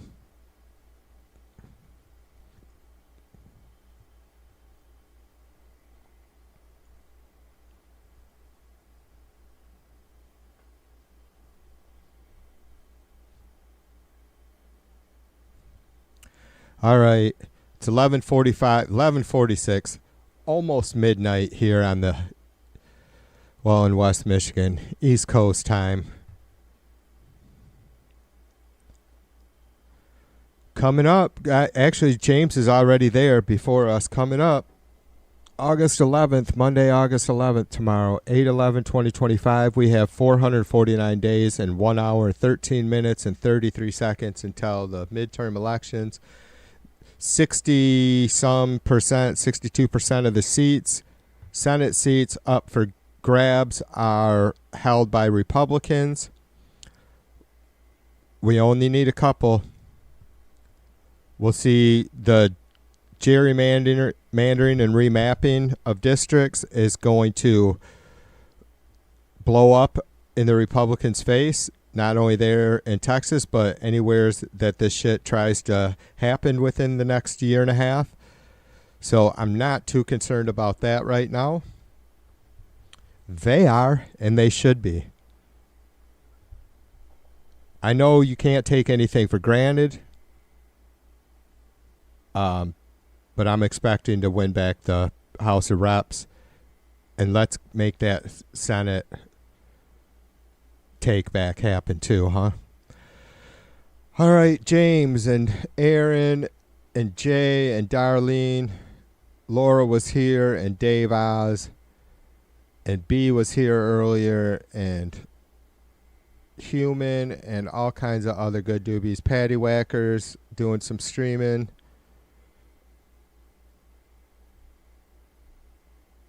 And anyone that I've forgotten, I appreciate you. Your time is Han Solo was here. I appreciate you. You know I do.